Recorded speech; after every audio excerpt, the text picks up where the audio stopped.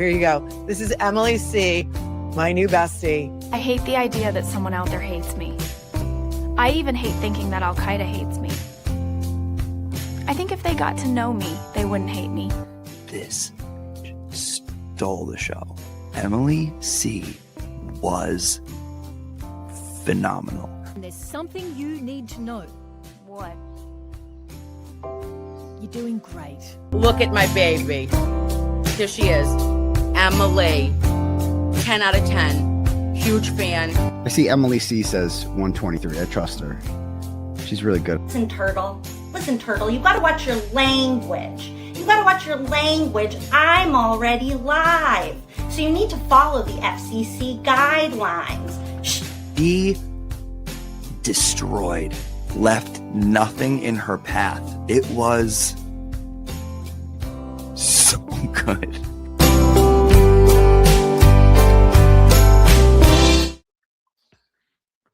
Hi.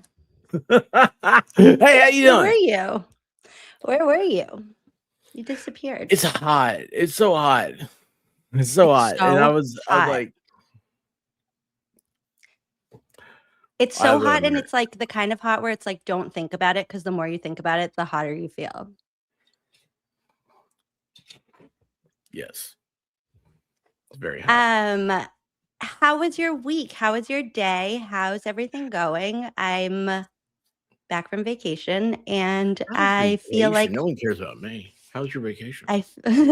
Well, I feel like it's not really a vacation when you go away with a child, especially like a child of a certain age. So it was fun. You should but get all it your wasn't a friends and get vacation. to Aruba. That's what I hear. Yeah. Or I could take the cruise to Bermuda What's with that? Yuri Buchanan. Yuri that Buchanan is coming up? currently, he's on a cruise right now doing karaoke, all drunk and stuff. And honestly, you guys, unpopular opinion, I feel like Yuri's probably fun. Just Do you saying. know anything about Bermuda? Oh, do I? Yeah. So I've been to Bermuda like 10 times because my Never mind then. why? You answer all the questions because something popped up in my algorithm, and I was like, "Oh, I don't know anything about." I know they have pink beaches, but they So had, like, my all this stuff, and I was like, husband "Oh, wow." has Mhm. my husband's aunt and uncle and his 3 cousins live in Bermuda. So his mom's sister married a Bermudian and stayed and had kids there. And one year, She all married a 3 of them got volcano baby? married. Or coral baby? It's a coral island, isn't it?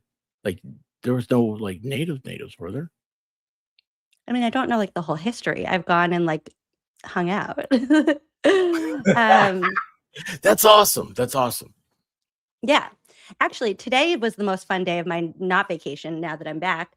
But I met up with Jimmy today, and we had so much fun, like Auntie Deb. How old is Jimmy?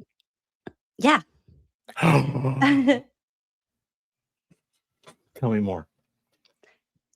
So my family has a house on a lake out by where he lives, that I've been going to like since I was a baby. Like my mom grew up going there. And so I was going to bring Carter out to go swimming because it's 400,000 degrees. And it's right. I texted Jimmy and I was like, do you live near blah, blah, blah? And he was like, yeah, it's like 15 minutes from me.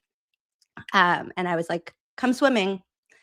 And he said yes. And then this morning I go on YouTube and I see that he said he would come at noon. And then I see that he had a live stream scheduled for 11. And I was like, oh, he's going to ghost me. And I was like, I'm not going to let him. I texted him and I was like, basically bullied him into definitely coming. He brought his nephew, and it was, okay, you guys, for anybody who has like a neurodivergent child, or even maybe just any kids, when they're with a kid that's a little bit older, it's like something magical happens. So Jimmy's nephew is 8 or 9, going into 4th grade. And he's just like a really sweet kid. He was just like happy to just swim around. He got in a little like tube and he was just swimming around. And Carter is normally like kind of needs me to entertain him in the lake and like needs me to like keep it fun. And this time he was just like watching Jimmy's nephew swim around. Suddenly the kid knows that my son knows how to swim, like didn't know how to swim on vacation 2 days ago. He's like kicking all around. Like they had a little like squirt gun thingy and it was like floating away and Carter like swam so fast to go get it. And I was like, excuse me, sir. Like I was trying for 3 days in the pool being like, kick, kick, kick, kick, kick, nothing. And now all of a sudden, like you're around an 8-year-old and you're the best swimmer on earth. So it was just a really nice day. And then I went on Mary B's channel and she read my tarot cards, which like it's like the coolest thing. And she's just like good vibes. And it was just time out. When did that happen? Why didn't anybody tell me? Was that today? Mm-hmm. Man, my day sucked. I had a really good day. And I'm sweating. Like dying sweating. Actually, hold on. I gotta unblock my air conditioner. Hold on. Oh, well, that might be a problem. Mine's wide open. I've got every vent turned off, but it doesn't get back here. I'm very upset about this. Literally sweating. But yeah, what'd you do today, this week? How's life? What's going on? The hottest day of the week. Well, no, I guess today might have been hotter. Today was like 106. Tell me what this means. What's a prototype learner? I've never heard of that. And well, prototype's like the first of something. It's not ready for the assembly line yet. And so, it's like they have prototypes of cars before they. Yeah, I'm just making that up, I mean, that sounded right, except I don't know what that would have to do with being a learner. Despite the look on my face, cutting edge. help us. That's cutting edge. Like, look, everybody wants the prototype car. I mean, they mix it in all the magazines and everything. I was like, man, that looks really cool. And then they come out, there's always 4-door sedans or minivans. I thought despite the look on my face was going to help us. And instead it's just put a small fan in front of the vent. That's what a prototype learner is. It's not me. I'll tell you that. Well, it's a cool thing. He's a cool kid. So he like learns from the prototype. That makes sense. Oh, yeah. See, that's what I was saying. Cars. Because you make the prototype to see how it works in real life. Actually, yeah, you got to put, that's how like wind tunnels work and everything. That makes sense. Maria, no, not, I'm going to start it all over again. Maria Callie, 90, where is my brain? 9530 says, I love this heat. I appreciate that because I feel like we need to just love it. Yeah, it's awesome. When you sweat, you're getting all the impurities out. And right about now, I'm pure. A model that identifies and remembers only the idealized central points or averages of a category rather than every single detail. Oh, this is cool. Wait, hold on. Leave that up. I got to read that. But I wanted to pull up. Well, that's what I do. Hi. Yeah, I'm sorry. I'm done. Do you get the central points? No. Prove it. What happened? What do you mean? Happened to John O'Keefe? Hello. Karen Reed did not hit him with a car, or anybody else didn't hit him with a car. Nobody hit him with a car. That's the basic of it. He was not hit by a car. Yeah. I want to actually like get into stuff quickly because we have so much I want to do tonight. But before I do, it's July. So let's give some memberships. Yes. Celebrate. Happy Lee's July. resolution passed today. What? Lee's resolution passed today. Oh, yeah, you said that. Is that like a holiday for you? Is it a holiday for all of us? It's a holiday for everybody. Full of questions, Barbara. Look, Maria Callie said she loved the heat and she got rewarded with a membership. Look at that.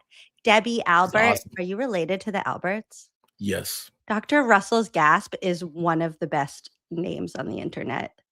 Jersey Girl 31. Hi, friends. Welcome. Oh, Jersey Girl. I know her. Look, She's cool. Keith Steele said, keep up the good work and all is right in the world again. He's like the neutralizer that has the same comment all the time. And it's like, now everything is good in the world. Gen X Erica said she's the opposite of that, which means you are the prototype. You're who we learn from. Okay. Jimmy was the one who inspired me to do this. Thank you, Mitchell, Squirrel School song. But hold on. I got to do. I thought Jimmy told you should do a YouTube. He did. He's the reason why we're here And he inspired you to do memberships? today. Nefarious Shenanigans, duh. Martina Drowski. Martin and Drowski. Pokies D. Pokies D. You guys really make these names. Look, you made it happen. Could be Pookie. Yeah, Pookie. See? Well, you don't know who Gumby is. Trish. 02136. And I know who Gumby is. Cop's daughter. Thank you, Cop's daughter, for making your name easy for me to read. I know something about Cop's daughter. Full of questions, Barbara's hilarious. Is that a reference into squirreling? Yes. Mitchell's got an easy name. Matches his personality. Lola the good dog said Gumby and Pokey are best friends. Is that where you were going with Gumby? Have you ever seen Gumby? I know. You know what Gumby is? Seen Gumby like the show.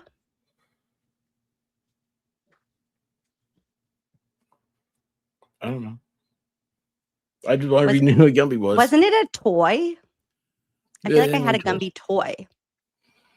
Or maybe I'm thinking of Stretch Armstrong. I don't know.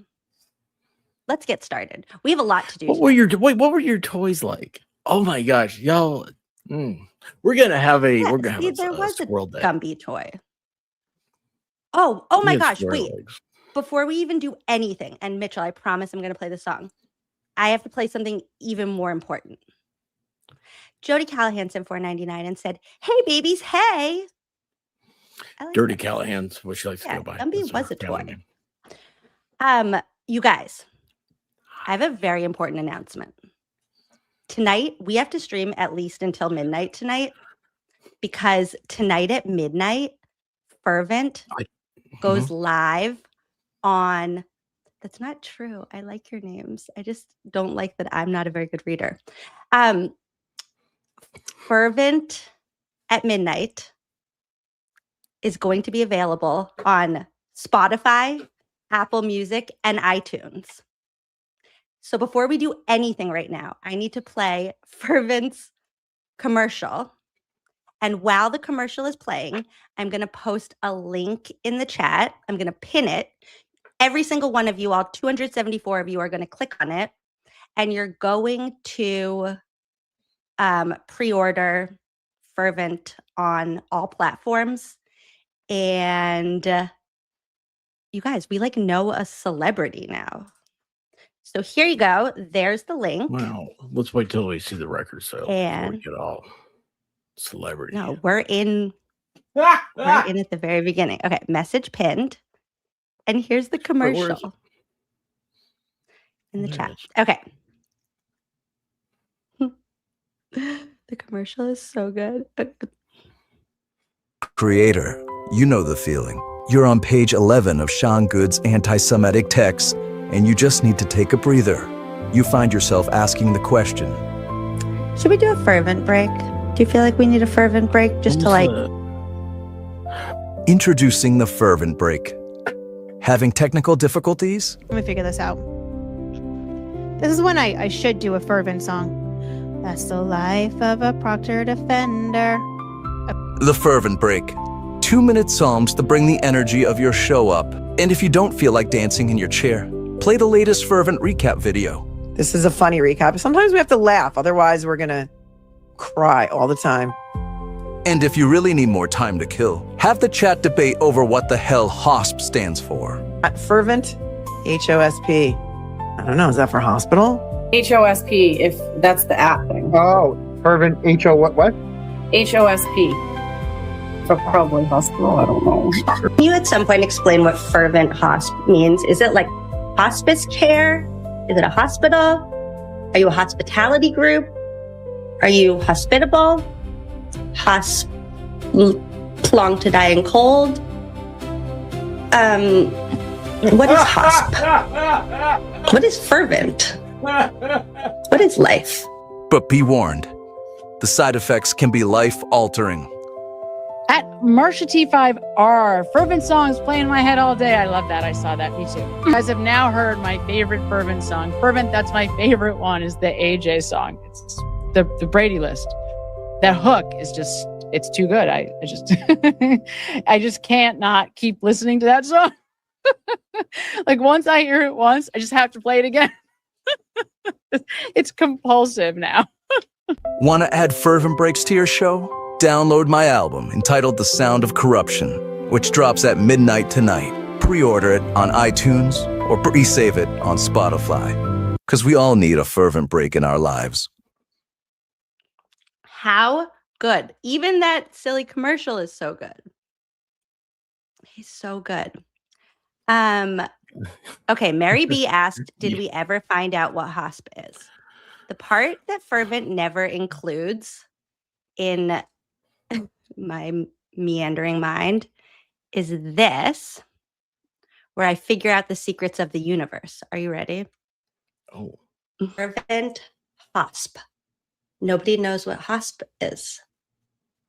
Or we all know what hosp is. Hosp is the friends we made along the way. Hosp is the friends we made along the way. I don't know what that means, but it's the answer. Wait, I think, hold on. Isn't that from it? Is that Bob Dylan?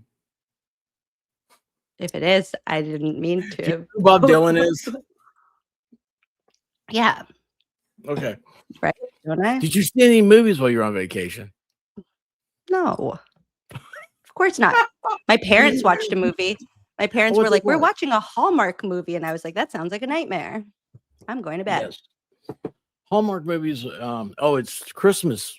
Christmas movies are out on Hallmark. Oh, my parents love a good Christmas movie. But yeah, it was very fun. It was really pretty. Oh, you watched it? No, I'm saying my vacation was fun. Oh, well, good. I'm glad you did. Did you get any relaxation? No, not even 1 second. I've never relaxed. You shouldn't on vacation. You shouldn't on vacation. It looks like you got some sun, though. Are you happy about that? Yeah, that was fun. It was very sunny. There was a pool. Carter swam like 7 times a day. It was great. You know, if you were in school and you were assigning a student, what did you do this summer? I feel like you would have the worst. You'd turn in the worst paper, and that's not like you. Why? Wait. Did you have fun? Yes. Did you get sun? Yes, it was sunny. There was a pool. No, there wasn't that much. It was. I like watched. There was a Christmas movie. Wait, hold on. I can show you what I actually wrote in these things. Hold, please. Tell them a story. What? You actually have them? How is this? Do you live? Oh yeah, you were a librarian. I was gonna say, do you live in a library? You know what, y'all? Chat. I'm not talking to her. I'm talking to you guys. You know what? I've realized today. I was reading some recreational reading, and I realized that like if there was like ever like the coolest like ultimate job for me, I'd like to be the head of the National Archives, because I figure if you were the head, you'd have the keys. Oh, there you are. I brought it downstairs. I'll get it at our other break. I have my book from kindergarten, first and second grade, where I wrote about what I did over the weekend and over the summer. Wait, what were you saying about about the National Archives? It was a boring story. No, I want to hear it. We want to hear more about your vacation. Did you go to the cranberry bogs? No. That's what evidently you guys have those in Massachusetts. There's a cranberry bog, so you know how the World Cup right now is at Boston Stadium, aka Gillette, where the Patriots play. No. Okay. Well, the Patriots play at Gillette. The World Cup is there right now, or like sometimes. And that's in Patriot Place. And in Patriot Place, there is Bass Pro Shop. And behind Bass Pro Shop right there, I know Bass Pro Shop. there is a cranberry bog. Is it Bass Pro Shop's cranberry bog? And I don't know. It's like, do they own the probably not. Well, I mean, they kind of have like a few things that are like, like certain ones will have a pond. So they do like fishing things in them. And some this of one them, has a like, fish tank on the inside and like a game where you shoot bears. Yeah, they and all it have. has. Are you the best at shooting the bears? I don't. You know how I feel about guns. You think I play that game? Yeah, I do. No. I do. After hearing about you and the feral cats or whatever that is, what are they called? Fink cats. That's why I was going to get to that, Jen, but she doesn't want to talk about bogs or summer. Yeah, I went on a trip. Mindy Jo gets it. I did not take a vacation. I went on a trip, and it was a nice trip. I was doing regular life in a prettier place with a pool, and it's like fun being in a new place. It's also fun being home after it. Okay, we're gonna get started because you always need a vacation from your vacation. Mitchell, guess what? Hooray, it's time for Squirrel School, the best part of my day. I love it so much. They're putting school supplies out at Target. That's really a bummer because school just let out like 1 week ago. Costco has Halloween decorations. Yeah, I didn't think that Bass Pro Shop owned the bog. Bass Pro Shop has the best elevator. Yeah, it's clear. Okay. Here is my question for you. How much are you up to date on what's been happening like this past week or two with like Proctor's text messages and Sean Goode's text messages being released? Are you familiar with that? Okay. Who's Sean Goode? Here's what you need to know. Proctor. The reason why Proctor's I called, house is for sale. Yeah. And somebody said something about I hope it goes under asking price. I hope they sell it at a loss. Well, that's a thing in that area. From what I understand. What? That the real estate prices are ridiculous? No, selling it under value. Oh, yeah. That's just what you do when you got to get the heck. Except that's not what he. Well, I'll tell you what. I don't know who Sean Goode is, but I sure do know everything else he taught me. But I don't know if I ever told you about Sean Goode, so that's fine. And I want to make sure the chat knows, y'all. I know that Emily said I could go and do anything now and like look at any of the stuff. What'd you say? Time? No, time's been time doesn't exist here. Yeah. Have you done any outside research? No, I refuse to because one, I get scared, and two, I don't like it. Good. That sounds like an excuse for being I didn't want to say lazy, but there's not really another word. Say lazy. I said it. I said it before you did. But that's fine. Okay, here's what you need to know. So this is what you need to know. Good is bad. So Sean Goode, the reason why I called this show Hindsight is because I actually think it's really interesting for us. Like you're kind of learning this for the first time, but for all of us, we have all of this new information now of like who these people really are. And there were like moments during the trial where our like spidey senses kind of picked up like,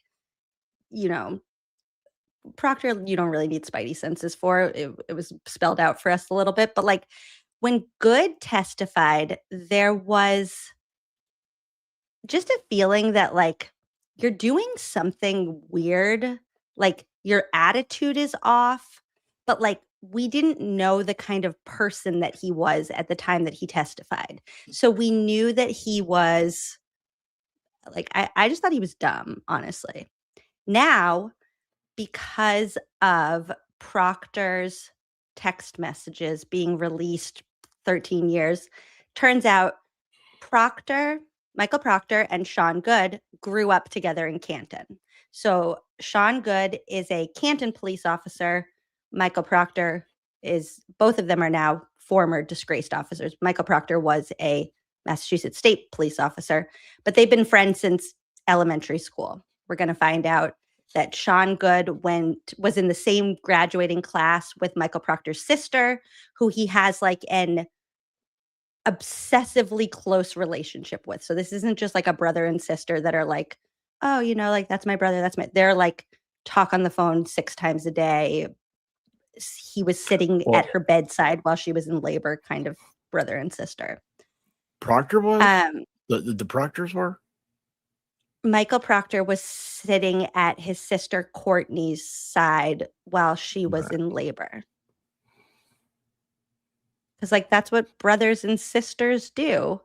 I mean, I have a brother, and he was not there when I gave birth, but also it was COVID, so maybe he would have been. Okay. I'm a big fan of the waiting room and cigars. Yeah, I think that's that's what I'd be like. No, that's okay. Doctor's got you. You're good. I'll sit out here. Okay, so we learned from. Danny, I'm not going to pull them up. I'm not even going to like rehash them. But basically, what you need to know about Sean Goode's text messages, and these are just the ones that they pulled from Michael Proctor's phone. So these aren't even from Sean Goode's phone now. Like, who knows what else is lurking in the abyss of his phone. But they're in all these like WhatsApp group text messages. And one of their groups is called the very cool name of the Party Boys. Because like that's a cool group chat name. And I know the Hardy Boys. They were books. Yeah, these guys are actually like the exact opposite of the Hardy Boys, because the Hardy Boys solved crimes, solved mysteries, and these guys perpetuated white supremacy. They are, what we find out from their Proctor's phone extraction is that both Michael Proctor and Sean Goode are just like full blown like white supremacist losers. Like they hate everybody, but they're like such losers that like I love that for Massachusetts. Yeah, it's not great. And growing up in the South, we were always put down for that. We're always yeah, you get oddly defensive still of an entire region of America. I've been to the other regions. I didn't like it. Good. Everybody's that way, but in the South, just leave us alone. I saw you got very defensive once. In defense of the South. What part? With regards to like racism and that yeah, we're not going to go down that road. Okay, so I didn't say anything about bad. No, it wasn't bad. Do you think you were oh. No, it wasn't bad at all. You were very defensive of the South. No, I would just say that America's history with race relations is all bad in all the regions. And race is all about trying. It's people that aren't confident in themselves. That's usually my experience. It's me just talking. Okay, it's not me doing anything educated or anything. You are describing Sean Goode and Michael Proctor in exactly what. Say that again. Whenever the racism thing, it's always about people trying to feel good about themselves. Like they have their own problem. It's the punching down effect is what it is. They need somebody else to punch down. It happened, just so happens. Well, I mean, everybody in America every single immigration, because there's always went in like cycles, it seems like, you know, it was the Irish, the Italians, I don't know, the Irish and Italians are the ones I would just thought of. Anyway, when they come in, it's the people, they put them down, and it's because they're scared of them becoming higher class than them. Wait, we're blaming me for what? It is my fault. No, What happened? no, that's not what I was doing at all. This, Oh yeah, what you just described without maybe even knowing it, is exactly who Michael Proctor and Sean Goode are. And that's what we see in their text messages, is they're just such like duds of humans that everybody sucks. It's like, it can't possibly be them. Like they couldn't be the losers. So it's like everybody else. So in Sean Goode's report, the whoever put this report together, it's from like an outside agency. It was called like MJ something, whatever. The person who put the report together literally made like sections.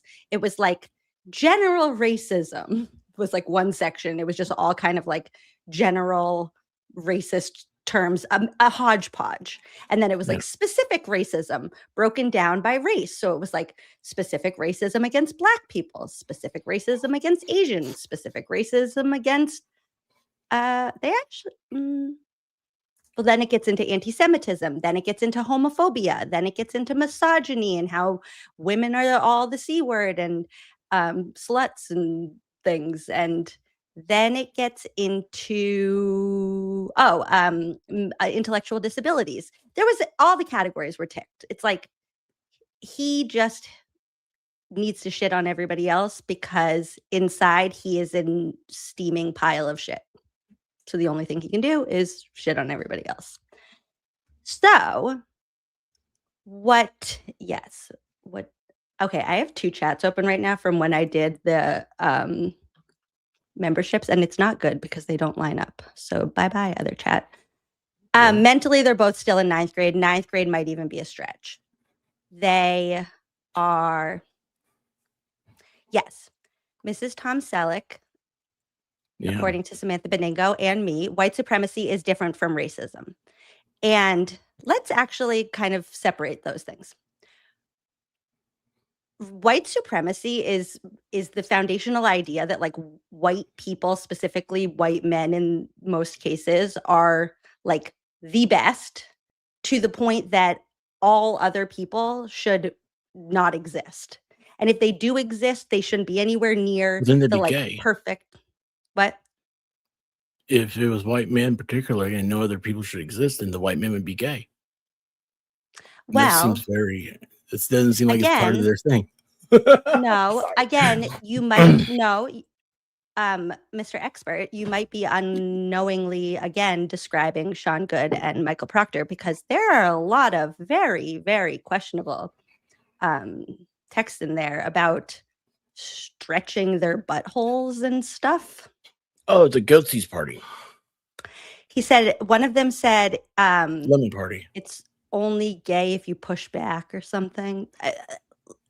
Anybody else in the chat think that maybe they also hate themselves because they might not be living their true selves.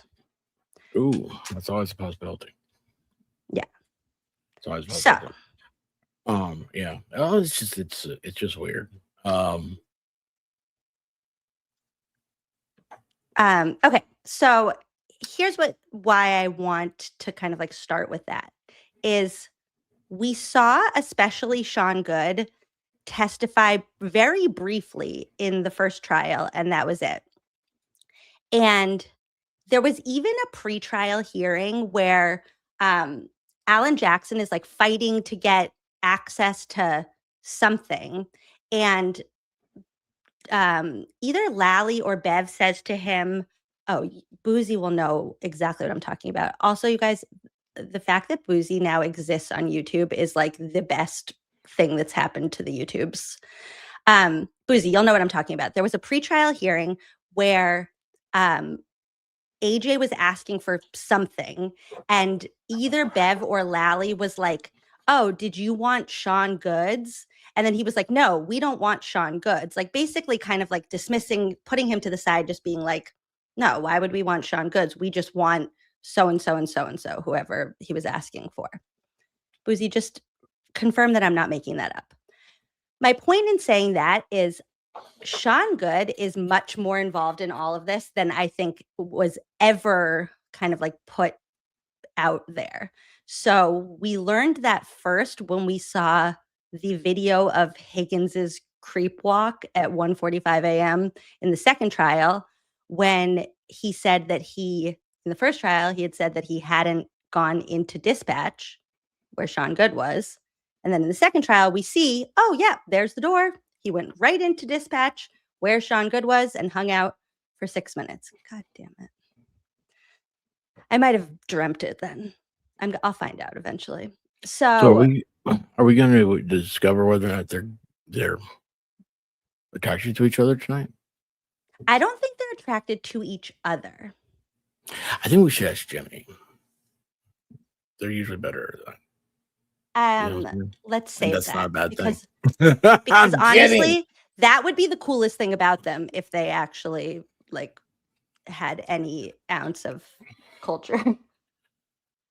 Yeah. You know, it's I don't know, it's a weird thing. It's weird. Okay. So here's what I wanted to do. Mhm. Because we both have our Squirrel School shirts on. Show her your shirt. Cobalt. Oh yeah, of course. Yeah. Look. It's our school uniform. When I was a kid, we used to never mind. Cobalt, that's a fancy way to say blue. I like that. Because Boozy's fancy. See, Wow. she's smart. She's the best thing that's happened to YouTube in a long time. But does she get boozy with box wine? That might be the fancy question. There is a box wine that came in high rated, like in the 90s. I don't remember what it was. Franzia? I'm gonna stop talking. now. I don't know. What do you drink? What's your box wine? We used to drink Franzia in college. Franzia? Yeah. Oh, wait a second. White Zinfandel, right? In college? No, we had the like You know what, pink, Zinfandel? whatever that pink one was. It tasted like juicy juice. Oh boy. Were you in a sorority? Yeah. Oh boy. Oh boy. I am a K. I am a K. I am a K, PPA, DLTA. And I have K, PPA, DLTA in my heart. And I will LV, KDFOREVER. Can we just get started so I stop embarrassing myself? Oh my gosh. No wonder you went into education. Oh my gosh. It makes so much. Oh. What does Okay, that have I to know do with everything. education? You were in a sorority in college. All the girls went. That. I know the stories. I know everything, man. I'm kidding. I don't know everything, but I did spend a lot of time in college. Actually, you Not want to know why I 7 went years into like Van education? Wilder, but I went into education because Teach for America came to my college campus and they were like recruiting people. And I was the managing editor of the newspaper and everybody was like, I'm going to go like try out for Teach for America. And I was like, oh, I'm going to win. And I auditioned, like whatever. We had to like do a pretend lesson. I'd never taught before. Nobody had ever taught before. And I won. I got Teach for America. What was your lesson?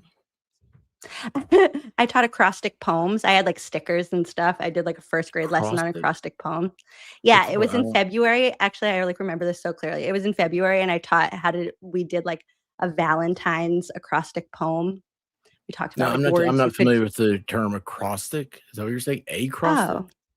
Oh, yeah, acrostic poems. Educate me. It's like when you write a word down the side of the paper. So you write like expert, like EXPERT, and then each Like in letter Japanese. you would be like exceptional. And then usually for X, you would just write like X, right? Because there's like nothing else. And then you would be like, pretty cool. Emily is his friend. Remember to come to Squirrel School tonight. That's called a poem, or do you have to make it rhyme? No. I know you just did that little smudge. Y'all see that? She's like, "Oh, poor guy. He thinks that poems have to rhyme." No, you know what I just thought of is that during COVID, when I had to teach on YouTube, my first life as a YouTuber, I did a lesson on acrostic poems that is probably still floating around the internet somewhere that you could find. So maybe I will send it to you if you're lucky. There you go. There you go. Yeah, then I learn everything about them, and then I'll be like, "Oh, that's really cool. You have a lot of talent in something I don't even know how you pronounce the word." Yeah. Actually, are there any Kappa Deltas?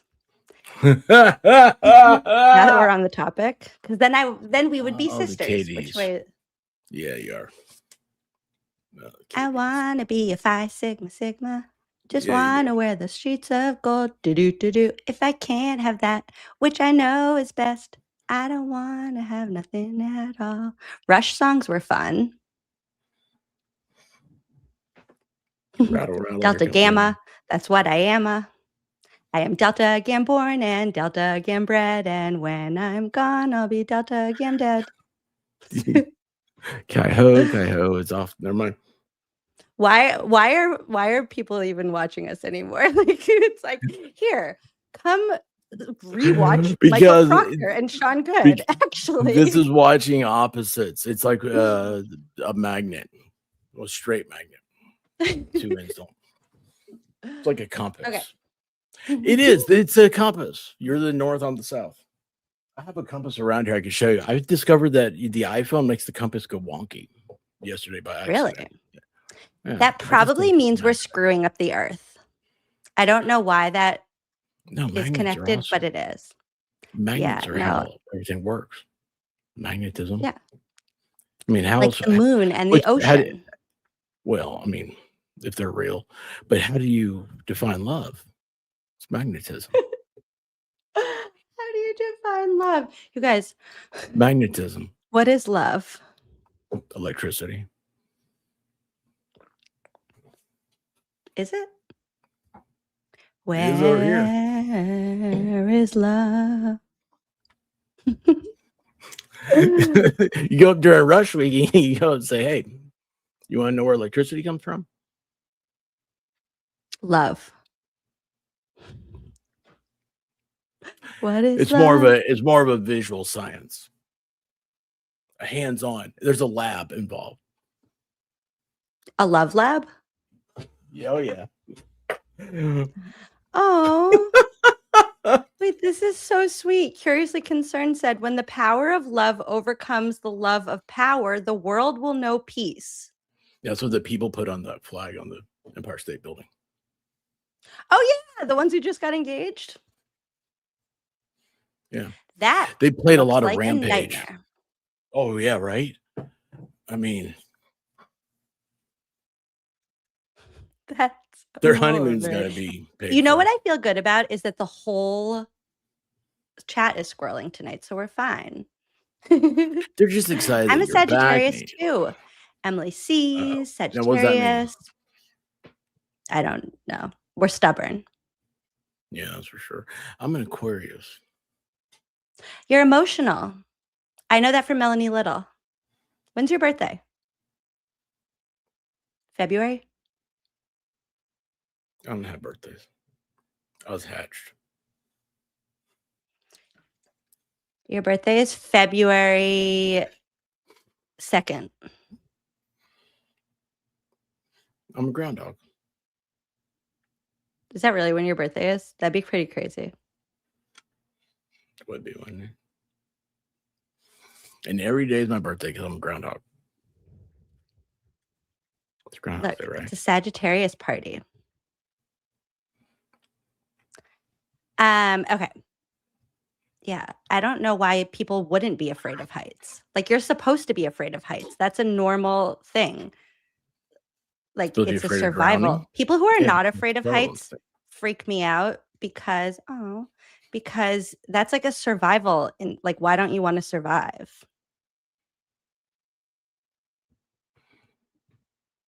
I appreciate the Yeah. chat right now so much for squirreling with us. Okay, Am here. Am I an Aquarius? I don't know. You tell me. What's Rampage? The Rock was in the movie, but it's you have to go to really low class arcades. Curiously Concerned is like a wise old wolfhound. If anybody watches Bluey, tonight, you are not afraid of heights. You are afraid of falling. I'm afraid of both. Pisces are my favorite. My brother's a Pisces, and I feel like Pisces are like the sweetest people. My brother's the sweetest person. I don't know what any of that means. Okay, back to the bad people. How was your tarot reading? Did you win? Sorry, back to the bad people. No, we'll talk we're about not, tarot we're not later. going. We're not squirreling now. Okay. No. So I have my own tarot person. that's cool. I won't let her do it anymore. Why? I Did say she give you no. a bad reading? Well, no. Zach knows her. Okay, tell me more. No, just go on. Go on. We'll never get done with this. It is. What sign is Boozy? She's the sign. She's a neon sign. What she is.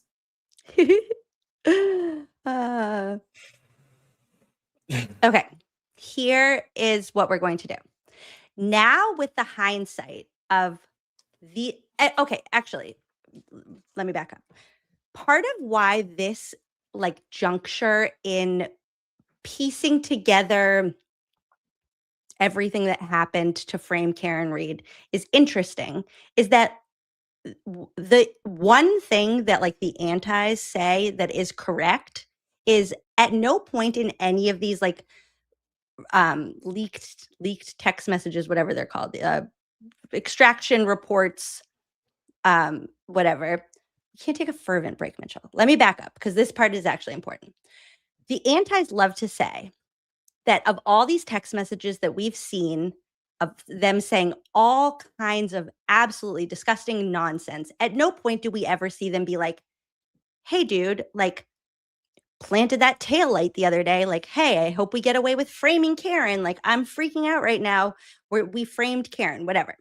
Anything that like admits guilt to what happened to Karen, which leaves us in this kind of interesting place where it's like, well, then what do these text messages mean in the context of this trial? Do they apply to Karen at all? Besides them just kind of like being gross about women and just being like sluts, whores, C-word, like one of them said like, everybody's going to want to have a colitis, whatever Karen has, and colostomy bag and this and that because Karen looks good in yoga pants or some nonsense. Besides that, there's nothing really in these text messages that you would use to say like, these are people that inherently hate Karen and so wanted to pin a crime on her. Now, I would argue that this is kind of separate from just being like generally racist, where you're like racial profiling as a police officer and pulling over the like black suspect and harassing them and then like letting like the white suspect go on like a warning type thing. This is not that. White people. I would profile white people. Yeah. Sorry. Well, I mean, if they're in the, sometimes you can tell. Right. So my point is, I think you understand what I'm saying. I'm sorry, though, but I am derailing. So yes, your point is. My point is, we're kind of left at this moment of, if these text messages don't inherently say something about like, don't explicitly say like anything about framing Karen, planting tail light, manipulating video, then like how do they apply to her case? And I would make the argument that these text messages expose these men as the type of people that really don't have any morals or values and would not feel guilty, would not hold any guilt about framing an innocent woman beyond the like fear for them of getting caught. And not I'm kind of like trustworthy. giving away the game with this, but I feel like when we rewatch Sean Goode's testimony right now, that is what I feel like we see. I feel like we see a man who has no shame in whatever involvement he has in what happened to Karen, but does have a fear of getting caught and does have a fear of being exposed as somebody who would do shady things to cover up a crime. Did any of that make sense? Are we understanding? They don't have moral fortitude. No, And exactly. This is a pattern. And like we didn't know that when we first saw them testify, which is why I think it's important for us to now look back at their testimony with the lens of like who we know these men to be. Are you ready? I think so because I'm judging right now. I love it. Boozy, Wait, what are you when doing? I got really distracted is when you guys started sharing these. How did we get here? What's that mean? What does that mean? It's the like introvert, extrovert. I don't remember what the rest of the letters mean. The best one though, you guys, is Victoria George taught me about the like it's 1 through 9. I forget what the thing is called. The app is called Blueprint. And they're like so spot on. What is the thing called? And you can be like a healthy one or an unhealthy one. She analyzed the whole, it's not this, Enneagram. Yeah. She analyzed like everybody in the Free Karen Reed movement and like what numbers they are. And it's very entertaining because you can be like a healthy 7, and that means you're somebody who like likes attention, but like gets attention in a positive way. Or you can be like an unhealthy 7, and then you're the kind of person who's just like, give me attention no matter what. Oh, and we have YouTubers. both of those. Yes. Yeah. Anyways, we should all talk As long about as I'm that paying later attention because to myself, I'm usually pretty satisfied with the attention level I'm getting. my birthday's December 14th. We were the new sign that they just made up for like a day. Okay. So here's what we're going to do. I was first only going to show Sean Goode's cross-examination because you guys know how I feel about watching Lally. But we're going to start with Sean Goode's direct because I want you to see the difference in his attitude when he's talking to like a friendly Adam Lally, and then when he's talking to an unfriendly David Yannetti, who's literally like the friendliest, nicest guy, but because this is a man who has the potential to expose you for being a shithead. And the switch in his demeanor to me is so interesting. So we're going to watch just a little bit first of his direct. And then you have to ask yourself, why would a police officer who just was like on dispatch and responded to a crime scene and then was like immediately recused a couple hours later, why would he be defensive about his role in this case unless he has something to hide? Don't ask. We don't know. Defensive people always seem guilty. Zach. Always seem guilty. I'm the symbol Couldn't you formerly still- known as Prince. Zach is very witty. Okay. Let's do it. Here we go. I love Zach. Zach's a really good guy. I We're think about it every time starting it with rains. Goody Direct. Buckle up. I know. We're only going to watch a little bit of Lally. I really feel the exact same way, though. It like hurts my soul. Here we go. Good afternoon, sir. Good afternoon. Could you please state your name and spell your last name? It's Sean Goode, Goode. And how are you employed? This is a bad guy. Police Department. And how long have you been a member of the Kansas Police? 17 years. He And seems so what rank or soft. assignment do you? You know how you can know that he's a bad guy? He has no chin. Well, that too. But he graduated from high school in 1998. So what age does that make him? Like 46, 47, whatever, right? You see how that man doesn't have one wrinkle anywhere? Okay. That's not because this man has lived like a upstanding life. That's because that man doesn't know what the F is going on at any time ever. And He doesn't have earlobes either. no, he's just floating through life, just hating on everybody else. No chin, no ear. He has no real like Features. yeah. He just looks like his brain inside is smooth. Ooh. Like there's I not can like a relate. fold. There's not like one synapse. Okay. I think Boozy's becoming my friend. Yeah, Boozy's the best.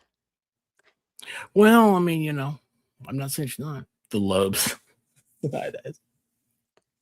It's like he just looks like he's never been aware enough to be stressed.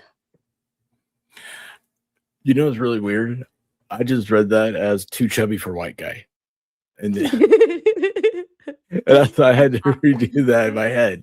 I'm sorry. It's because we were the conversation earlier. And I was like, he's too chubby for a white guy. And I don't all know the why that guys makes say me I'm laugh. Pretty fly. That's funny. He's pretty fly for no low. No, see, it's not. He looks like it's a different thing than looking. He doesn't look young. He looks dumb, Dopey. right? Very Zero dopey. chin detected. Okay, Right? we made it 7 seconds. We're doing How do great. You currently have with the Kansas? Midnight Sergeant How do you and shave 2 days that? patrol traffic. Actually, I wanted to ask you guys this. So he was on the Canton Police Department at this time for 17 years, and he was the midnight sergeant and was on traffic patrol. Is that good or bad, or like regular? Because like You don't sergeant need- sounds good, but the like shift sounds dumb.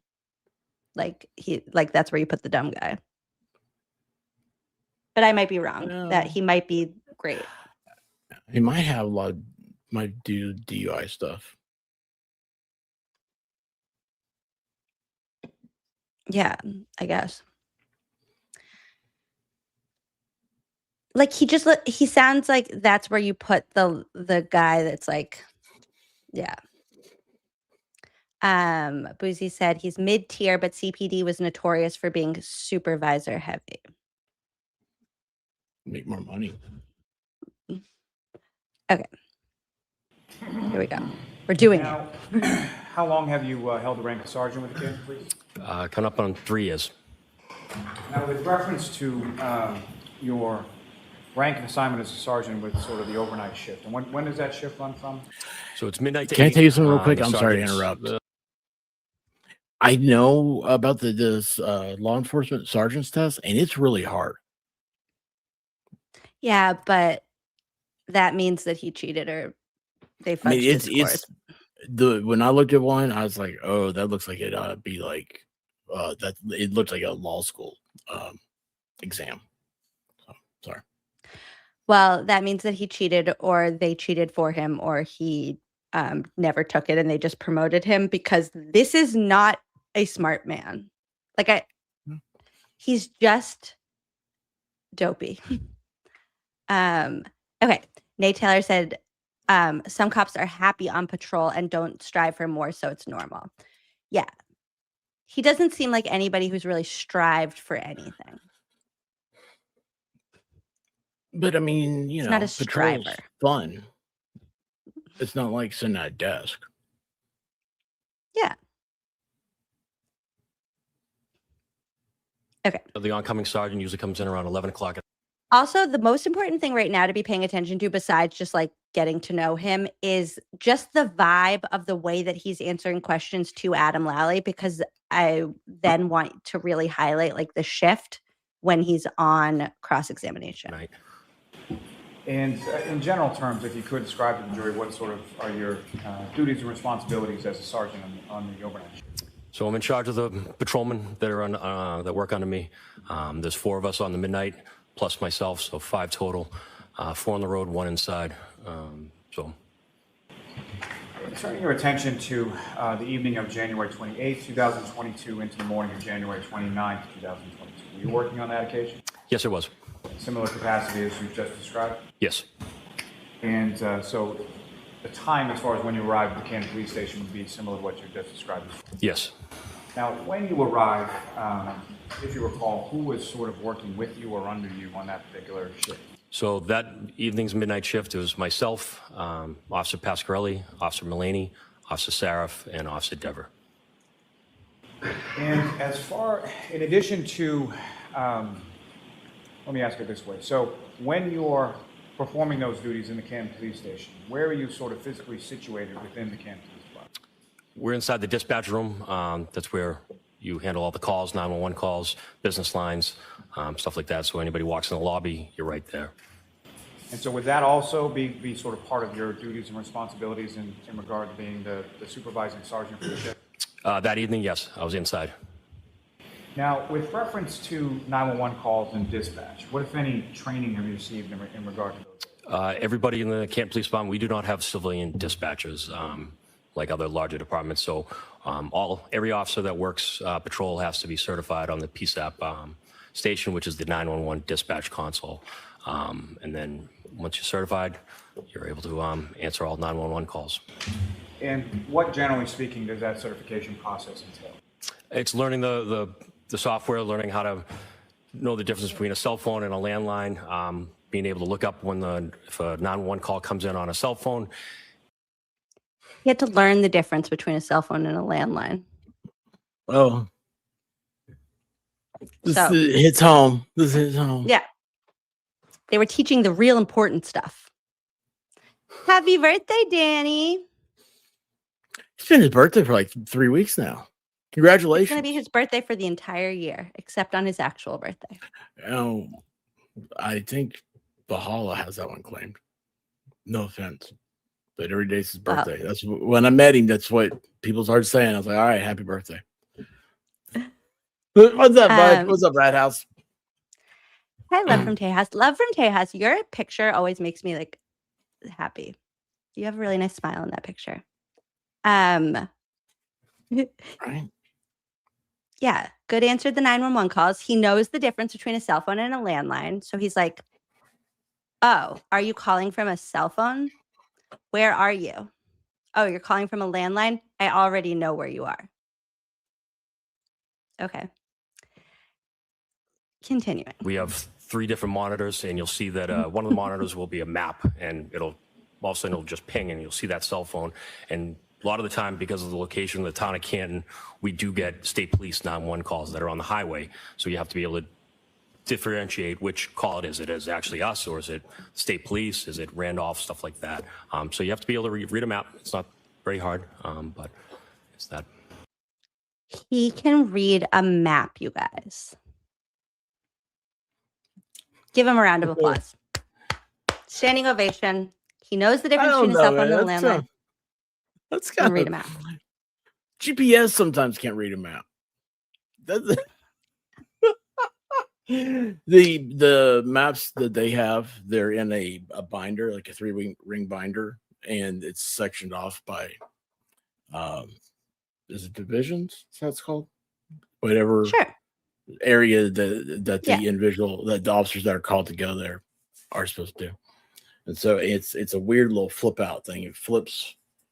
It's like I don't know how to describe it. Sorry. I bet he's messed that up before. I can picture it. It's like when I was a kid on a road trip and my dad would be like, look if this road meets up with 95. And I would have like a whole atlas in front of me. Okay. So imagine, but like the middle, so there's like, instead of being big and square, it's like there's the corners are missing from it. So that way it can fold in on itself like a box, like Chinese takeout box, like a Chinese takeout box. It'll fold up.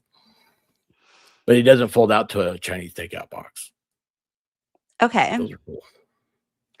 I have a feeling that Sean Goode probably spent a whole lot of time trying to figure out how to fold that thing up, and a whole lot less time. I'm not saying he, all this stuff. Yes, he needs some more time to figure out. Now, beyond I just that, had deja vu. when people are calling into 911, they're typically calling in regard to an emergency, correct? Yes. What, if any, training do you receive in that certification process in regard to sort of demeanor? First of all, even Lally had to be like, okay, dude, like you're talking about reading a map and stuff. Like, what do you do for emergencies when somebody's calling 911 because it's an emergency, right? Or how to handle people on a call? Obviously, if someone's calling in an emergency, they're probably going to be nervous. You want to just try to stay as calm as possible, try to relate to them, not make them any more upset than they already are, and try to get the first thing out of his location. Where are they? Now, with respect to calls that come into 911, what, if any, difference as far as directing a call is there between something that's sort of a medical call versus a law enforcement police type call? So any call that comes in through 911, we determine if it's police, fire, medical. If it's police, obviously, we would handle it. But if it's fire, medical, we send it to Holbrook, which is the regional dispatch for Canton Fire. So it's literally just click the button. It says fire right on the screen. That call automatically gets connected to a regional dispatcher in Holbrook, who then determines what they need, whether it be ambulance, fire, stuff like that. Now, reference to this particular. Patricia Dal Yoga remembered the assignment, which is just pay attention to his demeanor. So she says right now he sounds nervous and breathy. I agree. And like somewhat kind of, what's the word? Like a puppy at a dog park that would lay on its back and just be the submissive one. Oh, like just very kind of like, okay, like whatever question you ask me, I'm just going to answer the question. And that's that. I'm going to skip ahead a little bit. Police just to make sure he didn't get picked up. But like I said, he was a bouncing police officer. Oh, actually, this is important because I don't think you've heard this. So this that we're about to listen to is Carrie's original 911 call when, okay, actually, I'm going to explain this to you for a sec. Okay, are you ready? Okay. Because you haven't heard this, and this is actually a very important Carrie? moment. Do I know Carrie? Which one's? Carrie was, yes. Oh, you've seen no, her, but- yeah, I know of, but I don't know her. Mhm. You skipped that part because of, I mean, you just told me this like 2 weeks ago, 3 weeks ago, or something like that. Mm-hmm. Okay, So, yes. so I think I could pick her out in the lineup. Here, honestly, if I feel like most people, she's very kind of nondescript, just white woman from Plain Canton Jane. vibes. Yeah. White woman from Canton. That's very. So, Racy. so Karen calls Kerry because Kerry's husband was out with John the night before. So when Karen wakes up and John isn't home and she's panicking, Kerry is one of the first people that she thinks to call. She calls Kerry and is like, John didn't come home. So Kerry calls is this the non-emergent? She calls 911, but and gets connected to Sean Goode. And she's calling just to ask, like, you'll hear it in a second, but basically, she later says that Karen called her and said, John's dead. He got hit by a plow. That's what Carrie says that Karen said to her. When you're listening to this call that Carrie is making to Sean Goode, the dummy, I want you to ask yourself if this sounds like a woman who was just informed that this man's girlfriend thinks or knows that he's dead. So this is Carrie on the 911 call, and in later testimony, she says Karen told me that John got hit by a plow. Yes. She said, Carrie, John's dead. Okay. So And she knows while- she is the key person. She knows everything. I mean, she ought to be like calling in and saying, "Hey, Lucky ran him over." Now, let's see if this sounds like that's knew what that one. that's the vibe. And that would be specifically from Ms. Roberts, is that correct? Yes. Carrie is Carrie Roberts, Miss Roberts. No objection. Is calling. Can't please sounding good. Hi, my name is Carrie. I'm calling because my friend's boyfriend did not come home last night. They were at Waterfalls, and now she is calling me hysterical because she doesn't know where he is. You didn't pick anybody up by the name of John. She doesn't know where he is. Not, she thinks he got hit by a plow. She told me that he's dead. She doesn't know where he is. And now she's going to go on to say, did you pick anybody up by this name? Is that the question that you would ask if somebody just called you and said, oh my God, my boyfriend's dead? Wait, I don't want to answer that. John O'Keefe? Yeah, he's a Boston cop, and he would be on foot, but No. I think he probably got a ride and passed out at someone's house. I don't know, but Yeah, but no, we didn't lock anybody up or anything like that. And where does he live? he lives on Meadow, right after Pleasant. He lives on Meadow. Also, this is not a squirrel. This is not for you, expert. This is for the chat who's already heard this before, because you're just focused on learning the basics right now. Chat, you can also be asking yourself, does Sean Goode sound like somebody in this call that knows any more details than he is supposed to know? And I mean that question sincerely because I go back and forth about this. But what we do know is that Brian Higgins went into dispatch and talked to Sean Goode for 6 minutes. And Sean Goode at the end of this call is going to say a very weird line that makes me think that he knows something. I don't know what. What time was this call? This was at 5. What are we going with? 5. just 5. So Karen woke up at like 4:50, called Yeah. Jen. This is like 5:15. And Carrie was at the house. Carrie was home. No, Carrie was never out with them. 5:07. Thank you, Boozy. So Carrie's husband had been out with John earlier in the evening, Kurt Roberts. And so I assume Karen's calling to be like, does Kurt know where John is? He didn't come home. That is a very logical, like, progression of events in my mind. They were at CF McCarthy's, also with James Sullivan. So Karen is at her house. Not Karen. Carrie. Carrie's at her house. Karen calls Carrie at her house and says, John got hit by a plow, and then hangs up. That's what Carrie now says. But that's what she's like, John got hit by a plow. Click. She says her testimony, or she goes on the Today Show and says this story that, and she says it on the stand too, that Karen called and said, Carrie, John's dead. And then hangs up and then calls back again and says, like, I think he got hit by a plow. And to me, this call does not sound like a person who was just told John's dead. It sounds like a person who was just called, maybe, like she says, hysterical. I believe that. Karen is calling to say, Carrie, do you know where John is? He didn't come home last night. Does Kurt know where he is? Can you wake him up and ask if he knows where he is? Do you know where he went? I don't know where he is. Okay, I don't know why she feels the need to call the police. Yeah, he's a Boston cop, and he would be on foot, but No. I think he probably got a ride and passed out at someone's house. I don't know, but Yep. No, we didn't lock anybody up or anything like that. And where does he live? He lives on Meadow, right after Pleasant. He lives on Meadow off of Pleasant.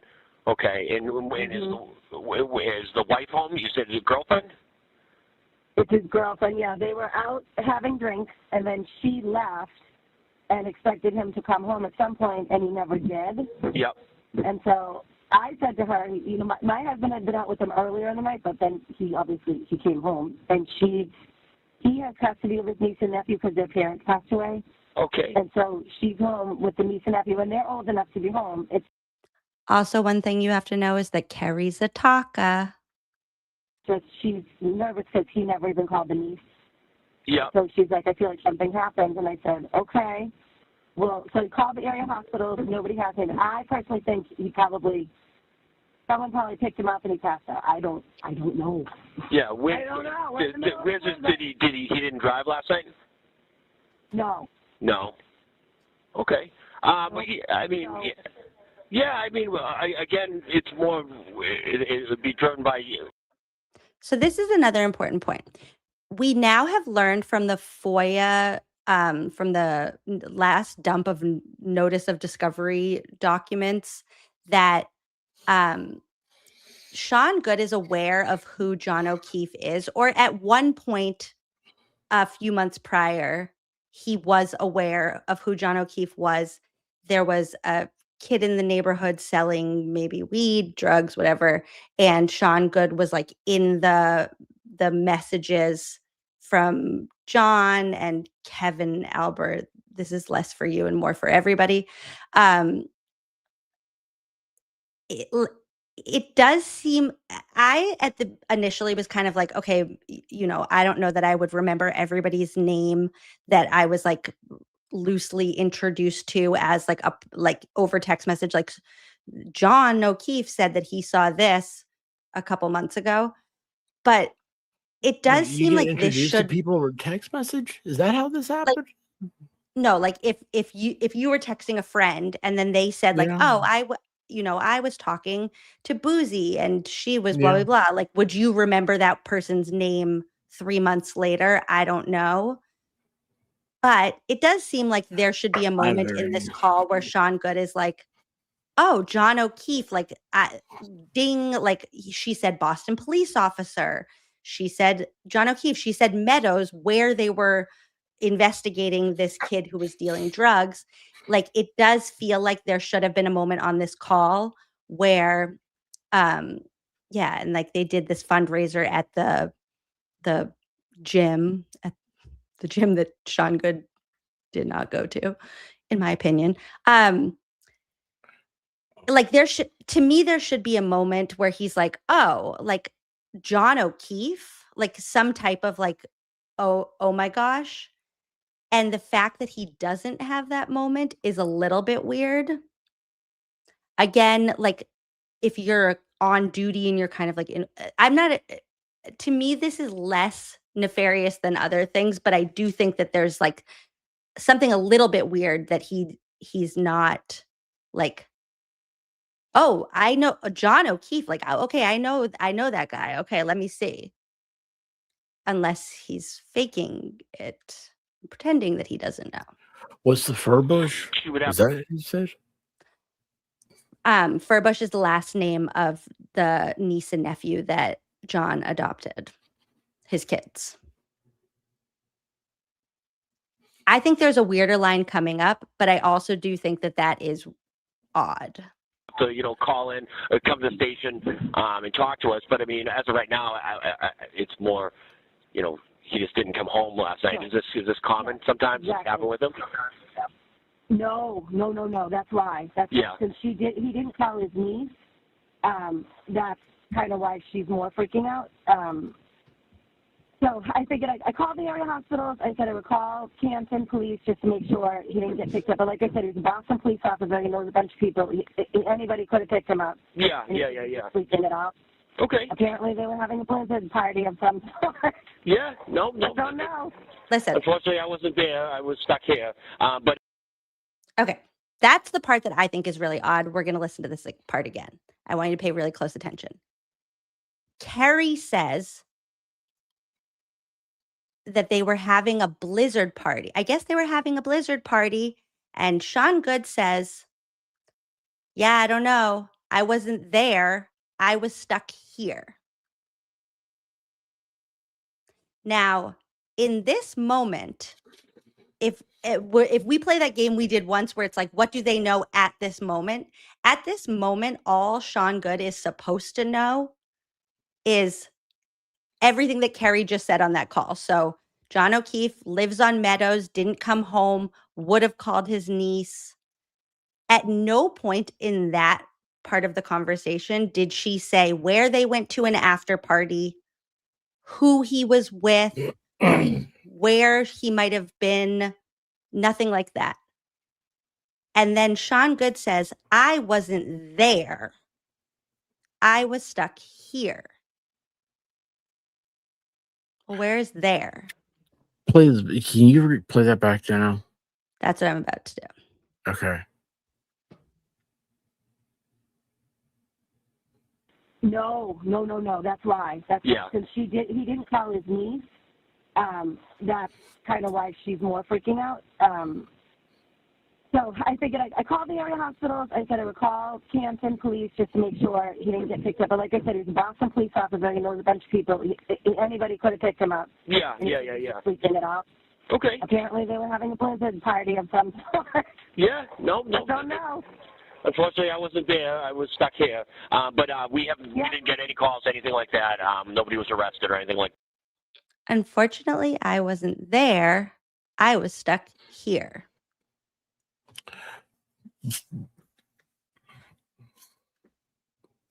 And the thing is, so Mitchell said he knew about the blizzard party. And what Boozy just reminded us is there were a few parties going on that night. So if he even knew that there's a few different blizzard parties going on that night, there was even one right around the corner from 34 Fairview. When you say the word like I wasn't there,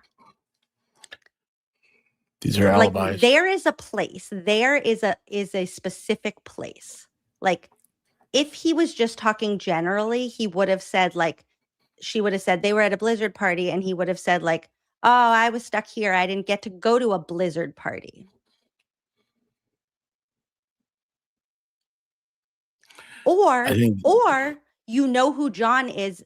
The other thing is their comment would make sense if you're acknowledging that you know John, because then you're like, oh, I know John O'Keefe. I would have been at the party with John O'Keefe if I hadn't been stuck here. So I know him well enough that I know if I hadn't been working, I would be there with John. But because he's not acknowledging that he knows John, like she's saying John O'Keefe, and he's like, where does he live? Who is he? What's going on? What's a John? Then we're left with, okay, so you don't know John, so what's there mean? And if he's trying to make a joke, a 911 call is not the time for it. So Higgy had been in that office a couple hours earlier, right? Yes. So Kylie, mother of ducks, said, I think you're overanalyzing a throwaway line from a pretty typical conversation interaction. This is like helpful to hear because that totally could be true, except for the fact that Higgins was there talking to him 4 hours prior. And then Higgins got on the stand and lied about that conversation and said it never happened. And yeah, I don't know that. And to be clear, I don't think Higgins went into dispatch and said, hey, we just killed John O'Keefe and we're going to leave him out on the yard. So just heads up that you might get a phone call about a dead guy. Like that would no. There is no world that I think that was the conversation. However, I do think that it's possible that the conversation was Higgins coming in kind of drunk, Goode being like, dude, where were you tonight? Higgins being like, I was at a blizzard party. Hang on. Is that popping up? All right, hang on a second. So I don't know how much I agree. I mean, I do agree. Okay. I don't know. Tell me. hang on a second. I'm looking for this one thing here. It doesn't matter. I hate when I can't think of the right words.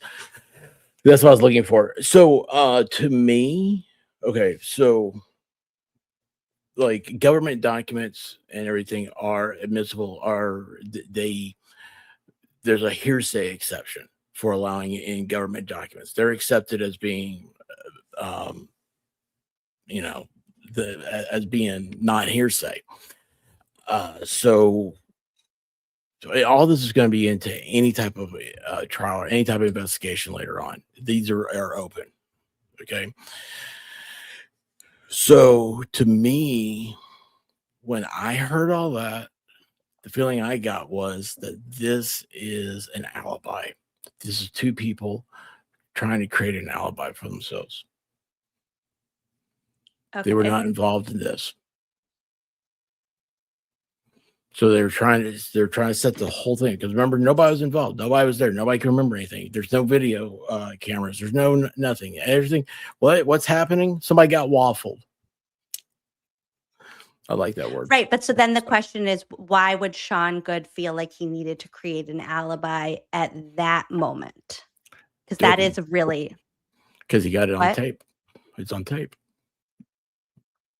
He's wanting to create an alibi. You look for that opportunity. Usually, you're looking. They're coming to the end of the conversation. It feels like. Why would he feel? No, that is really an interesting thought. Why?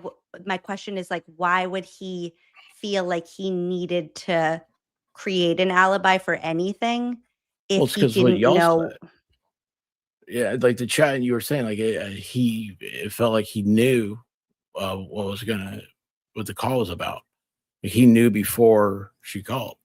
Well, Higgy was in there, so he's sitting there. He's like, now he knows something for a couple of hours. If you want to go down the road of like they knew everything, well, he knew something for a couple of hours. It's sitting there. He's thinking to himself, God, man, I'm a sergeant. I'm sitting in here in a room. I'm getting paid probably a lot of money to be sitting in here, not being shot at. Not everybody's home. Lucky's out there plowing the roads. Nobody. I don't have to do anything but answer the phone. But so then that would imply that Higgins walked in and confessed everything, which that to me is just too. That to me is not like a confession, but hey, has anybody called in?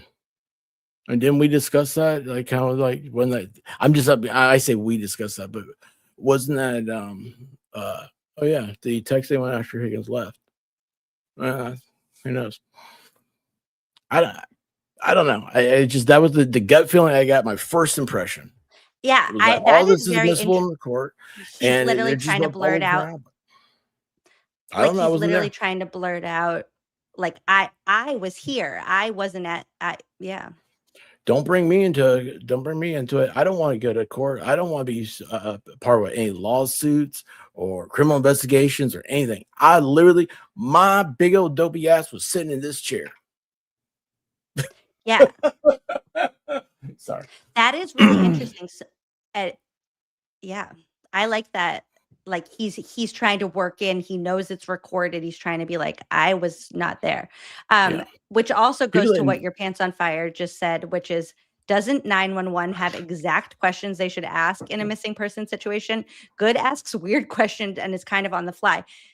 Great point. Like that's why it's like, even if the thing was like a joke, like, oh, I wasn't at the party, I was stuck here. Like, sir, this is not the time for jokes. Like, don't you have a script you're supposed to go through? Like, where's your location? No, they don't have a 911. They have a department. That's what he just testified at. That is, what do you mean? All the department. It's not like, so like, there's certain certifications and stuff like that for everything, and it's all there's a multi-tier way of looking at it. One, you have legislation, one you have protocol, and one you have litigation. So like if it's like a private company, which a lot of them are, where it's like a contract deal, like 911 is not really, they work kind of like adjacent to the police. They're not the police. And so, but he or Canton 911 is the police number. I mean, that I don't know why there would be a non-emergency number to call, because it seems like, I guess he answers it unless there's somebody else there. That's why this is weird, because I think that Carrie does say that she called the non-emergency line. Well, but she said she that- called all the hospitals, which I thought was right. I was going to And ask then you I if her think phone disappeared. But I think she does call. It's like the non-emergency line just goes to the emergency line too.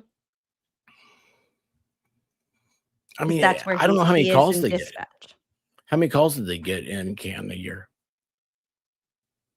I mean, we've seen some of the logs. It's like 911 just gets weird calls. I mean, they get a bunch of calls that are like the power is out in the building next to me. Like, I think something weird is going on. And then they're like, checked it out. Yep. Nothing with this. The neighbor turned the lights off. So like 911 gets a lot of weird calls. It's Right. So they're two different. Hold on. They're two different lines, but doesn't she call the non-emergency line, but then talks to Goode, who's in dispatch for 911? That is confusing. Well, I mean, it's not that big of a building. Why would they have separate rooms and everything? He's probably the only guy working that night. I don't know how many. No, how many people work 911 a night? So he was the only one in dispatch at that time, I believe.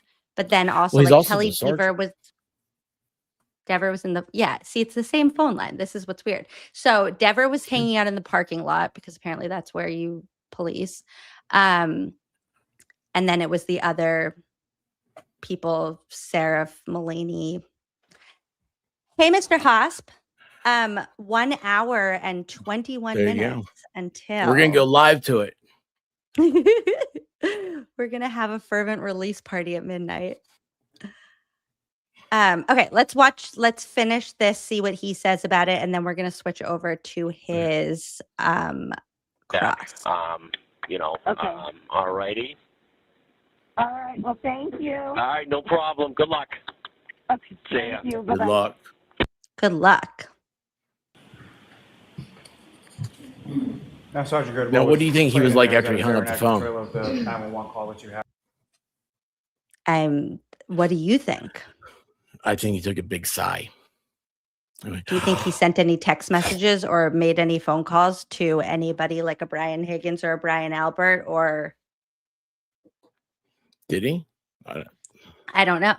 I'm convinced that he I wouldn't. texted Brian Albert when they were outside of 34 Fairview. Did Goode's phone That's go just missing too? No, it in- we're going to get it eventually. Dribs and drabs. Okay. With Kelly Roberts around Yes. 5 a.m. Now, turning your attention to about an hour forward, approximately 6 a.m. on the 29th, what, if any, other phone calls did you receive, bless you, in regard to the same sort of parties? Sorry, but Lally saying bless you in the middle of that was really funny. Bless you. At 6:04 a.m. on the 911 dispatch console, I received a call from a woman at 34 Fairview. Now, in those intervening sort of hours or so, as you were stating on the 911 call, no one sort of physically came into the Canton Police Station and reported anything in regard to this, correct? No. And again, the party that you spoke to on the phone at approximately 6:04 a.m., did you know that person at that time? No. And again, you responded later on or shortly thereafter to Fairview and spoke with a number of different people, correct? Correct. From those conversations on scene, you now know who placed that 911 call at approximately 6:04 a.m. Yes. And who is that person? That'd be Miss McCabe. And that would be Jennifer McCabe, is that correct? Yes. Now, with regard to, you talked about the... Also, do you think it's a little odd that Goode was on dispatch, but then also responded to the scene? So he called Kelly Dever in to cover him in dispatch so that he could be the one to go to the scene when she was already like in her patrol car outside. Do I think it's weird? Are you asking me or the chat? Both. You're the only one who can really answer me. Well, I mean, like if you're on dispatch, don't you stay on? I don't know how all these things work. No. I would think if you were like assigned to dispatch, then you're on dispatch. You needed a Well, like I supervisor said, at the scene. Okay. he's the sergeant. He's the sergeant. Yeah. So he can go and get on the phone and he can get the recording, and he can say, I wasn't there. I don't know. I was not there in an official duty. I wasn't there in an unofficial duty. I'm stuck here. Yeah. All night. And he was, started I at mean, midnight. as far as we know, he was there. Maybe he wasn't. Maybe he was. We have no reason to believe that he that he was at 34 Fairview. Are you talking for me, Ballstorm, or yourself? Either way. He's been giving me a lot of trouble. A hard time. He's really surprised I'm back. Or that this is still going on. That is. I wasn't. I love you. mad. Continue. I love everybody here in the chat. I love everyone. Around 6 a.m., what if anything had changed between the weather when you arrived and around 6 a.m.? It was snowing heavily. Oh. Now. No, it wasn't. It was snowing lightly, sir. I went out for a walk at 6:40. I have video footage of the snow. It was dusting. The snow was coming. It was definitely like on the way. There's like a feeling in the air when you like know that a blizzard is coming, but it hasn't started yet. White people can tell it the was not weather that snowing way. heavily. Supposedly, that's the thing about white people, being able to tell the weather by feeling it. Yeah. Like in Mean Girls when she says that there's a 30% chance that it's already raining. I'm in so much trouble. Yes. So, I don't even know the disc. Do you recognize that? Yes. And what do you recognize that to be? That'd be the 911 call from Mrs. McCabe. Almost each and Also, asking people if they recognize a disc is weird, which they found out when they showed Trotta the library disc, and he was like, I don't know what's on that. That's just a disc. That's not the one that I made. introduce and admit as the next exhibit. No objection. Okay, now they play Jen's 911 call. Let's skip ahead one more time in his direct, and then we're going to hop over to his cross, and we're going to see the vibes change. And then I just began to try to talk to anybody and anybody. Draw the jury's attention to whom you recognize. All right, that's going to be myself. Right there is going to be firefighter McLaughlin. That's going to be Miss Reed. And if you played it another second, I believe that's going to be Miss McCabe, or if not, Miss Roberts. Ms. Gilman, if you could. You can tell it's Miss big McCabe sigh. because she has these doofy pants on. She has these like old Navy plaid pajamas. Like, I was fast asleep in my PJs. See, I'm in my From Old Navy? PJs. I don't know. They look like the Old Navy performance fleece pajama pants to me. I figured you for a Lululemon. Ms. Gilman, Lululemon. the gentleman you see sort of Whatever. behind See? you in the frame, Sergeant, do you recognize who that is? Yes, that's Officer Sarif. My apologies, Ms. Gilman, you can run. I'm in so much trouble. I'm so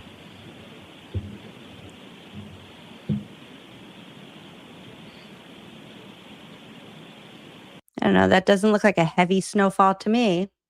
Anybody else? It does to me. 'Cause I Like a don't get snow. Tennessee heavy? Yeah. See? I'm Blue trying so ball. hard to get in trouble, aren't I?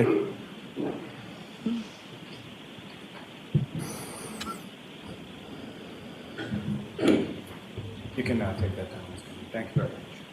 And so, Sergeant, I you mean, arrive on there's scene in not that a area. drop of milk left in the town. First of all, what's contained in that That video much is a snow. fair and accurate portrayal of what you observed as far as the weather conditions outside that day. Yes. And when you arrive on scene, who, if anyone, is it that you speak to first? Initially, I walked up to Officer Sarif. I said probably some version of what's going on. Officer O'Keefe was already in the ambulance. And then I just began to try to talk to anybody and anybody. Officer O'Keefe was already in the ambulance. What time did he arrive? I thought he arrived earlier than that.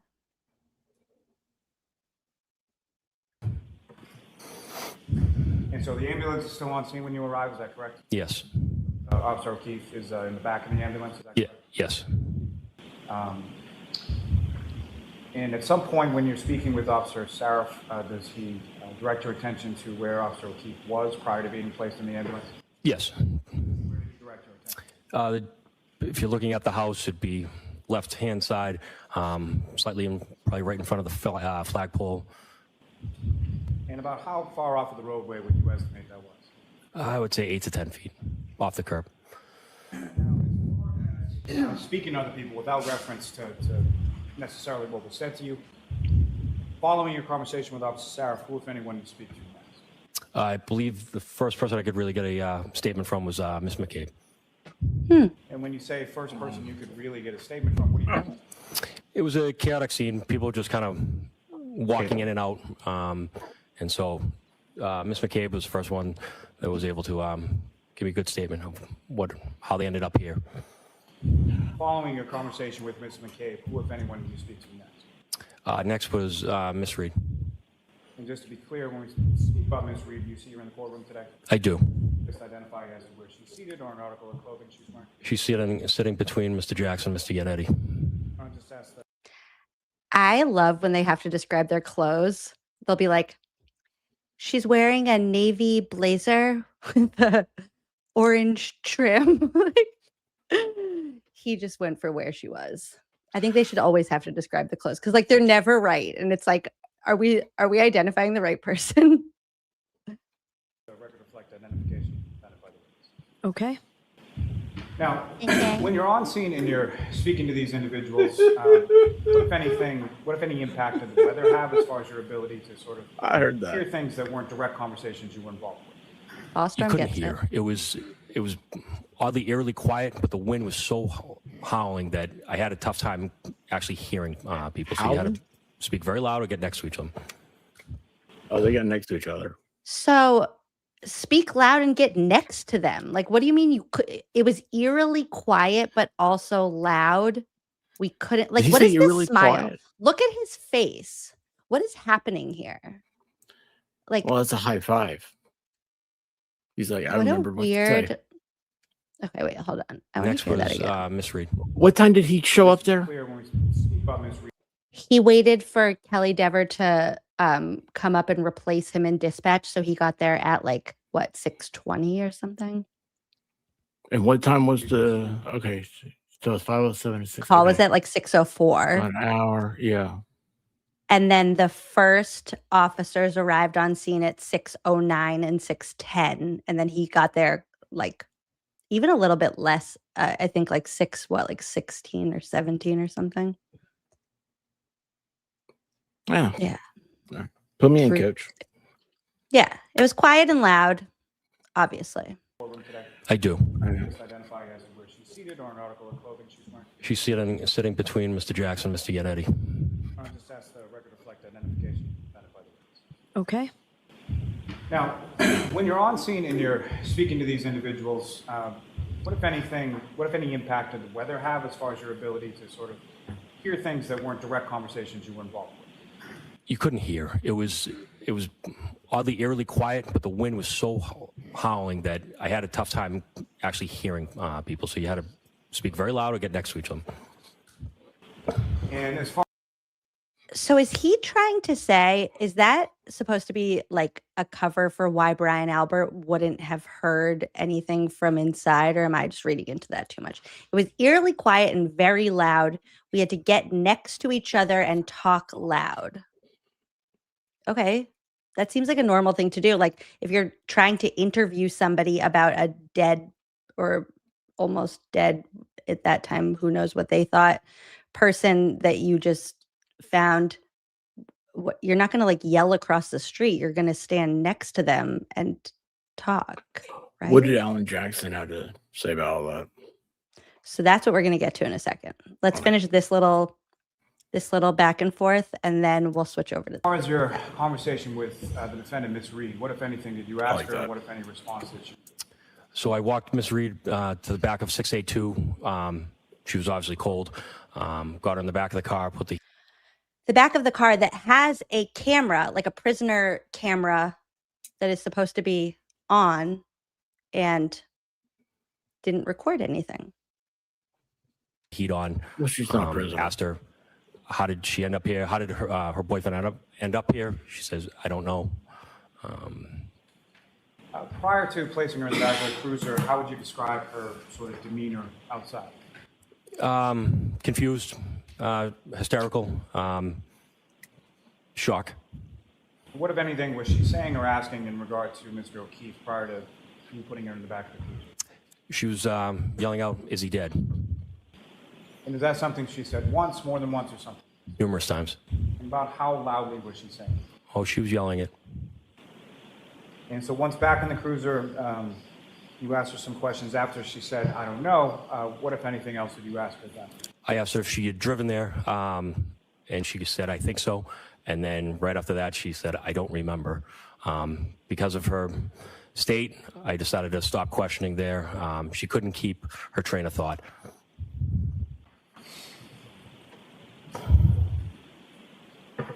Now, you had notified... Wait, he was questioning her? Sergeant Blank and Lieutenant Gallagher. He was asking Karen, like, how did he get here?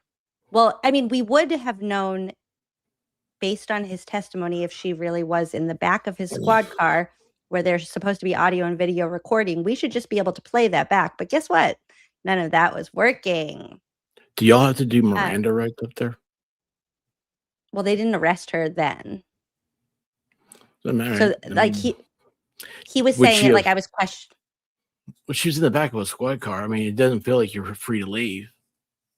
No, this is like he put her in the back of the car with the door open to like get out of the cold and to like chill out because she was running around all panicked because she just found her boyfriend dead on the side of the road and she doesn't know what happened to him. Well, you're in a sorority. You're in a sorority. You know the back of a squad car. They smell. I've never been in the back of a squad car. You like how I was leading with that? No, but I've never even gotten a speeding ticket. Actually, I got pulled over on the drive home from the Berkshires because Carter was having a freaking tantrum in the car, and I was like not paying attention. And I got pulled over, and he was like, "Where?" Whoa, wait a second. This is the story tonight, y'all. Hold on. So you look in the rear view, and the blue lights are flashing?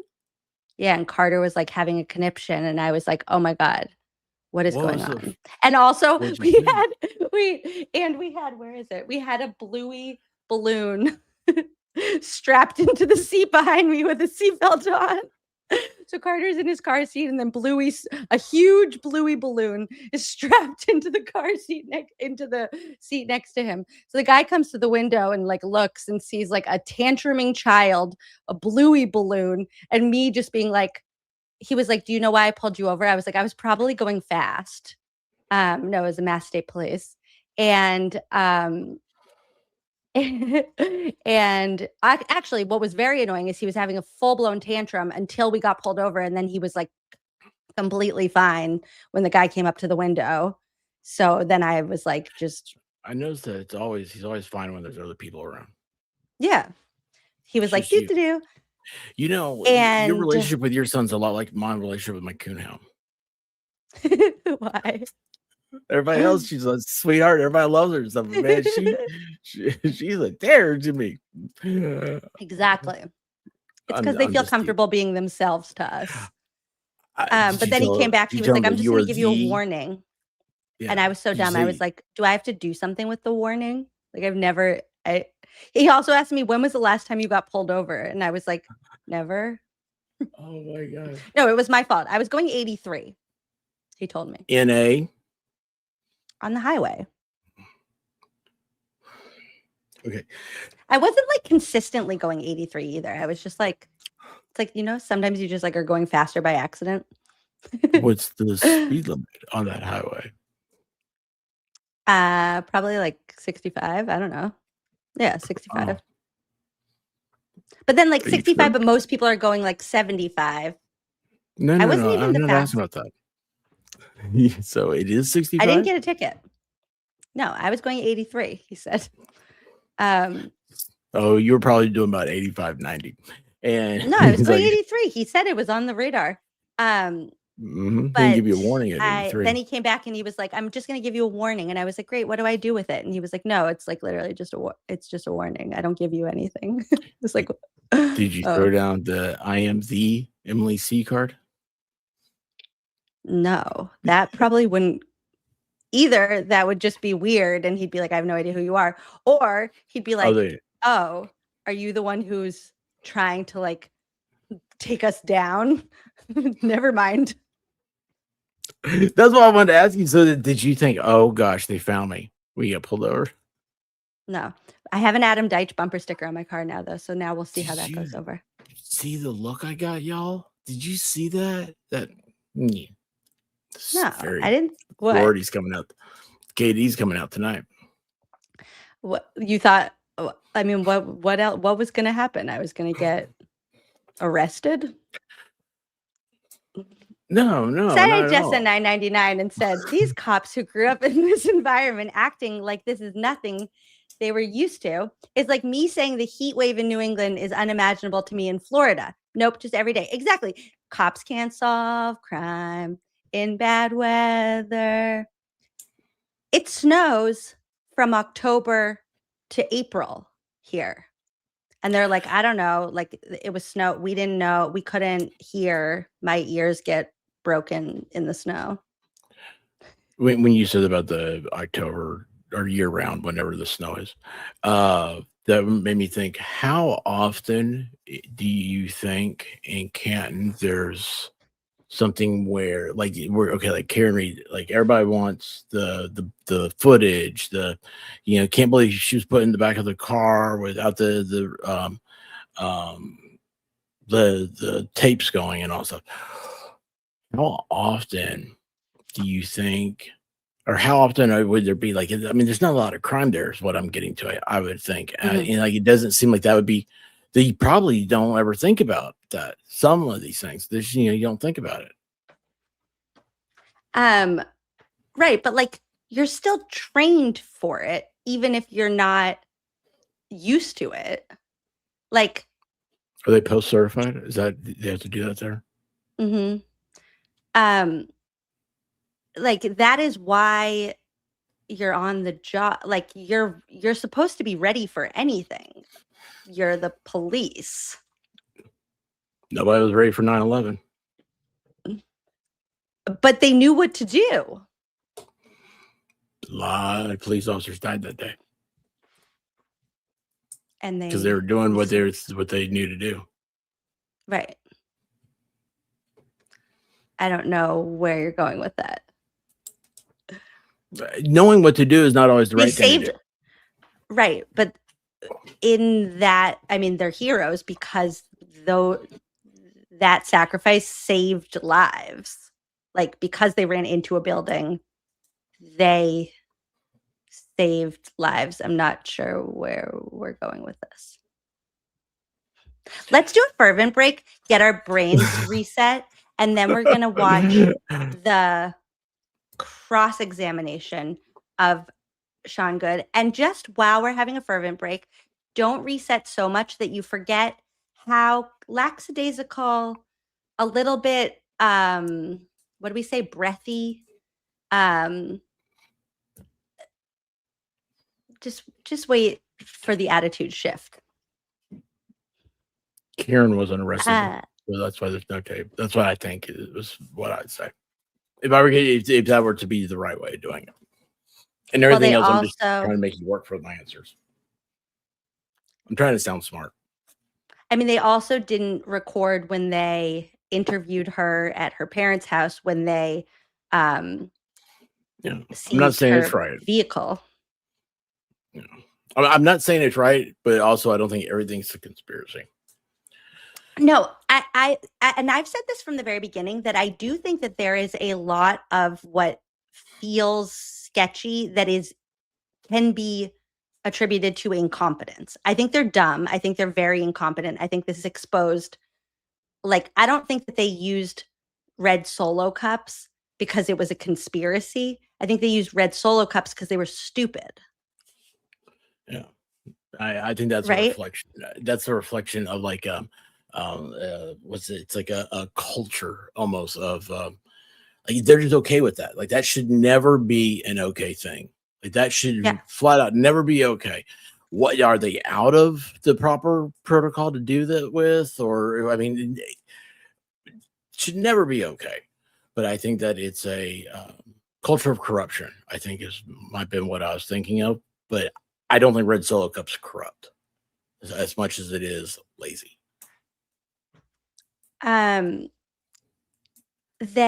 So somebody asked me tonight about why like Proctor was assigned to the case when it was supposed to be a different officer. And this was my response that I think kind of sums up this whole like how you could classify a lot of the like decisions that were made. So I said, well, I'd say the most innocent explanation is that they're disorganized, don't normally follow the schedule, and they're generally a shit show always. An alternative innocent explanation is that they knew it was going to be a big case, as in big for the lead detective's career, and they wanted to give Proctor that opportunity. Not innocent explanation is that the cover-up was already in, and they knew that A, Proctor was incompetent and would not do a thorough investigation, or B, they called in Proctor because of his connections to the Albert family, and he unknowingly or knowingly became part of the cover-up. No, hold on. Do that again. That's like a pyramid of. It's awesome how smart that is.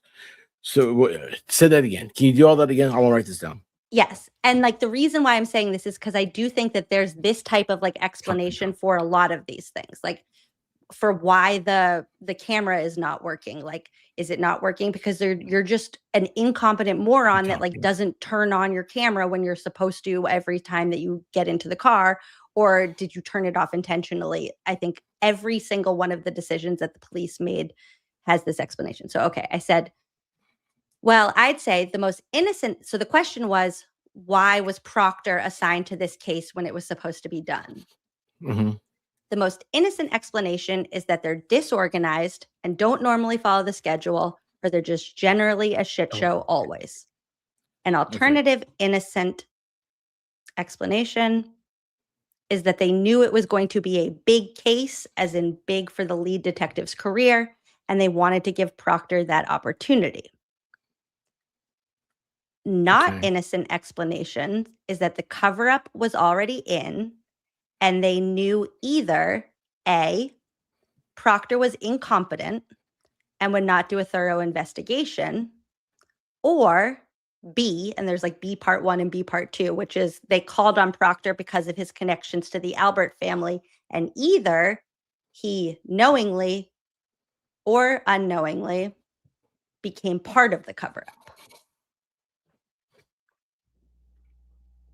Oh man, I love that. That makes my brain spin. Oh my gosh, I think it's all of them, and I think you're onto something. And I think that I feel like the last year of Squirrel School is just turned off the window. You threw it out, and now I need to learn it all over again. Holy God! When did you come with? Oh wait, hold on. Who's this guy? The new Proctor is going to do the job. You can't talk to a goat.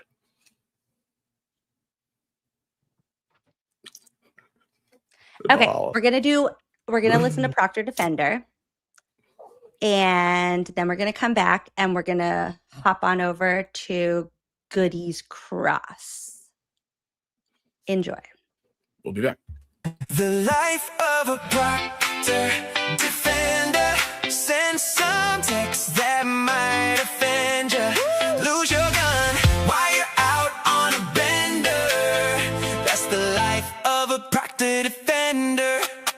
That's the life of a Proctor Defender. That's the life of a Proctor Defender. I don't even know why this is in the news. All of y'all are acting like prudes. Who doesn't like looking at nudes and sharing those nudes with the whole damn crew? Don't come at me with quid pro quo. I love that man, no homo. Not one text that he planted evidence. That means that it is so evident there's no corruption, so what's the relevance? The feds found nothing except for these messages. They say there was a conflict of interest, but really we all had a common interest. Frank, Karen, Reed, and we're in the clear. Then work with Kev on a cold case of beer. The life of a Proctor Defender.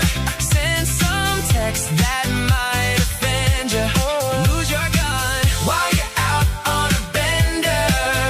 That's the life of a Proctor Defender. That's the life of a Proctor Defender. That's the life of a Proctor Defender. Please judge, don't let these texts out. He's been through enough and he's really stressed out. He's got Kerry Roberts backing him up, got Matt McKay backing him him up, the district attorney backing him up, and Yuri, yeah, he gave a thumbs up. How about the Emmy? Not so much. How about the laws of physics? Not so much. How about Michael Easter? Not so much. How about common sense? Definitely not. The silent majority aren't on Twitter. For my man Chip, my hands on the trigger. Today in Canton, it's time to kill some. No, sorry, Proctor, I can't say that. The life of a Proctor defender. Send some text that might offend you. Lose your gun while you're out on a bender. That's the life of a Proctor defender. Here, Bear, take the mic. Tell him how you feel. Bitch, get out of line. I call her a whack job. Then I wonder why I got fired from my last job. All these Twitter trolls say I'm looking like a fat slob. Tell the FKR crew the gayer than the flash mob. If I go to jail, please pick the right cellmate, cause I probably pissed off every single inmate. They say orange is the new black, and as you know, I don't really like black. I can't help that. They annoy me. The only hood I like is white and pointy. Oh! Okay, Jesus, Bear, please step away from the mic. White and pointy. Stop, stop, you're making it worse. It's hard to defend you sometimes. The life of a Proctor defender.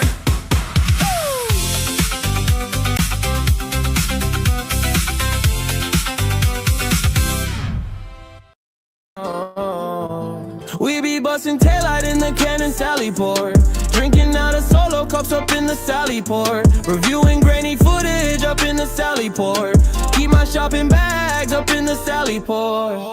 Pauly G said they hold liquid terrifically. There must be a reason he made 300 G's. Said it would be over if she just copped the plea. Now it's a whole episode and we're on season 3. I was talking Karen Reed, and even though she's free, she can't get rid of these goddamn O'Keefes. Cause how can Paul get laid if there ain't a trial 3? We be busting taillight in the Cannon Sally Port, drinking out of solo cups up in the Sally Port, reviewing grainy footage up in the Sally Port, keep my shopping bags up in the Sally Port. Organics dancing drunk, getting lit to Creed.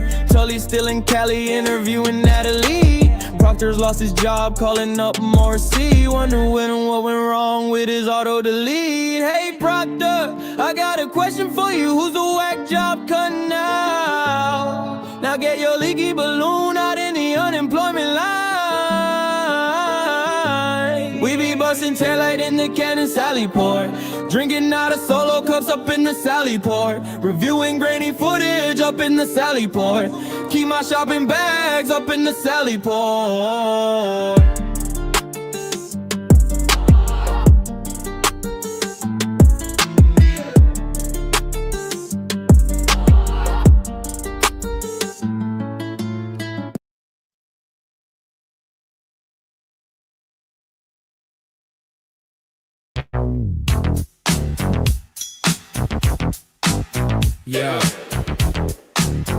Yo, it's your favorite cops back with another banger.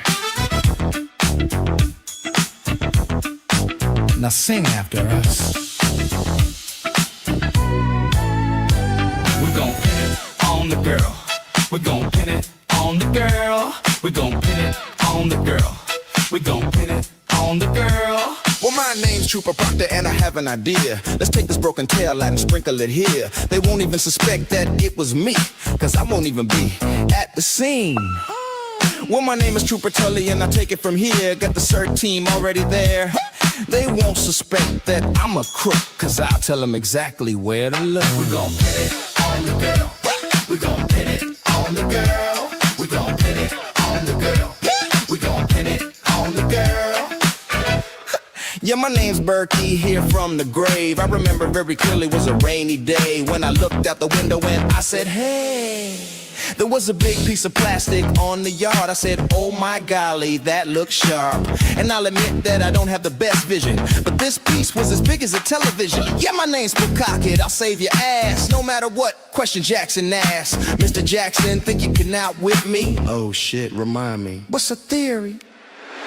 Well, my name's Morrissey, and I got a treat. I'ma show you how to auto-delete. Every 30 days and we're in the clear. Wait, what's the cloud? Oh dear. We gon' pin it on the girl. We gon' pin it on the girl. That's right. We gon' pin it on the girl. We gon' pin it on the girl. Yeah, yeah. We might send you a nude,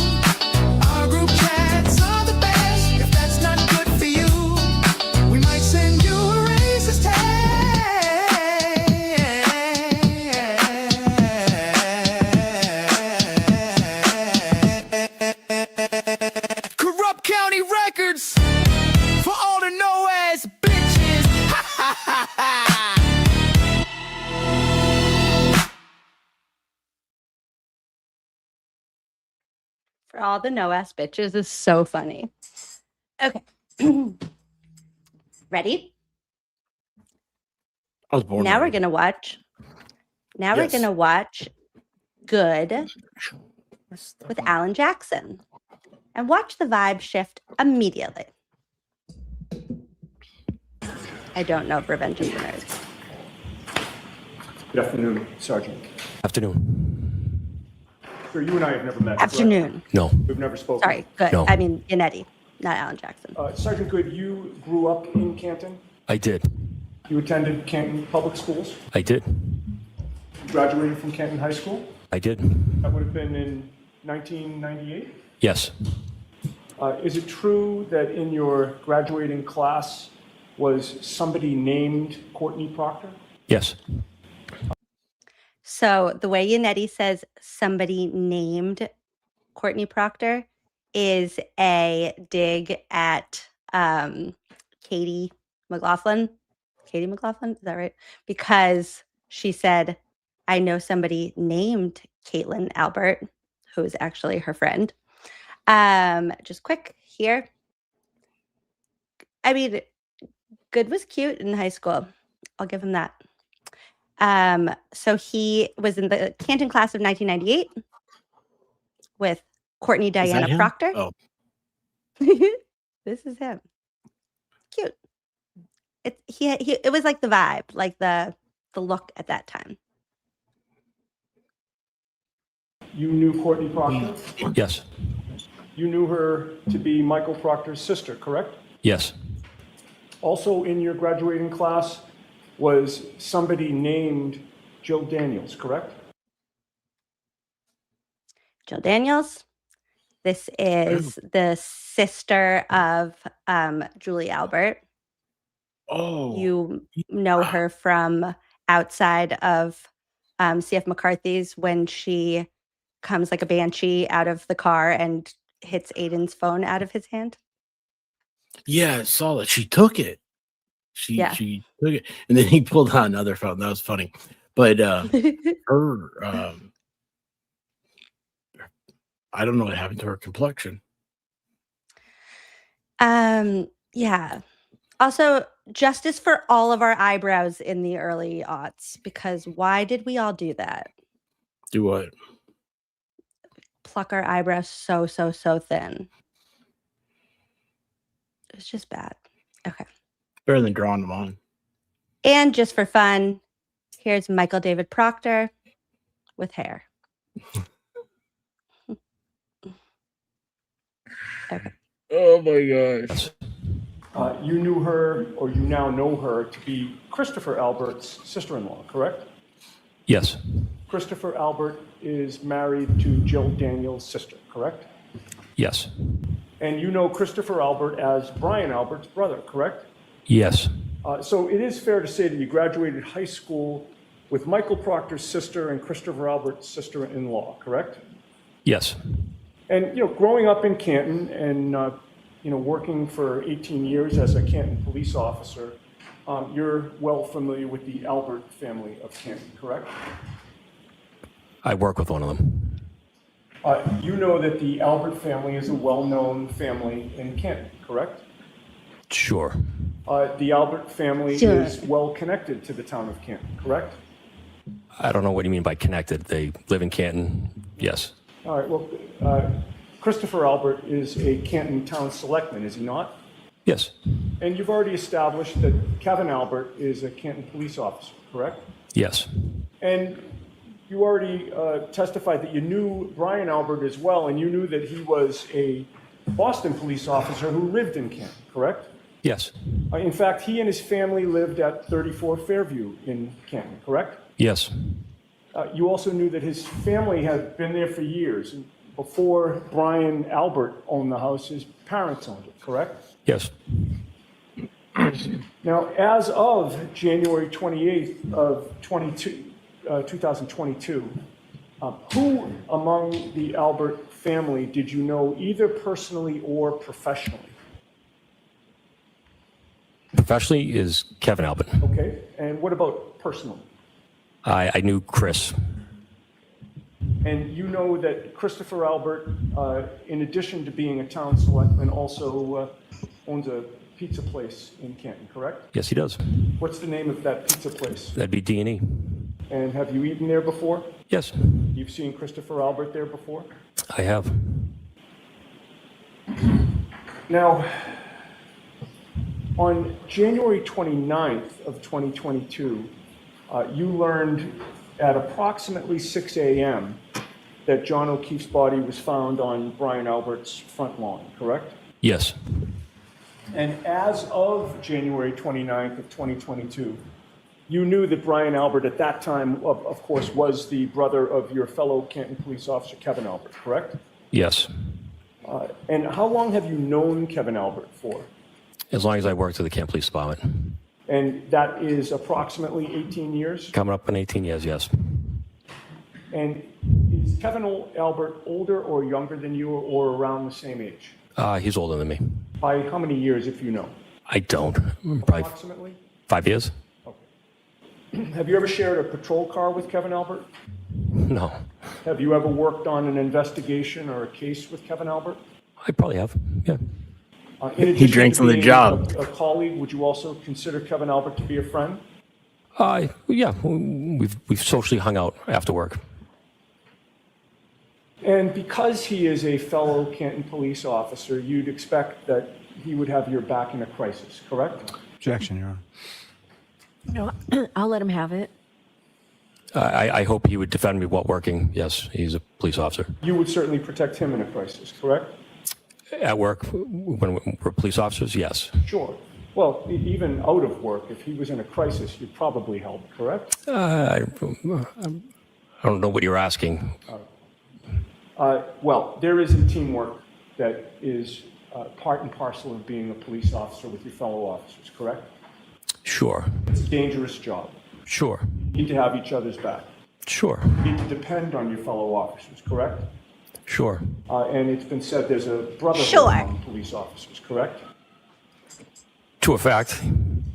And, when you meet another police officer, he or she will tell you that they're, quote, on the job, correct? Objection, Your Honor. The objection is sustained. And in terms of, depending. Weird how Bev knows how to say sustained but not overruled. I'll let him have it. Yeah, I let him have it. It's like she's giving a gift. Mm-hmm. On your fellow officers, you're taught all this beginning in the police academy, correct? Objection. No, he can have that. What am I taught? Well, I'm asking you, with regard to the teamwork and having each other's backs and working together and depending on each other, you're taught that starting in Sure. And it's reinforced over the years by superior officers and your colleagues, correct? Sure. Now, you were assigned as the primary investigator in the reconstruction analysis for this case, correct? Assigned as the what? You were assigned as the primary investigator in the reconstruction analysis for this case. I don't know reconstruction analysis. No, I was the patrol supervisor that day.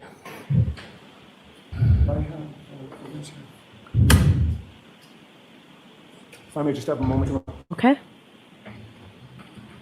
May I approach? Yes. Now, I'm going to show you what is, not sure how many pages, but there are quite a few. Okay. It's a... Your Honor, if you could not describe what he's showing to the witness and Yeah, just just show go it to ahead him. and show it to him. Sure. I'm going to direct you, I'm picking up the first 4 pages and direct you just to the 5th page. Okay. And specifically the second paragraph, and it's numbered number 2. Okay. And I will ask you if you've seen that before. Okay. And I'll take it back from you. Okay. Do you, Sure. Thank you.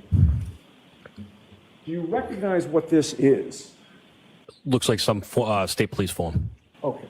Is it a Why don't you not ask him? He just answered what he thought it was. Are you familiar with a collision analysis and reconstruction section, a CARS report? I know the state police has a cars section that handles motor vehicle homicide. Does this appear to be a CARS report? I've never seen one. You just showed me one. I'm not in the state police. Okay. But you did see that your name is listed in the paragraph that I pointed out to you? Sure. And you're listed as Sergeant Sean Goode, that's you, correct? Of the Canton Police. And you were assigned as the primary investigator in this reconstruction. Because I wrote the offense report from that day. Well, I'm just asking you. I'm dealing with a state police report that lists you as the primary investigator with regard to the reconstruction. Objection, Your Honor. May we approach? Sustained. Sure, why don't you all come up for a minute? Bring that, please. Sergeant Goode, what was your understanding on February 1st of 2022 regarding the Canton Police Department's role in this homicide investigation? I believe at some point on the 29th, we recused ourselves and we weren't part of the investigation. Okay. So you... What? Oh, they recruised themselves. Of course. They were recruised. Is that Like he drives in a recruiser? A police recruiser. They were recruised. What? What? He's so smart. He's so smart. You did know as of the day that John O'Keefe was found on Brian Albert's front lawn that the Canton Police had... Oh, yeah. And there's Greg Connor. He's just getting people coffee. He's just like hanging out. Like he had nothing to do with any of this. He didn't even know what was going on. He was like so busy. He's just getting everybody's coffee orders. Which one's Connor? Had recused itself from the case. You'll see him taking At some point, I was copious notified notes. after I finished all my paperwork. Yeah. And what was your understanding of the recusal decision in terms of what Canton Police was either allowed to do or not do?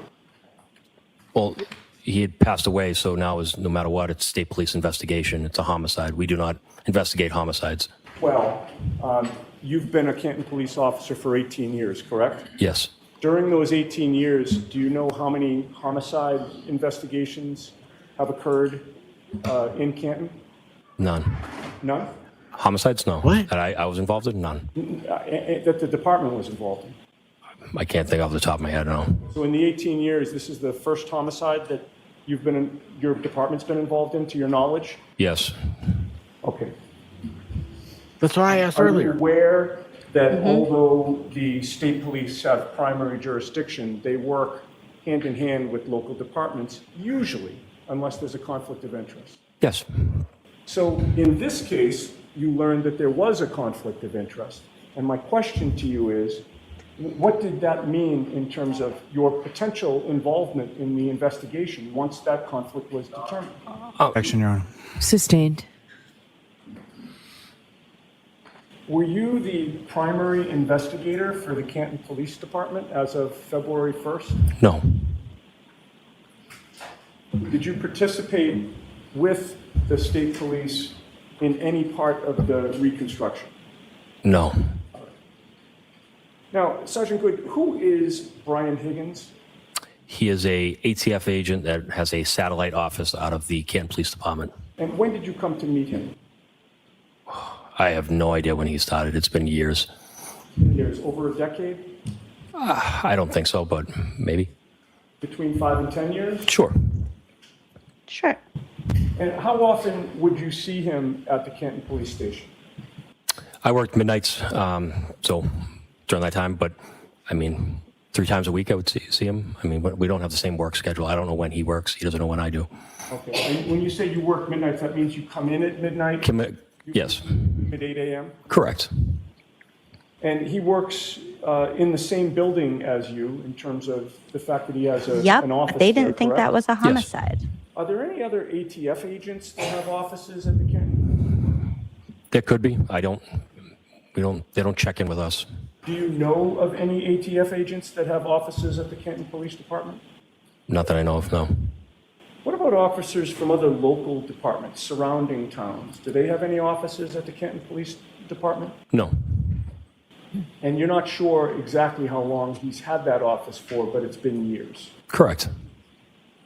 He has his own key card to enter the building? Yes. And you say you've seen him 2 or 3 times a week in the time that he's had an office there? Sure. You're aware that Brian Higgins is a close friend of the former Canton Police Chief, Kenneth Berkowitz? Sure. You know that Chief Berkowitz was the reason that he was allowed to maintain an office at the Canton Police Department? I didn't know that. Well, his close friend, Chief Berkowitz, was your boss on January 29th of 2022, correct? His close friend? Yeah. Brian Higgins' close friend, Chief Berkowitz, was your boss on January 29th of 2022. Okay. And does okay mean yes? Yes. And you worked the midnight shift that day as well? No. What was your shift? I took it off. Were you assigned to dispatch that day? The night of the incident? Yes. No, I stayed inside. I was inside. Inside where? The dispatch. I handle all the calls, send the guys everywhere. All right, that was my... Were you assigned to dispatch? No, I was inside. Inside where? Dispatch. Where did he say? Why did he say he wasn't there? He took the day off. What was that from? Let's hear that again. Had an office there? Sure. You're aware that Brian Higgins is a close friend of the former Canton Police Look at Chief, his reaction Kenneth right here. Berkowitz? Sure. You know that Chief Berkowitz was the reason that he was allowed to maintain an office at the Canton Police Department? I didn't know that. Well, his close friend, Chief Berkowitz, was your boss on January 29th of 2022, correct? His close friend? Yeah. Brian Higgins' close friend, Chief Berkowitz, was your boss on January 29th of 2022. Okay. Clicking. And does okay mean yes? Yes. And you worked the midnight that makes shift me mad. that day as well? No. What was your shift? I took it off. And what day was that? What was the date? So he's asking about that night. He took the midnight shift off. But he was working midnight. Right. And then, so the shift was supposed to be midnight to 6 a.m., but he answered Kerry's call at 5:07. Okay. So what did he take off? And the date's the same date, right? Yeah. See, this is what bothers me because you hear it and you, or for me, like I hear it and then I'm like, his answer, is that the question I was asked? Like, it's. So then why was he there? Was he at the Blizzard party? Is that all? Is that? Hey, guess what we're going back to? He's on recorded Day calls. as well? I don't know. I wasn't there. No. What was your shift? And does okay mean yes? Yes. And you worked the midnight shift that day as well? No. What was your shift? I took it off. Were you assigned to dispatch that day? The night of the incident? Yes. No, I stayed inside. I was inside. Inside where? The dispatch. I handle all the calls, send the guys everywhere. All right, that was my question. I'm sorry if I'm Okay. I'm not being clear, but you were on. No, Yannetti, you have nothing to apologize for. You were very clear. The question was, were you on dispatch? The part that was not clear was when he said no. What is going on? Yeah. How did he take Yeah. the day off, but he was there? This is like a body language expert's like dream, like with the pursed lips, the squinting eyes. It's all the things where they're like, pursed lips means you're hiding information and you're not trying not to say it. And squinting eyes is contempt because you're like angry at the person who's asking you questions. Yeah. And it was like a midnight to 8 a.m. shift. I thought it was 6 a.m., but 8 a.m. sounds Like that makes more sense. I think And he you were just there knows at his 5 bitch. a.m. So what did you take off? Oh. Saturday into Sunday, but that has nothing to do with this. He was just inside dispatch. Wait, Saturday I into mean- Sunday, that's the 29th and 28th. 28th was on a Friday. But like, why would 29th he? was Saturday. That's not what Yannetti's asking about. So he's just answering. Oh yeah, I took the day off in April. Like, no. The question is, well, and then this part of them staying late, like, kind of makes sense for the story because it's like all hands on deck, even though they were recruised. None of it. But then this is the point where you go, is all of it sketchy because you're in on something, or is all of it sketchy because you guys are that dumb and disorganized and you've never had eyes on you before and you've never had a murder to investigate and you've never had like a serious crime, so you just literally don't know what to do. You're just all weird. It's their first murder. Yeah, and he was there for going on 18 years. I mean, there's 25,000 live in Canton. Is that right? Mhm. Is that what we said? 25,000, 30,000? I don't know. So, I mean, they've never had a murder before. Holy cow. Well, also, it's because they don't classify things as murders that are, like Sandra Birchmore's death, which they classified as she took her own life, but it was supposed to be. So, like, how many other times were they supposed to be investigating an M word, whatever we're supposed to call it on YouTube? But they Nashville didn't. is notorious for that. Yes.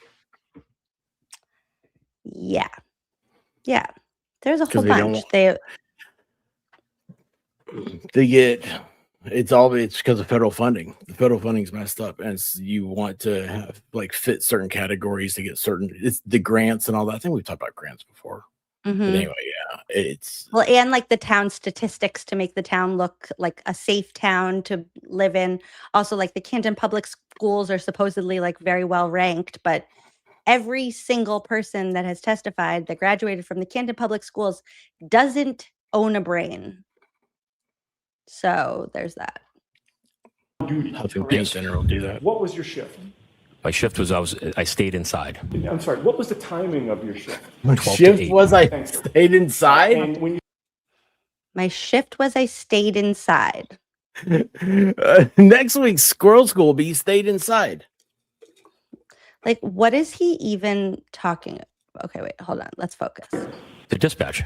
I handle all the calls. A Kappa send it as Delta. Right, that was my question. I'm sorry if I'm Okay. I'm not being clear, but you were on duty, correct? Yes.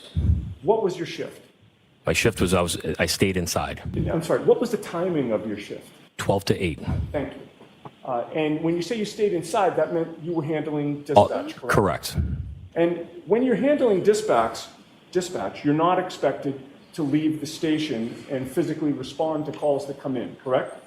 It depends on the call. Anything within reason that a supervisor should go, I'm leaving the station. Okay, but Normal car accidents, stuff like that patrol can handle, no.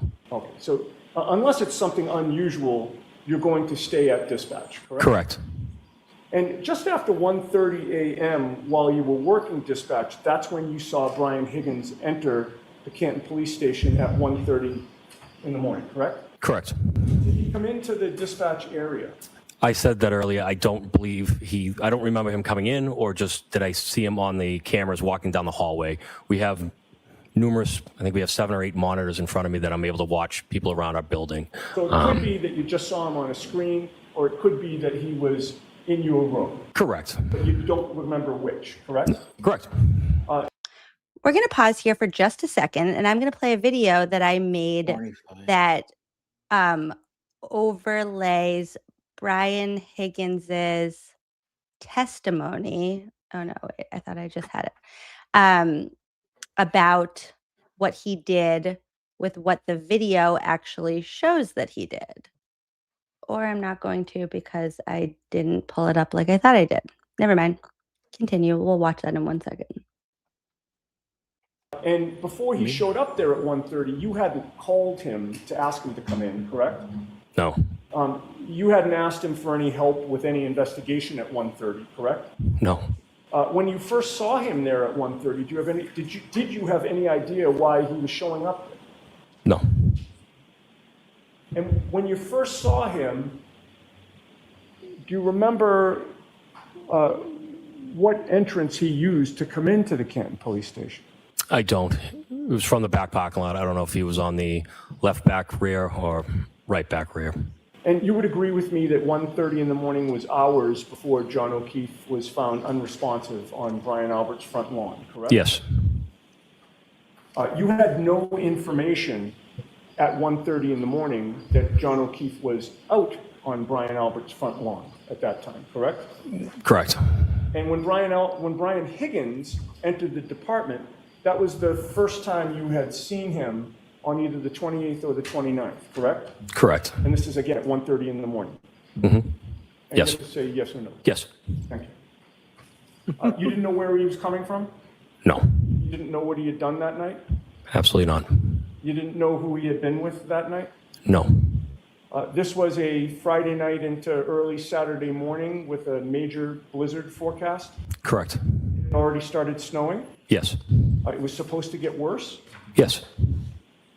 Was it unusual to see Brian Higgins come into the station at 1:30 a.m. on a weekend? No. And you don't recall how close you got to him? No. Are you? Okay, let's pause there for just a second and listen to some lies. So as I'm walking down the hallway, dispatch would be off to the Oh, right. it's really quiet. A wooden door with 2 glass panes. And you made note of who was on duty that night, correct? I didn't make note. I walked by, I saw somebody sitting in the control room and then just went about my business. I did not go into dispatch. Really? What would you do? I mean, it's Mayberry. I mean, it's just Mayberry. There's no way in the world a guy is dressed like that and walks into a police station and the guy can't remember if he saw him in real life or he saw him on a screen. You see a dude coming in with a dark hoodie in the middle of the night. Yeah. Mm-hmm. Yeah. He's not to good things.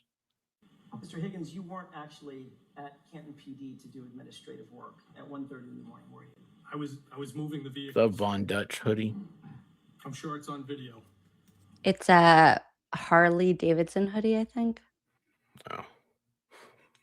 He did move more than he moved one other car, and that's a mistake. That you got home to West Roxbury. Okay, then this part is his lies about getting home. So, yeah, you guys did see each other. Tell this jury anything about his demeanor? No, he just walked in. It's not unusual. We wouldn't have made pleasantries or say hello to each other. It's not uncommon. And you don't recall whether or not you got close enough to him to smell his breath or to smell what he smelled like, correct? No. At any point, did he tell you why he was? You just know that Brian Higgins is a stinky person. Like, not just like alcohol smell, but like he's just a stinky guy. He just looks like a He stinky smells like guy. Axe. He smells like Axe body spray. I don't know that he.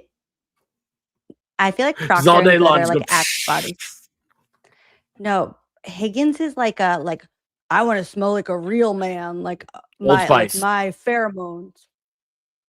Old Spice. Was there? Yeah. How do we know he didn't? How long He did was he in the remain room? at the station? How do we know that Goode was in the room? Like maybe he had to go to the bathroom. Well, then somebody would have been covering. You don't just like leave this. You don't leave like the 911 desk unattended. Sounds like you do. I mean, there's no murders in this town. You know, I mean, maybe he had it forwarded to a cell phone. He has calls forwarded to a cell phone. I think he would have said that. I think he honestly, that would have been a great out for him if he had said like, I was having the calls forwarded to my cell phone and I was taking a dump. But what if he didn't know that Higgins went in that room? That's what I'm asking. Like, yeah, because I've never thought. But he about said that I've he never- saw him. He said that he saw him on the cameras. So he knows this guy's in the building. He's friends with him. Okay, let me go back. So in some of the allegedly hypotheticals, we've talked about, right? Allegedly hypotheticals, is that there was at some point there was a meeting of the minds there's a theory that there's a meeting of the minds to come up with a story. At this point, that meeting hadn't happened yet. Right. Okay. So what if Higgins walked into that room? Like, I'm asking you this, like, what if you found out tonight, just through magic, that Higgins walked into that room and nobody was in there? And then he spends 6 minutes in there? Yes. So what if he was in an empty room for 6 minutes, or an unsupervised room for 6 minutes? What would you think? And I'm just asking. I don't have an answer for that. I'm just asking. Like, I just think that's I mean, I would think that Brian Higgins was trying to figure out if Brian Albert was going to call 911 on him when he left the house, or if he could trust him. So he was like, if that room was unattended, which I don't think it was, because we're not going to give him any alibis that he's not claiming. But if that were the case, then I would think that Brian Albert would be frantically like trying to figure out if Brian Albert had, in the time that Brian Higgins left 34 Fairview, had called 911, or if Brian Higgins could trust Brian Albert. Couldn't he have? So if Goode was in the room, he could ask the same question, though, right? Just ask him. Right. Well, and that's where, like, maybe it's just like me being still trying to kind of like see them as humans. I just can't imagine a situation where, let's say, hypothetically, Brian Higgins just left the scene of something nefarious that just happened, and I just can't picture him walking into dispatch and confessing it all to this doofus. Yeah. So the way you're feeling is that it wouldn't matter if Brian Higgins went into a room unsupervised or not. It's going to have it's the same intent and same outcome. Is that right? Well, I mean, I guess the difference would be if Sean Goode is now like inculpated in this, like, is that the word? Is now a party to, it is now at least aware of there was something happening at 34 Fairview, whether it was just like, hey dude, like I'm hammered, I was just coming from a party, or something. So like me, I guess I just thought about this. It's separate. I wasn't thinking about this when I asked you the question, but by watching how everybody analyzes the Karen Reese down to the nitty gritty, what else is in that room besides, we know a telephone is, and we know the 8 monitors are. What else is in that room? Because a lot of times things get stored in rooms, and so I don't know. I'm just, and I don't know if any of it would ever matter, but I could see some people going down that rabbit hole, and I just sounds like a great question for his deposition. No, it sounds like something that they should hash out with him in his deposition coming up. Like, tell us every single thing that was in that. I mean, that's where Kelly Dever's brain short circuited, and she couldn't say there were cameras in dispatch that showed the Sally port. So that room erases memories, I think, is what the bottom line is. You go into that room and it's like getting the Men in Black, like zip zap, and then your brain is gone. Yeah, Boozy, send us the pics. Let's see this dispatch room. Is it? Yeah. That's cool. No idea. I only saw him come in. Never saw him leave or anything like that. Did you ever see him do any paperwork at the station? That night? Yes. No. Did you ever see him do any administrative work at the station? I can't leave the dispatch room. His office is out on the 2nd floor. He answers the question. So there's your answer. He can't leave the dispatch room. But he's got to be able to use the restroom. I mean, that's a federal law. This looks like a guy who pees in Gatorade bottles. No, that's all. It's a federal law. You gotta let people. Your employees use the Yes. restroom. And these are people who follow the laws. Let's skip ahead a few hours later. The police union's gonna make You're sure you still can use the working restroom. dispatch when a call came in. Gotta that be. A man was found unresponsive on Brian Albert's front lawn, correct? Yes. It's just after 6 a.m.? Yes, You yourself took that call? I did. And with regard to who is responsible for entering the information that came in on a call to dispatch, who is that? The person that's working the desk. So at 6 a.m., you were responsible for taking down the information and entering it into your system, correct? It's being recorded through the 911 dispatch, correct? But I didn't enter it into our IMC program, which is our daily log. Okay, who enters that into your daily log? That'd be the person that's working the desk. And you had previously testified that location is important, correct? Correct. You would discuss the fact that if a call comes in on a cell phone as opposed to a landline, you want to know where that cell phone is, correct? Yes. And you have ways of pinging the cell phone such that you can actually see the location on a map, correct? Sure, yes. And you would agree with me that ultimately when the location was entered into your system, the location was entered as 32 Fairview, correct? No, it was 34. At least we put it out as 34. 34 was the actual address, but 32 is what made it into the police report, sir, did it not? No, my police report says 34 Fairview.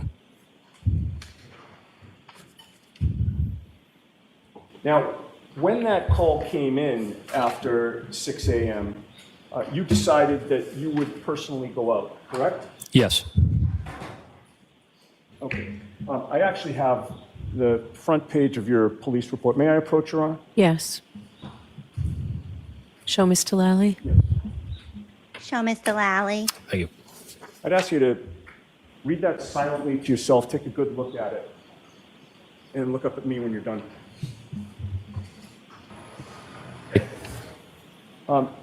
You've had enough time to review it? Yes. Getting back to the location, which you said was important, what is the location listed in your very police report? On the face sheet, it says 32, but in my narrative, it's 34. Okay. The face sheet is important, is it not? Yes. People see the face sheet before they get to Remember this face sheet for in a little while. the narrative, correct? Sure. Is accuracy important? Yes. And the very first thing that's entered with regard to the location is inaccurate, right? Say it again. The very first entry with regard to the location on your police report on the face sheet is inaccurate. Would you agree with that? I guess so, yes. And with regard to the name down the bottom of that report, I left the report in front of you so you could look at it again. Would you read that silently to yourself and look up at me? Okay. Does that refresh your memory as to what name is listed? Yes. What name is that? John O'Keefe. If I can have that back for a minute. Sir, your name? Now, you decided that you wanted to go to the call, or you decided it would be a good thing for you to go to the call personally, correct? Yes. His eyebrows are shaped like the Grinch's eyebrows. Oh,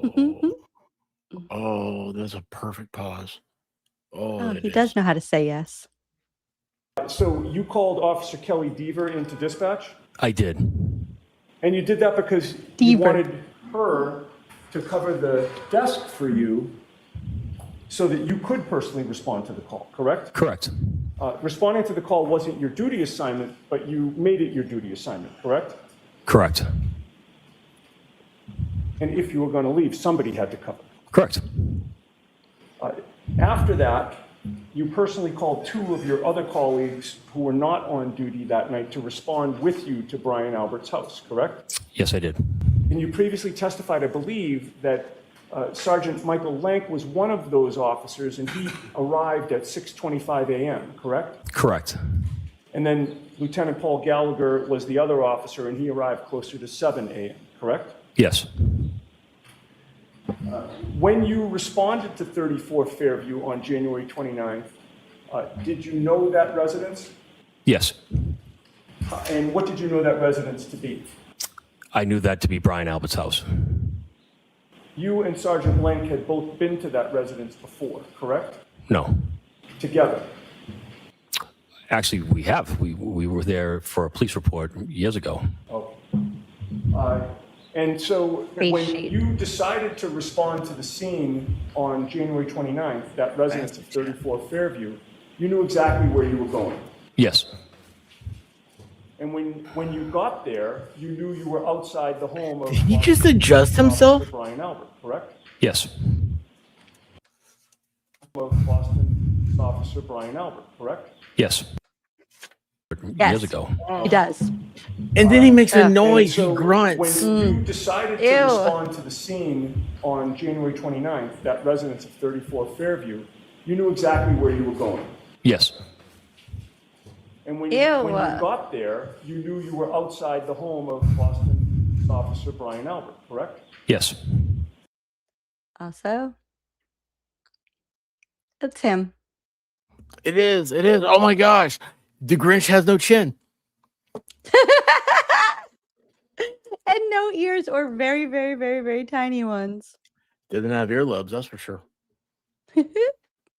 And this was a memorable event. Would you agree with me? Yes.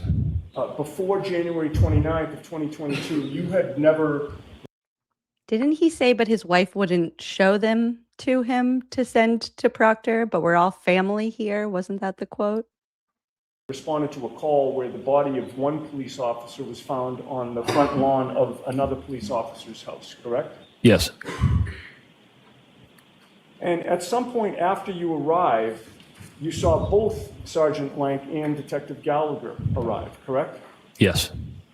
It was Sergeant Lank who first entered the home and made initial contact with Brian Albert and his family? No, I was right next to him. So is it your testimony that the first time the police went in the house, you were there with Sergeant Lank? Yes. All right. And when you went in, can I have Exhibit 8 on the screen, please? Okay. Terrific. You're able to see Exhibit 8? Yes. Is that a fair depiction of what the house looked like when you entered it? Yes. Why is every single picture taken on a mashed potato? Like this looks like a picture from my grandmother's photo album from the 1940s. Did you see the front door? It's a Polaroid. Is that the It's door worse that you than a entered? Polaroid. Yes. And you had testified that you looked around the immediate area where you were while Sergeant... That looks like a house that just like burned down in a fire. Like what is happening with the exposure of these photos? Why can't they just take a picture? Portrait mode, people. Lank was asking questions. You noticed that when you entered that front door, you come into a foyer area, and directly in front of you on the left, you can almost reach out and touch. There's a door that goes down to the cellar, is there not? I don't know. I don't remember a door there. I remember the stairs going up to the second floor. I see. So I don't know. I didn't search the house. you don't remember that as you step into the house, you can go down a cellar door right away? Objection. No, I don't know where the cellar is. The objection sustained. You don't know where the cellar is, and that's in The part objection because you sustained, did not Yanetti's go like, I don't down care. to the cellar, correct? Correct. You never examined it? No. You never saw what condition it was in? No. Saw whether there was any signs of struggle down there? No. You never saw if anything was tipped over? No. You never saw whether there was any blood or other trace evidence down there? Objection, Your Honor. The objection sustained. You've made your point. You've Can we turn made the your lights point. back He's on, please? asking Do you need questions. this, Miss Giannetti? I do not. Right? Okay. Thank you. Gosh, man, she was the defense Okay, attorney. now going back to when you first arrived, Sergeant, you were alone in your cruiser, correct? Yes. You weren't driving with the partner that morning. No. You were the second officer on. Maybe his breathing was the howling wind. It was actually quiet that night, and his breathing was the howling wind. That's why nobody could hear. Oh. Also, in 2 minutes, we have to pause for a fervent break because Fervent's going to be on Spotify in 2 minutes. On scene? No. Third. Who got there before you did? Officer Saraf and Officer Mullaney. Okay, so Mullaney actually beat you there? Yes. But only within a matter of minutes, correct? Sure. You arrived in your marked cruiser, correct? Yes. You had your overhead emergency lights on, correct? His marked cruiser. You pulled up right in the front of the house, facing in the wrong direction in terms of the lane that you were in. Correct. You were parked on Fairview, adjacent to the Albert residence, and you were facing towards Cedar Crest, correct? Correct. When you parked, you left your motor running, correct? Yes. And when you got out of your cruiser, one prominent sound that you heard was Karen Reed screaming at the top of her lungs, correct? Yes. She appeared to be in distress. Correct. She appeared to be crying. I did not see her crying. She was hysterical. Yes. She was very loud. Yes. And you could hear her yelling throughout that morning, could you not? Correct. After you got there, other emergency vehicles showed up? No. Did you see any other cruisers show up? If you want to call it an unmarked detective pickup truck, a cruiser, sure. Okay, so there was one additional police vehicle that showed up? Sergeant Lang arrived in that, and then Lieutenant Paul Gallagher arrived in his unmarked cruiser. Okay, so two additional vehicles.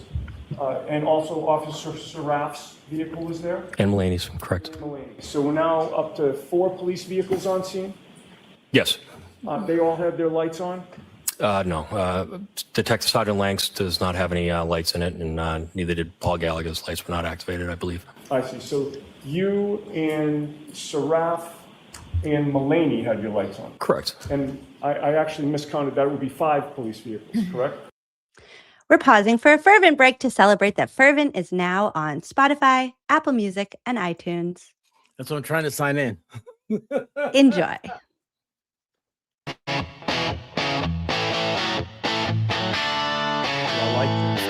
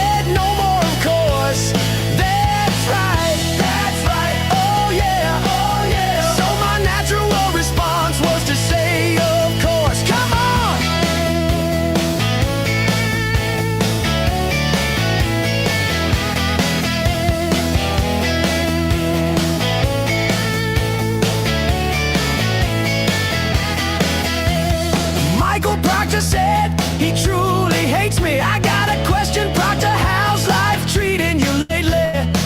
They say everybody loves you, Nettie, but if you ask me, my heart belongs to Baba Leslie. That's right, oh yeah, they say Karen committed the crime. That's wrong, oh no, to quote myself, we now know that was a lie. Come on!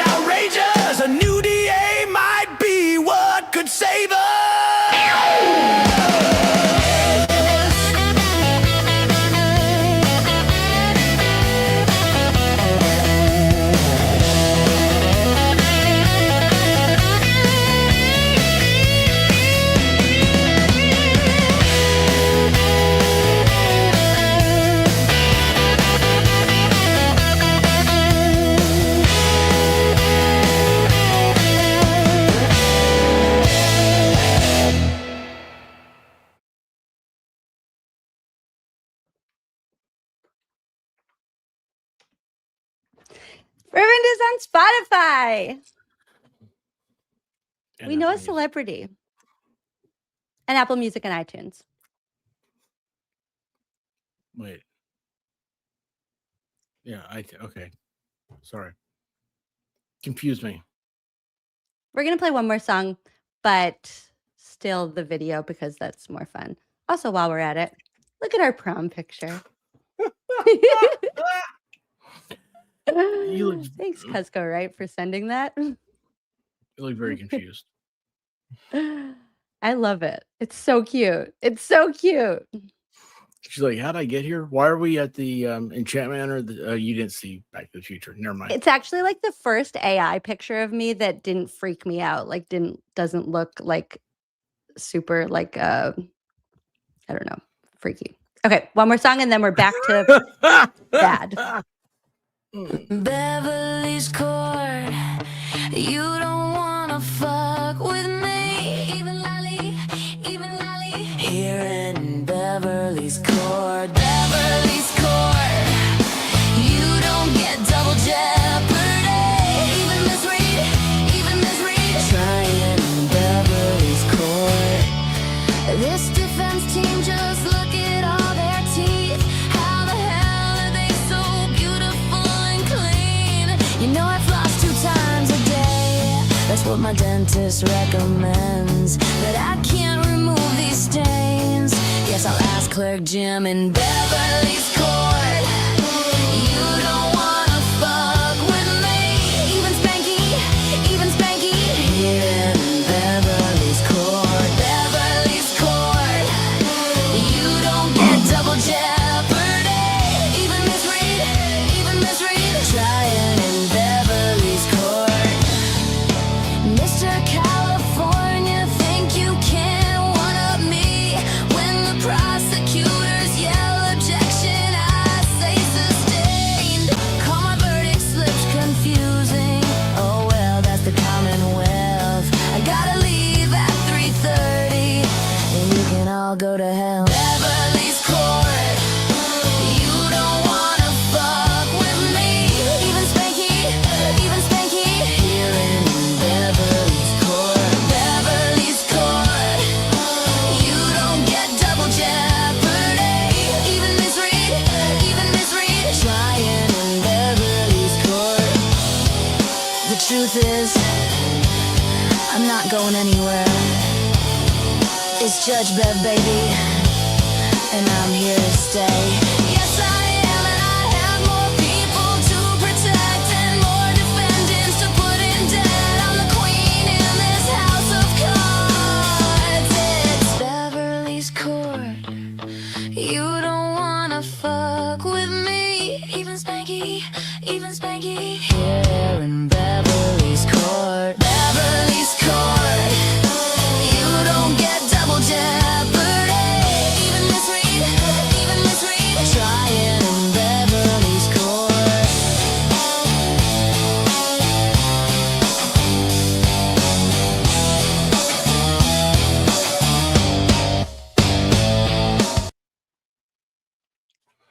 While we're on our talented friends, let's check out Ginny's dolls. I have a couple of them saved. What? This is the snowplow Jeep action figure. Includes a mailbox accessory and rolling wheels. Wait, where's the cat from? Oh, it's truck cat. Sorry. This is the FBI ice cream truck. Now with optional taillight sprinkles. Also has rolling wheels. Ages 3+. Choking hazard. Here's the Jen McCabe action figure. It comes Why is with her a hand cell so phone. big? Because she has to hold that ice cream from the FBI ice cream truck. Do She has you her have to hold the toothbrush. cross? She has her big cross. And Two phones. her map. And her iPhone. Ages 14 and plus. Here's Nicole Albert's action figure. Why so It comes plumpy? equipped with a blood spill and vomit cleanup kit, some rubber gloves, and little booties because she loves to clean. and Oh, wait a second. a biohazard bag, towels, and spray. Do I know Nicole Albert about the biohazard?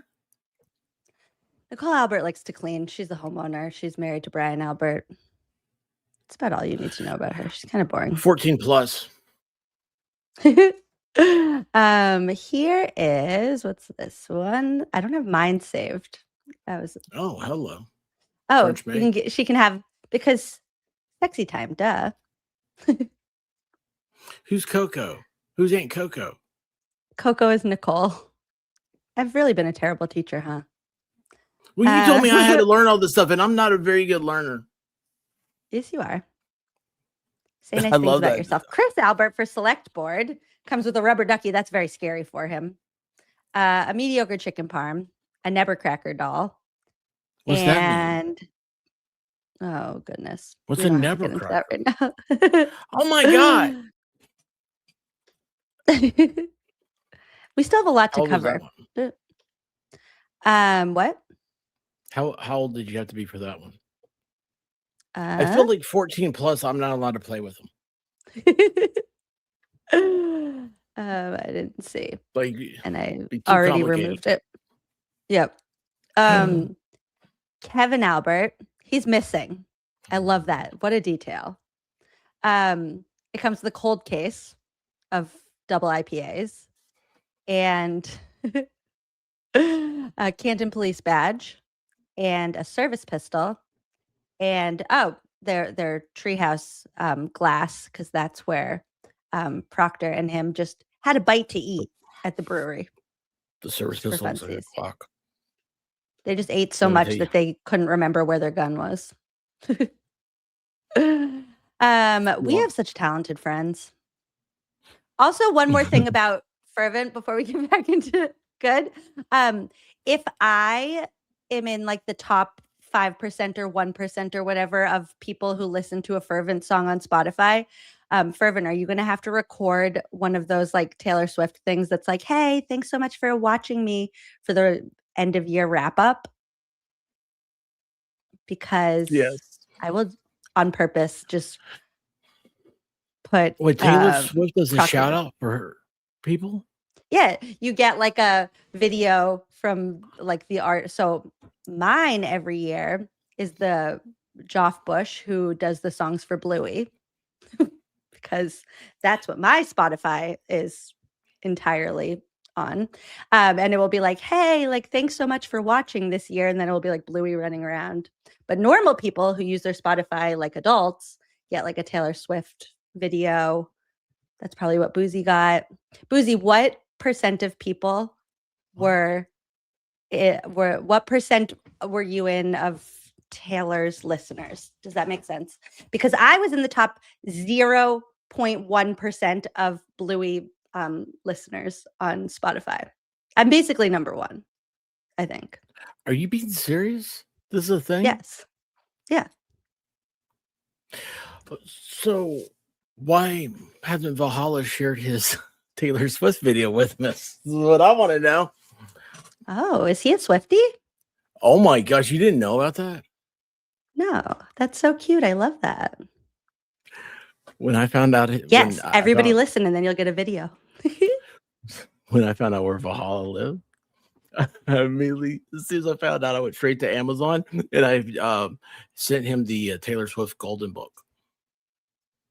You know, the What's little that? kids books. The little kids books, the little golden books. Oh, yeah, You yeah. ever read I know what you're talking about. No, like the pokey little puppy. Yeah, yeah. I don't think you know what I'm talking about at all. Yes, I do. They have the Chat, gold help spine. her out. I Yeah, it know has a what gold you're talking spine. about. Yeah, and the little hardcover books. Did I not? Bucky's had a bunch of them. Oh no, Yeah. never mind. I know what I you're didn't talking send you about. that. You didn't have Okay. a Halls of Swifty? Oh, each is. There may be. There he goes. There he goes. There's my boy right there. There he is. Oh my gosh. Yes. And you know what? He brags about that. There is nothing wrong. I've learned there's nothing wrong with liking Taylor Swift. Of course not. And if Why you would think there there's be something wrong you with need to that? shake it off.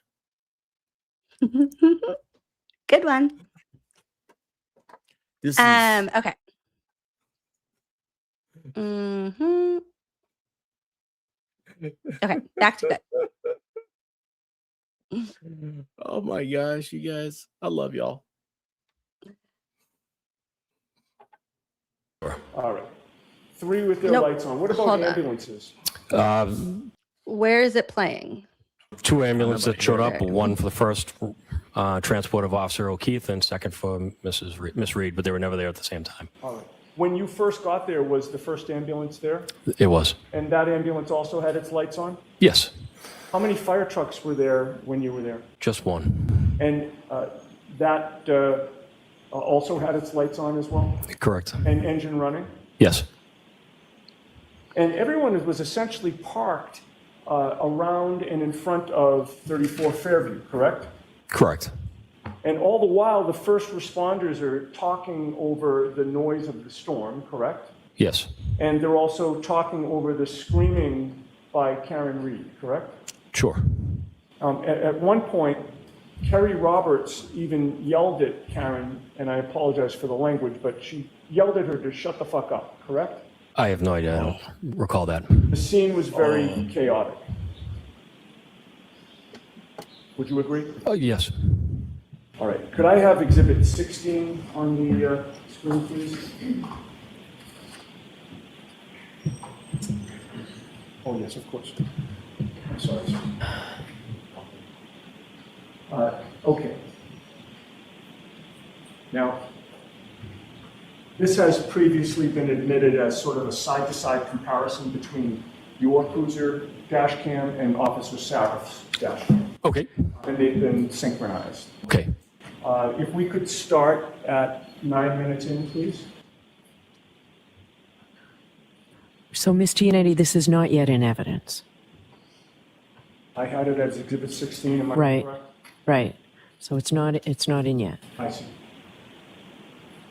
With regard to your dash cam, sir, do you recognize the bottom video here as depicting your view as you were driving to the scene? Sure. And that appears to be a fair and accurate representation of what was shown to you on direct examination with regard to your dash cam? Yes. You can continue.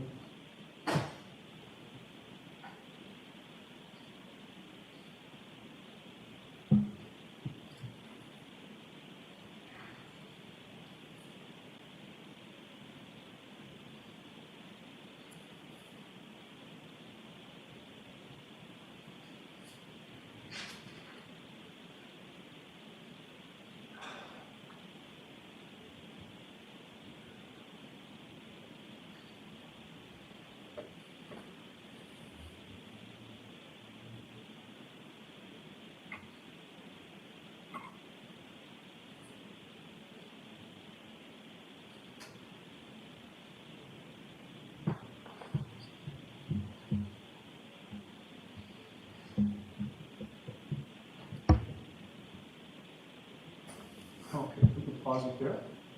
Would you agree with me, Sergeant Goode, that you're arriving on scene at approximately 6:16 a.m. on January 29th? Yes. And I'd ask you to review and compare your dash cam video with the top dash cam video for the next 30 seconds or a minute, please. And I'll ask you some questions after that. Sure.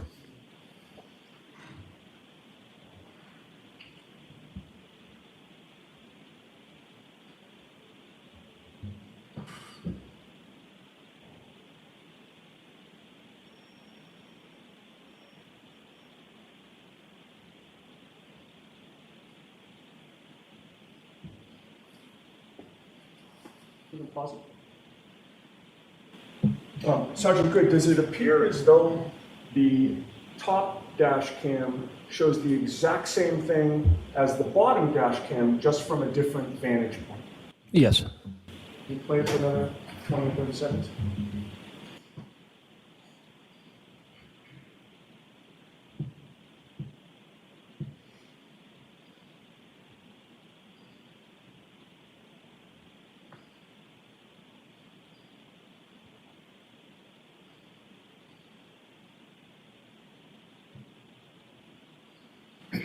Pause it there.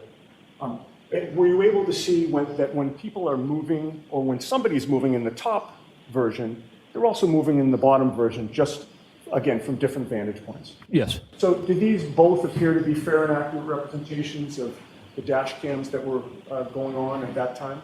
Yes. I would offer that, Your Honor. Okay, I'd like to see counsel at sidebar for just 1 second on this. Now, Sergeant Goode, you've testified that you got there at about 6:16 a.m. and relying on Exhibit 16 that I placed before you, correct? Okay, yes. You stayed on scene for over an hour and 40 minutes. Would you agree with that? Yes. You left maybe around 7:50 a.m. or so? Correct. And during the beginning part of the 1 hour and 40 minutes that you were on scene, with all the vehicles that we've just seen at around 6:16 a.m. and for the first 10, 15 minutes with all those lights flashing, you never saw Brian Albert come out of his house, correct? Correct. And did you see first responders working on John O'Keefe when you were there? No. He had already been loaded into the ambulance at that time? Correct. So you didn't see him actually being scooped up and put on a stretcher, correct? I don't recall, no. Houston. And with regard to the remainder of the time that you were on scene, up until all the way through 7:50 in the morning, did you ever see Brian Albert come out of his home? No. Did you ever see anyone come out of the Albert residence?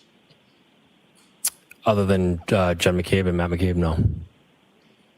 Were you aware when you entered the Albert residence that morning that John O'Keefe was found on his front lawn wearing only one shoe, black in color? I was not aware of him missing a shoe, no. While you were there, you were listening to the questions that Sergeant Lank was asking Brian Albert? Yes.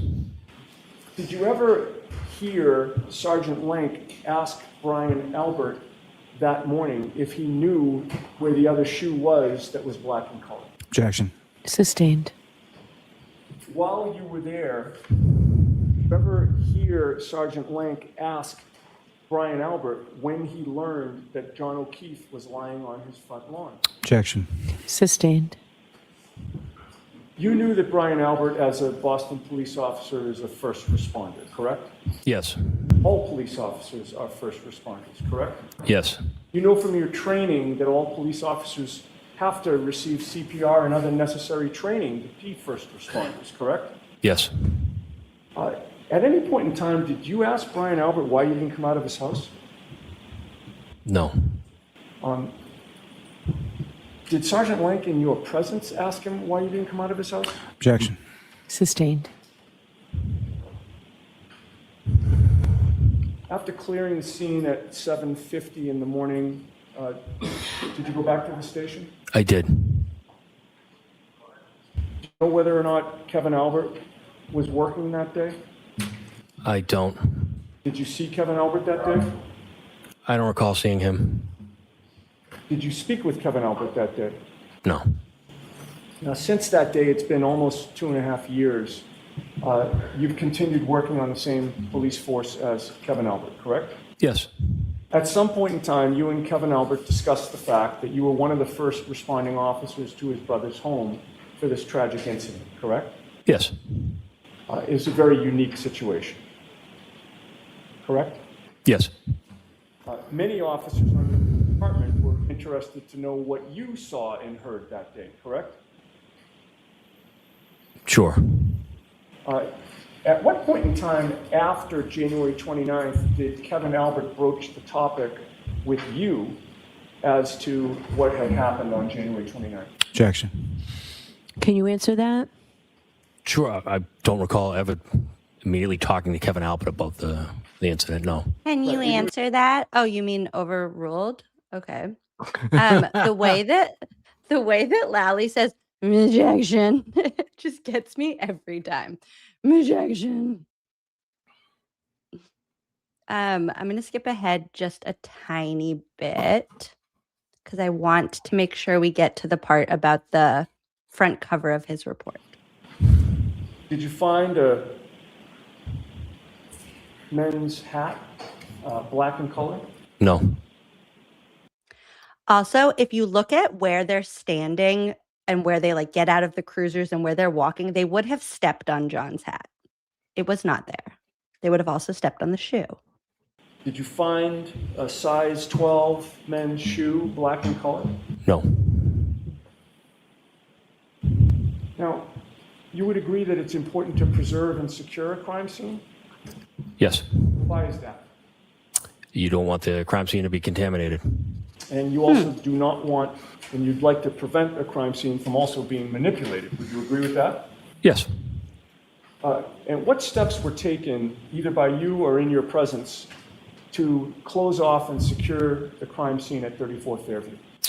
We had crime scene tape up while we were there, and then we also had Officer Mulaney on the road. And when you say you had Officer Mulaney on the road, you mean blocking off the road? Correct. Car 54. Are you aware of something called a crime scene log? No.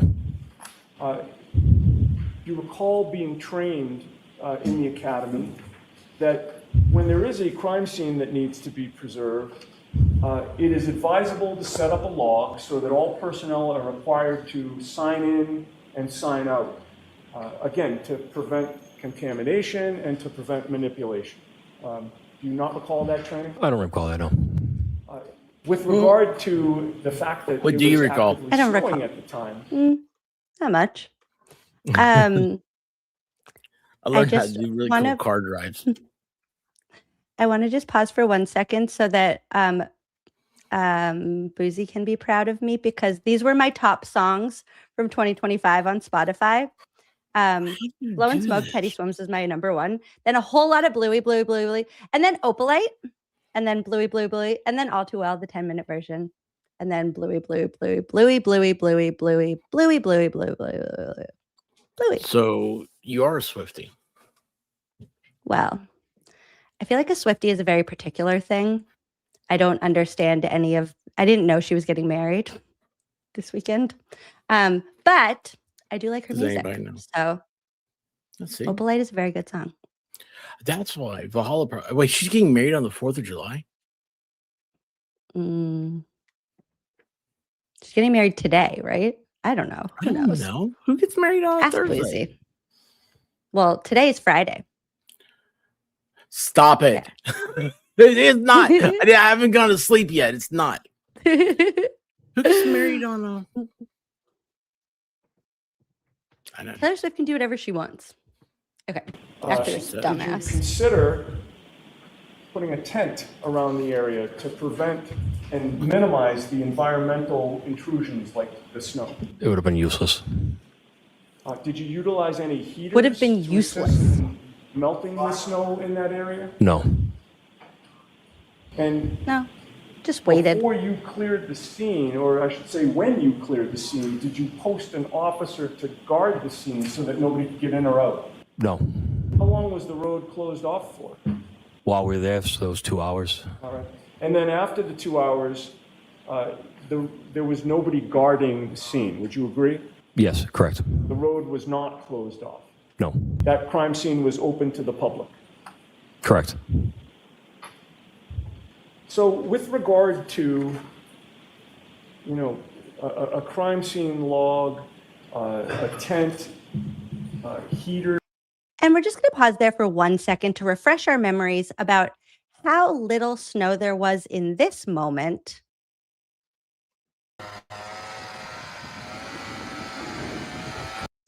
And while you're watching this, you can play a little game with yourself. Remember those highlights magazines when you were a kid, like waiting in the doctor's office, and they would have like hidden pictures?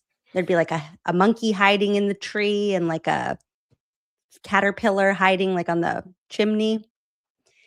There's 47 pieces of taillight hiding in this photo. There's also a hat and a shoe. Can you see them? Hold on a second. Hold on. Can I?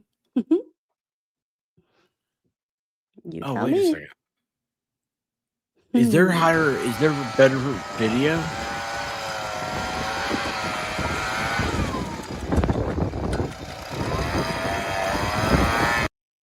Also, that spot that they are leaf blowing for some strange reason is where Carrie Roberts claims that there was grass underneath John because she could see the grass, the lawn, the yard underneath him.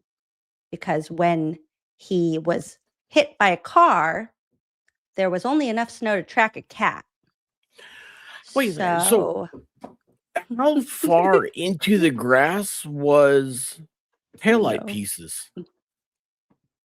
Well, it depends if you think there were taillight pieces there at all.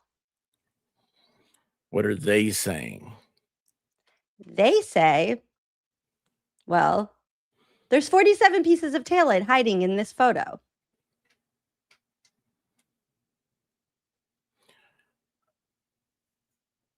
You guys are messing with me. I remember this now. Yeah. Why do I come back for the abuse? You're the only person that just constantly you. I'm Charlie Brown.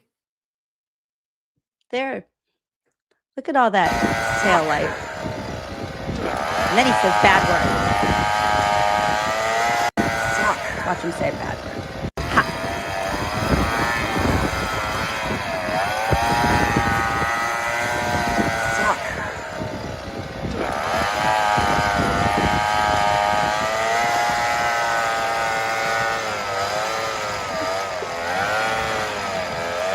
Okay.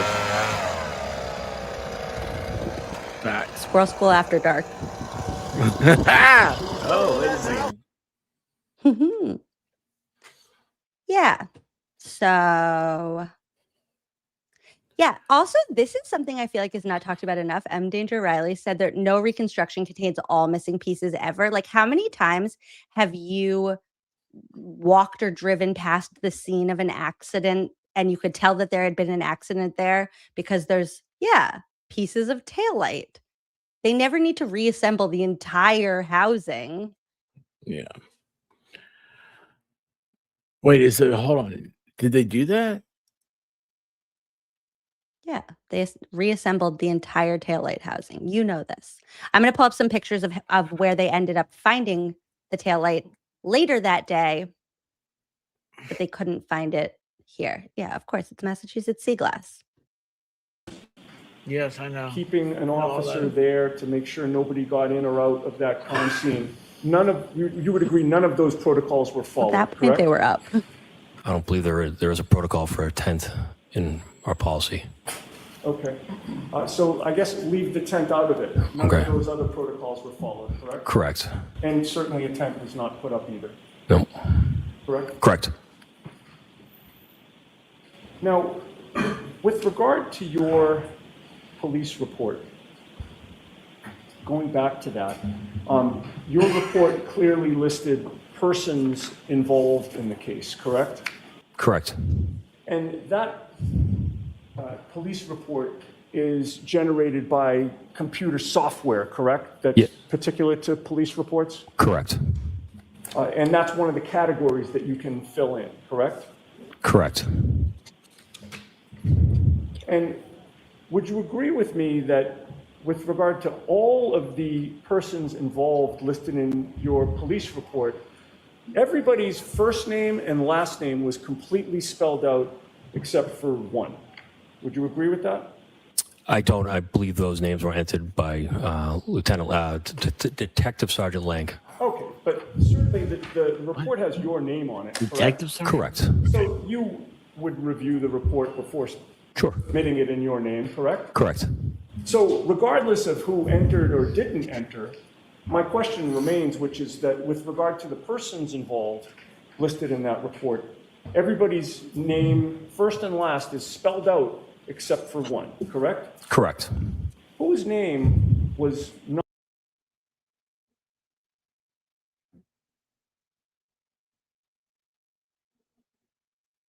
Pausing there for just a second, I want to remind you of this, where they are. So you see the flagpole right there? Okay. And see where they're leaf blowing? And Yeah. see how there's no taillight? Okay. So now. And where was John's body? Because it was close to the flagpole. John's body was, whoops. See that spot just to their right of where, so like our left of where the leaf blower is, where there's like a little bit of patchy stuff. That's where John was. Okay. So now let's look at Holy cow, they're using a leaf blower? photos. So there they are. Hold on. In front of the flagpole. And look, see right here? That's taillight on top of that big mound of snow. There it is. Yeah. Mount Taillight. Okay. On top of that big mound of snow where they were leaf blowing hours earlier. Oh, there it is, Mount Taillight. Oh, that was earlier? No, this is This later. is after the leaf blowing? This is after the leaf blower. And it's still snowing. It didn't stop snowing. So it didn't get above freezing. Now is when after the leaf blower. So leaf blower, there's like 3 inches of snow. You can literally see. Let's go back to leaf blower for a second. Like you can see they're kind of like crunching down into the snow a little bit. You can see there's like, 2 to 3 inches. Yeah. So then in between the leaf blower video, which is at like 7:30 a.m., let's say around there. Okay. And the CERT team search which was at 5:30 p.m., 10 plus inches of snow have fallen. So now there's an actual blizzard in the interim of when John was discovered and when the CERT, and then when Karen's car was, there was a lot they had to do to like get everything in motion. They had to go to the hospital. They had to find where Karen was. They had to find her car. So by the time they get all their ducks in a row, because they're dumbasses, they get the car, bing, bang, boom. And suddenly at 5:40, we have Mount Taillight. Yay. Now remember, Tully couldn't search the grass because his shovel only worked on the pavement because they're not yard. Oh, hi, Judge Jolene, friends. That's the best. Oh. Jolene. Thanks, Jolene. Judge Jolene. Yeah, so here's Mount Taillight, you guys. Welcome. We are appalled by the fact that they have not gotten down to the pavement yet. And yet, look at all that tail light. Yeah. They were just able to easily just spot laying on top of the snow. Oh, that's so cute. Look at that cute piece of tail light. So cute. Oh, so cute. A close up because it's a big one. Just the cutest piece of tail light. Look at them working so hard with their road shovels that don't work on the yard. They have not gotten down to pavement, and yet there's taillight on top of Mount Taillight. Oh, a shoe. Oh, that's cool. Oh, I don't think you ever showed me a shoe before. We're not even going down the shoe rabbit hole ever, probably, but I definitely not want to right know now. what I want to get some. John keeps shoes. I'll give you glare homework. Look at how they found this piece of clear diffuser in the middle of a blizzard. But it wasn't there during leaf blower. No diffuser. Yeah. Blizzard diffuser. Yeah, we don't talk about Bruno. We don't talk about the shoe. Will was right about the shoe. That's all you need to know. I'll give you Will homework. Teacher, would you like to tell the new people that have come over all the way over from the west coast of Jolene World what it is that we do here on Thursdays? I feel like you should explain this. I don't know. Show them our school uniforms. Yes. Yes, this is the welcome to Squirrel School, Joleaners. Joleaners, is that what it's called? Anyway, no, this is the wonderful, talented, very beautiful, and very clairvoyant Emily C. She has all the credentials. She's a very good school teacher, is, and I am. We met in December and had a discussion in like January or something. And then I had no idea. I did not follow the Karen Reed trial. I know nothing about it. And so this kind of became a thing where Emily teaches me about the trial because I have gotten so enamored with it after discovering Turtle Boy and his saga. And so this is all Emily. Be sure and subscribe, please, for her. Where I predict Emily will get to 20,000 subs by August. Let's make that happen. Are you over 17,000 yet, Em? I don't know. You know how I feel about these numbers. My very first stream, I said, like, you don't have to like it or subscribe, though. Like, don't tell anybody. The only number she's worried about is not giving out her social security number. I don't know why she thinks she's going to do that on YouTube. So she has she has 3 fake social security numbers memorized just so hopefully she doesn't tell her own. Oh my goodness. Yes. And something that I have realized going through this with you is that there is so much to this. Like, we've been doing this now since January, and still tonight I'm realizing like we haven't even talked about like Nicole Albert.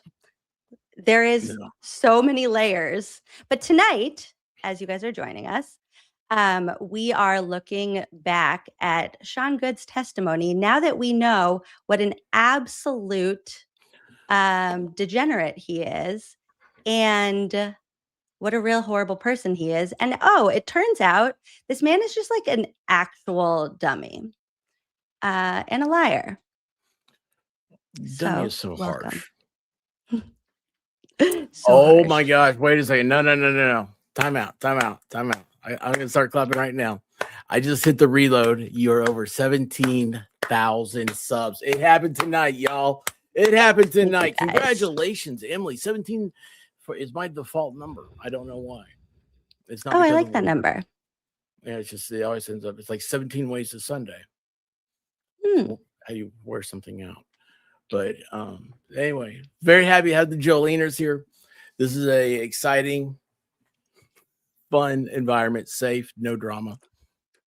You don't want to tell the Joleaners that they like the drama.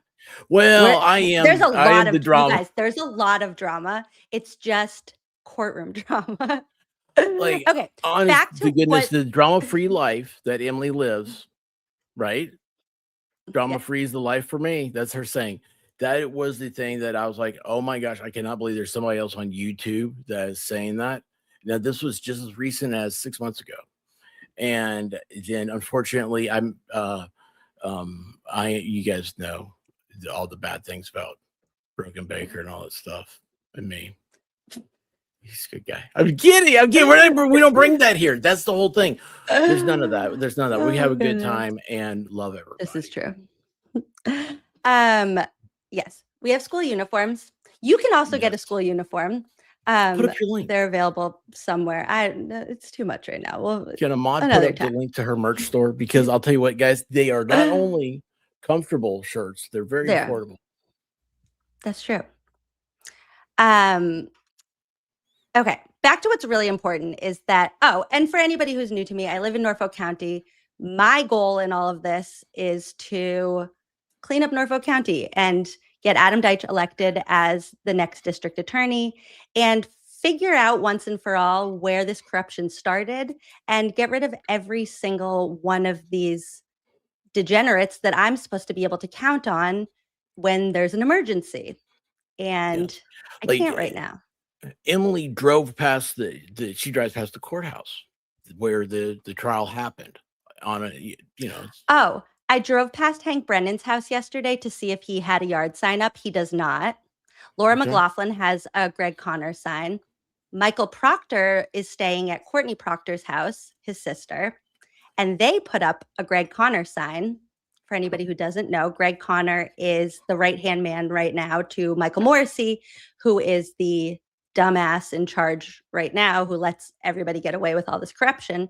And The Michael district attorney. Proctor's, yes, dumbass, district attorney, same thing right now. They're synonymous. But Michael Proctor's house had a Greg Connor sign up for 4 hours.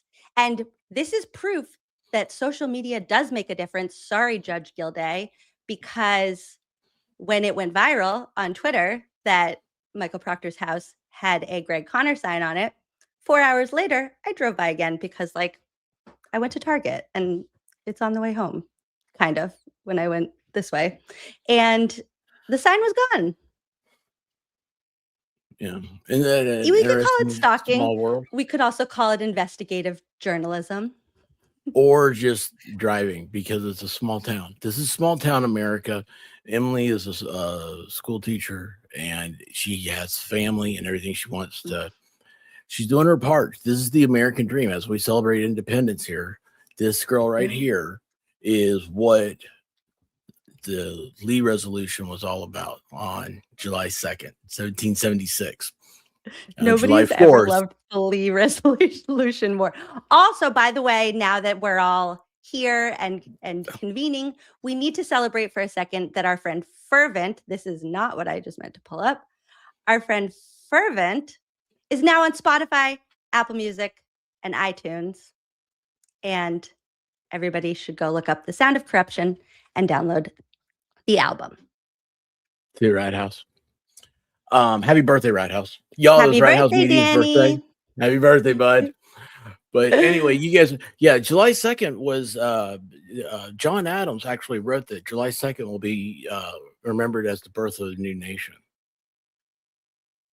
Thomas Jefferson and John Adams didn't get along, and Thomas Jefferson wrote the Declaration of Independence, which was read aloud on July 4th. It is not We the unique. people, in order to form a more perfect union, establish justice, ensure domestic tranquility, provide for the common defense, promote the general welfare, and secure the blessings of liberty to ourselves and our posterity, do ordain and establish this Constitution of the United States of America. That's not the Declaration of Independence, but that's still that's amazing that you know the preamble to the Constitution. Was there a Schoolhouse Told Rock you. song for? Okay. Oh, the little legislation guy.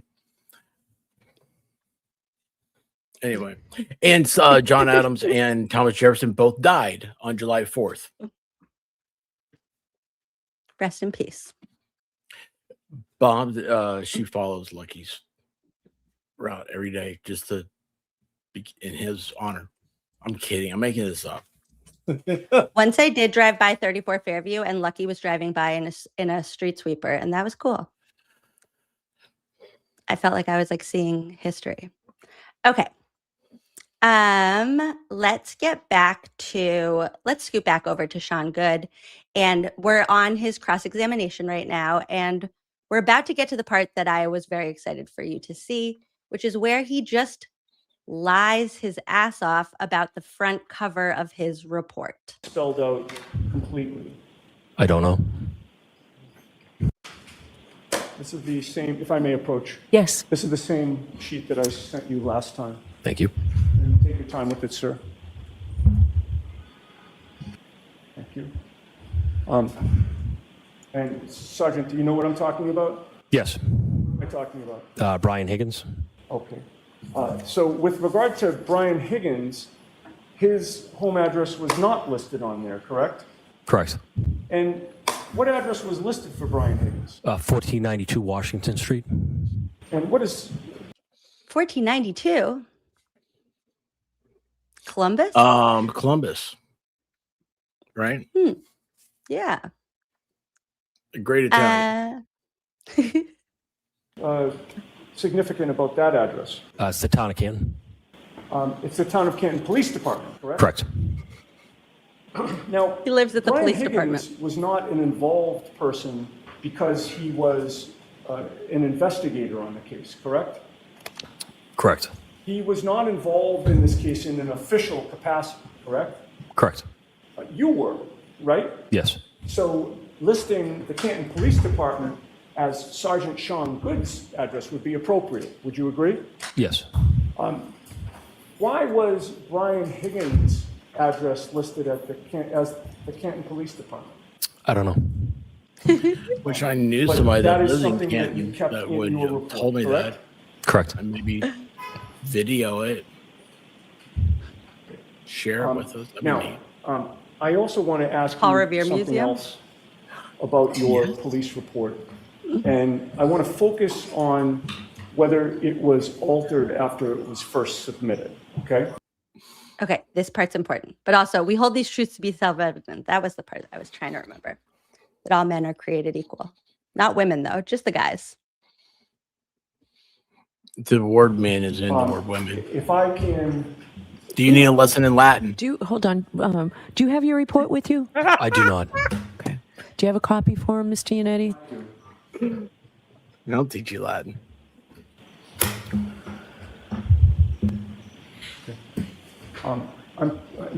Yes, sure. Go ahead. No, that's okay. I've placed a document before you. Feel free to familiarize yourself with it, and please look up at me when you're done. Good. Does that appear to be your police report, sir? Yes. Now, and with the court's permission, I'd actually like the officer to have the report in front of him when I ask him these questions. Now, just to highlight how absolutely ridiculous this is about to be, we need to remember that when the Canton Police Department was on the scene, this is what the scene looked like.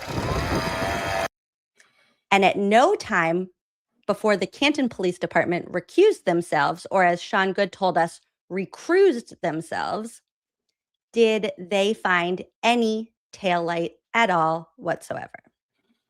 Okay, but nothing's going up on the screen, right? Not yet. Okay, so approach before it does. I will, I promise. Okay. Okay, so I'm directing your attention to the first page. Okay. You will agree with me that this report is submitted with regard to incident number 22-87-OF? Correct. And this is call number 22-449, correct? Correct. The date and time reported is listed as January 29th of 2022 at 06:08, correct? Correct. Which would be in military time 6:08 a.m. Correct.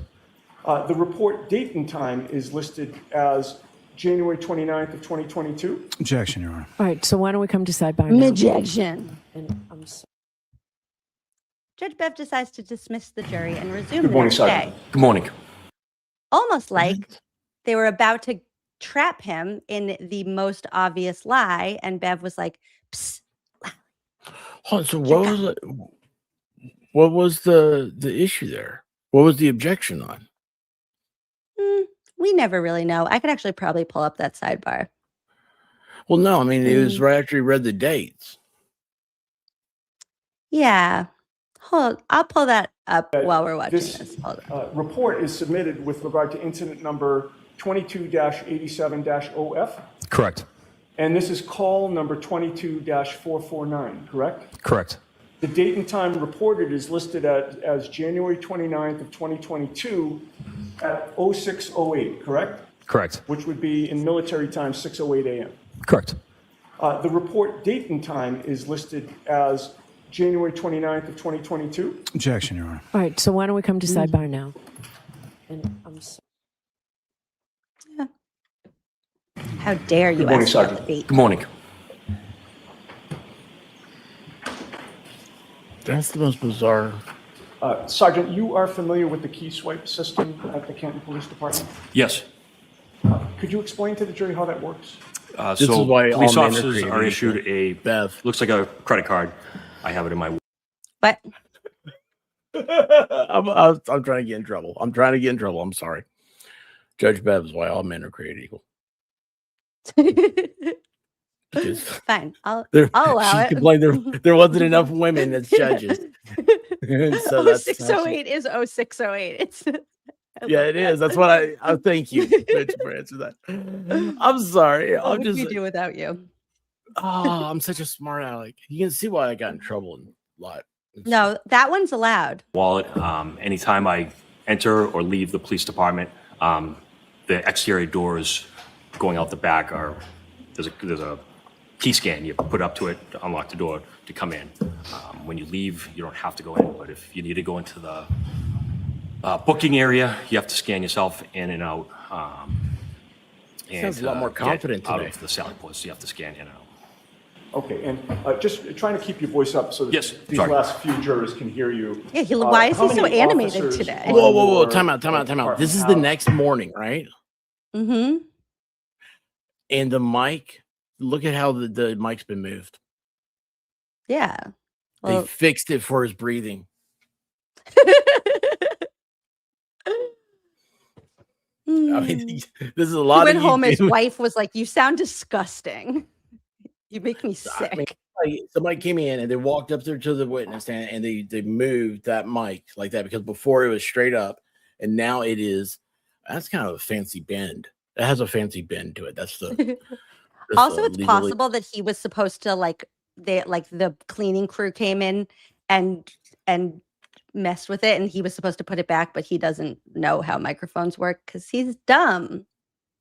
So there's that explanation too. What was the Trying end to of the find day, that right? sidebar. You know what, Lauren? If you find out why his ears are so tiny, let us know because it's no chin, no ears. No earlobes. I mean, Yeah, attached he looks like the earlobes. Grinch. Oh, he Fully does. You have that just- picture? Yeah, he's just the Grinch. It's the Grinch that eyebrows. stole Canton. I'm gonna get you, Ken. I'm gonna get you, Karen Reed.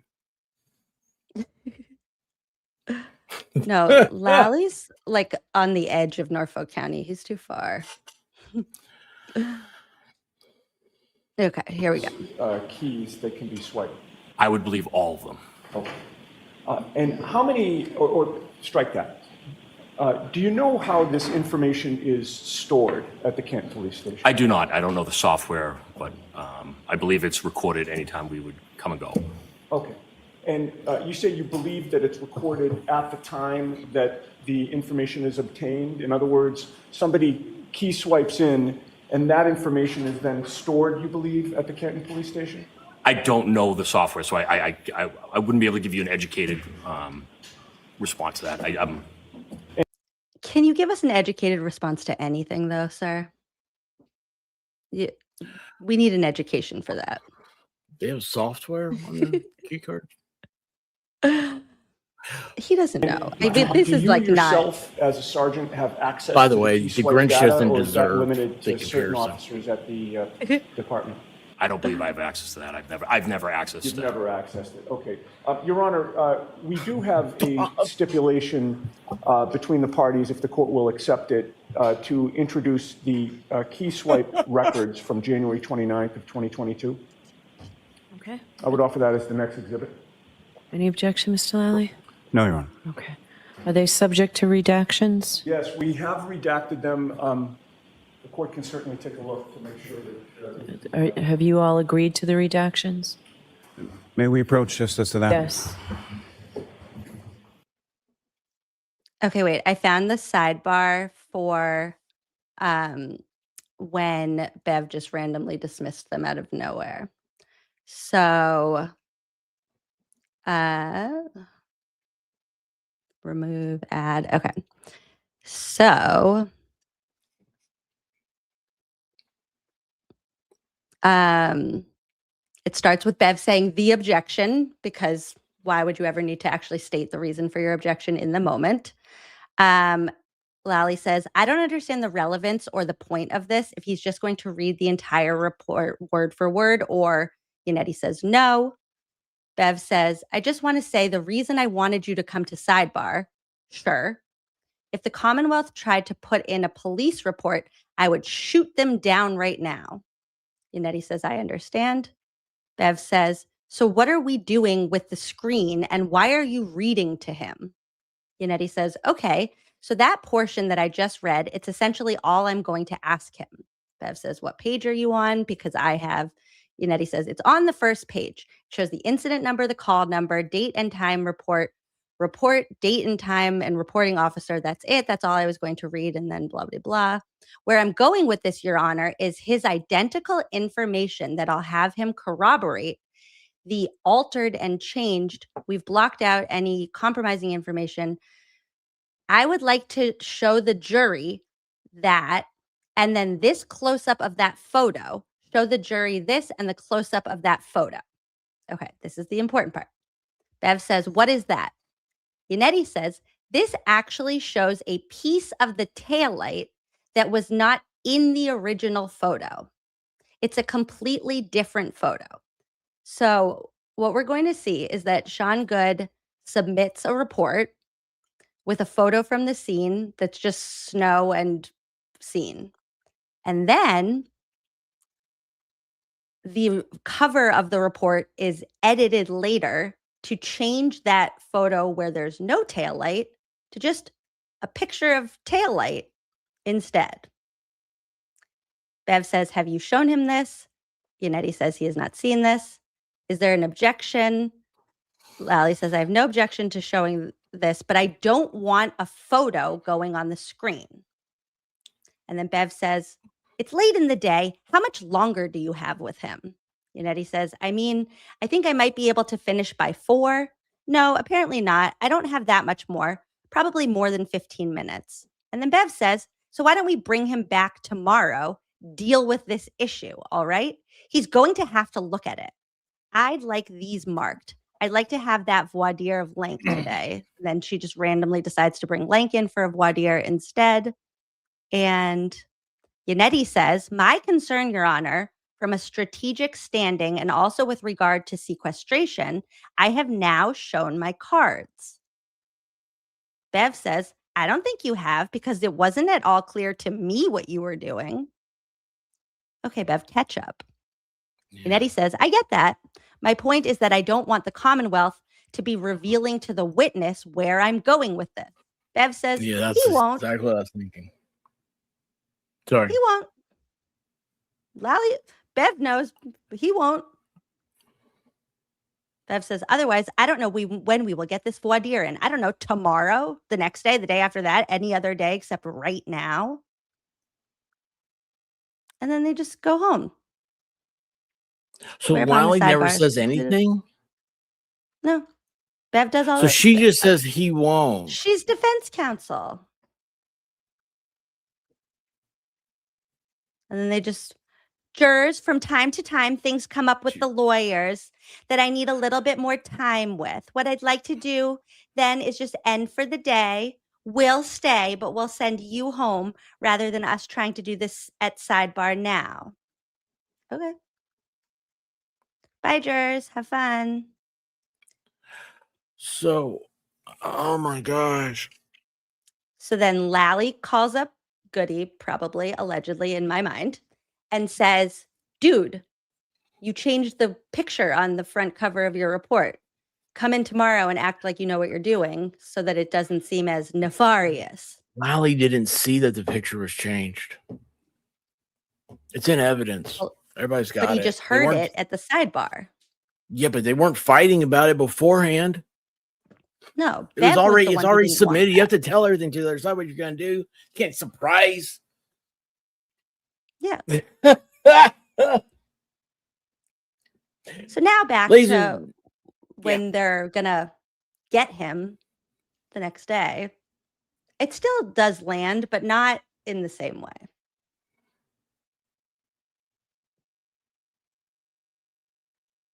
But the report has your name on it, correct? Yes. Did you speak to anybody from the prosecution, either Mr. Lally or Ms. McLaughlin or anybody else from that office about this issue? No. You would agree with me that it is important when you're writing a police report to be transparent, correct? Yes. You want to be clear, correct? Yes. You do not want to mislead the reader into believing something that is not true, correct? Yes. Could I see P and Q for identification, please? May I approach, Your Honor? Yes. I'm showing you first P for identification. You identified that yesterday, correct? Yes. We went over with the jury the 5 bits of information that are up at the top of the report, starting with the incident number, correct? Yes. You had indicated again incident 22-87-OF, Yes. call 22-449, Yes. date and time reported January 29th of 22 at 6:08, Yes. and the report date and time was January 29th of 22 at 8:24 a.m., correct? Yes. Reporting officer Sergeant Sean Goode, correct? Yes. I'd like to show you now what has been marked Q for identification. And you can hang on to P if you like. With regard to those bits of information, first of all, let me have you identify Q for identification. I'm sorry. Yes, I'm reading Q. Okay, what is Q for identification? Exhibit Q. Right. What is the actual document? We call this a face sheet. Okay. And with regard to P for identification, that's also a face sheet, correct? Yes. Oh, Quinn 0517 said, I assume the judge has faced no consequences for any of this.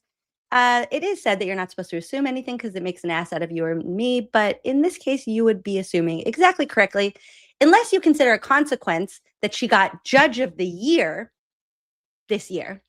Right after this, she was awarded Bar Association Judge of the Year. She had a whole banquet at a dumpy hotel in Norwood. When did she get appointed? Deval Patrick appointed her, so I want to say The that last was governor? like It's the not one current before. governor. Okay. No, not the one before either. My grandmother loved Deval Patrick, and every time I say his name, I think of her. She, when he was campaigning, she answered her phone, Deval Patrick for governor. And I'm like, Grammy, it's just me. Okay, so now we're going to see this. They do some identifying, blah, blah, blah. Let's go ahead a little bit. Here we go. Your report, correct? Correct. But can I explain? Mr. Lally will. Can I explain? Do you know what that photo is of? Okay. They appear to be nearly identical, correct? Correct, except I'm looking at the top right corner. One says 1/30/2022, and the next would be 10/25/2022. That is the print date of the report, correct? Okay. I don't know. So regardless of when those two face sheets had been printed, ignore that. With regard to the information about the incident number and the date of the report and the date of the incident and the reporting officer, those appear to be identical, correct? Correct. Now, with regard to P for identification, which is the first report that you were shown, and you were shown that yesterday, and now you have it in front of you, there is a photo on the right side of that report, is there not? There is. Do you know what that photo is of?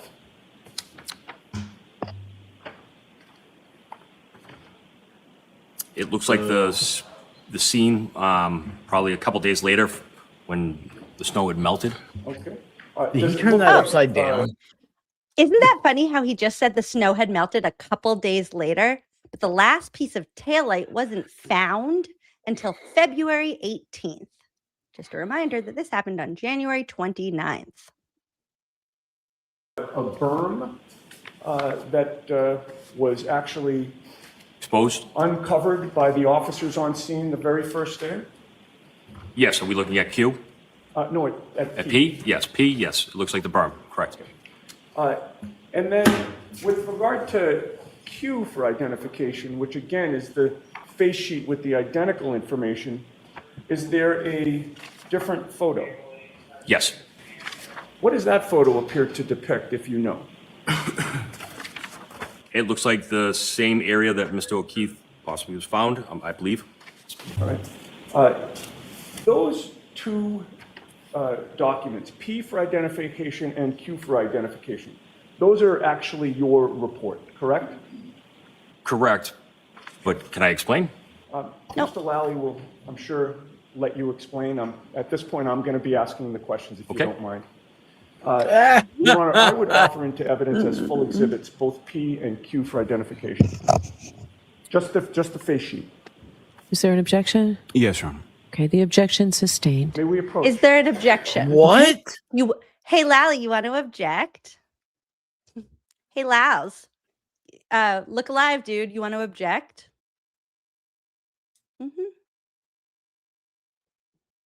Looks like the same area that Mr. O'Keefe possibly was found, I believe. All right. Weird thing. Those two documents, P for identification and Q for identification, those are actually your report, correct? Correct. But can I explain? Can I explain? Mr. Lally will, I'm sure, let you explain. At this point, I'm going to be asking the questions, if you don't mind. Your Honor, I would offer into evidence as full exhibits both P and Q for identification. Just the face sheet. Is there an objection? Yes, Your Honor. Okay, the Oh, he objection looked at him. sustained. May we approach? And look how Oh, he smiles. Thrilled. Holy cow. I've placed a photo before you. Thanks, baby Lals.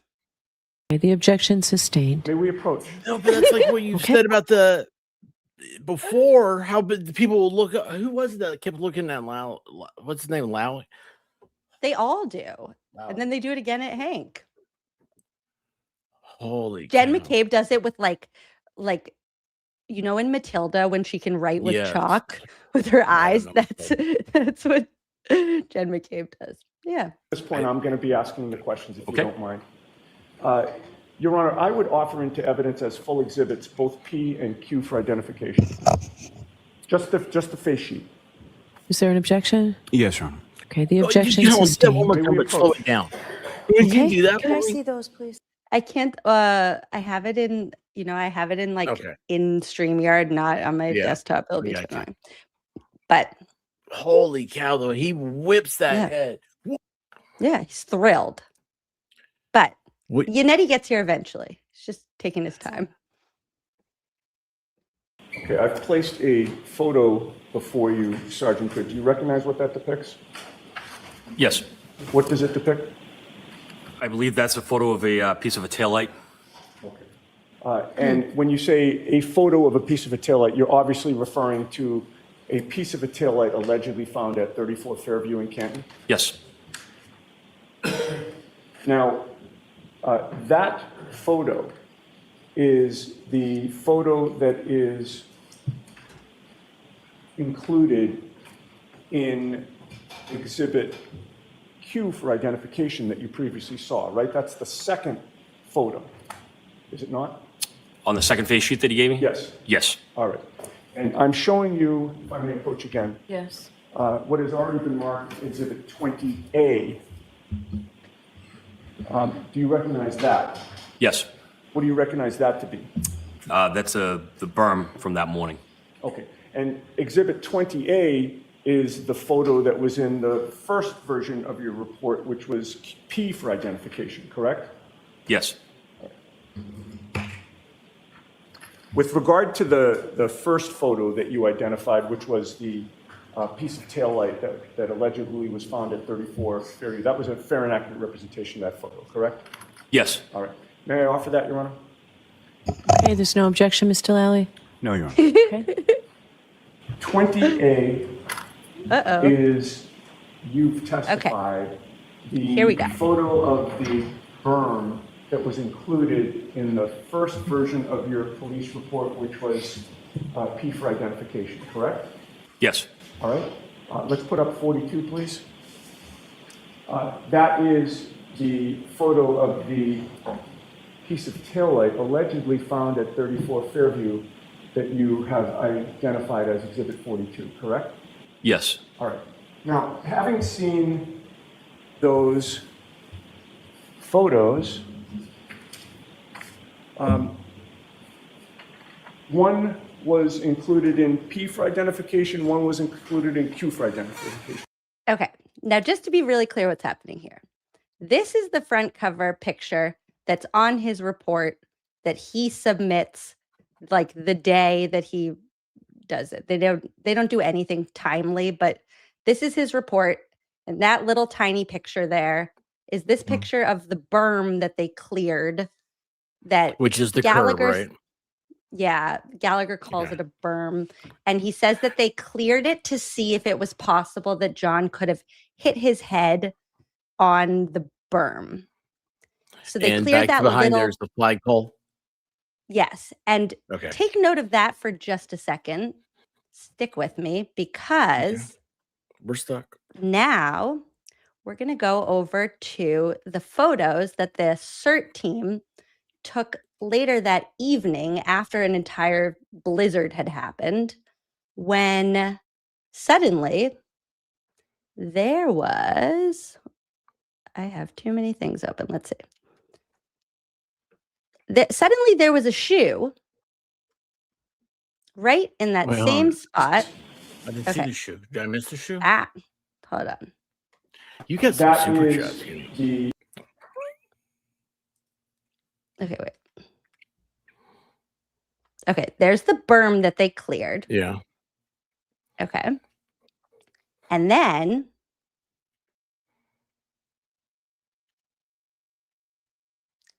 here is the shoe Okay, I see it. Yeah. I see the shoe. that Okay. evening. Okay, so here's the flagpole right here. How can I make this really clear? So he went spinning in the air. Also, maybe didn't even Right. land yet. But what's really important to notice is here's the berm that they cleared. Here's the flagpole. Here's that berm. Here's that same berm that morning. There's the flagpole. Yeah. Do you see a shoe? See, for me, I thought it was the shoe would be to the right and off the picture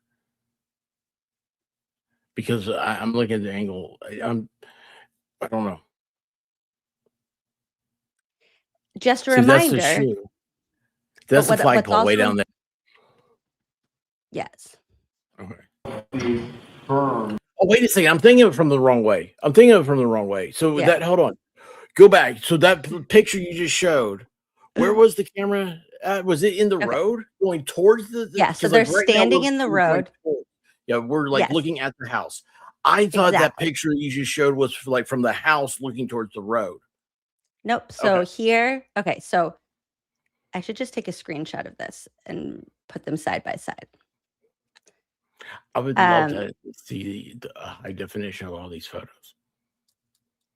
Oh, but Canton only takes photos on potatoes, so that's not possible.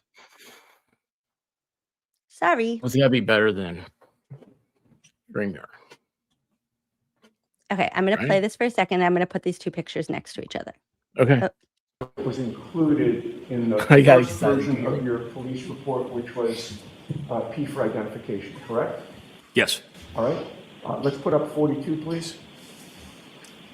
That is the photo of the piece of taillight allegedly found at 34 Fairview Allegedly that you have identified as Exhibit 42, correct?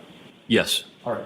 Now, having seen those photos,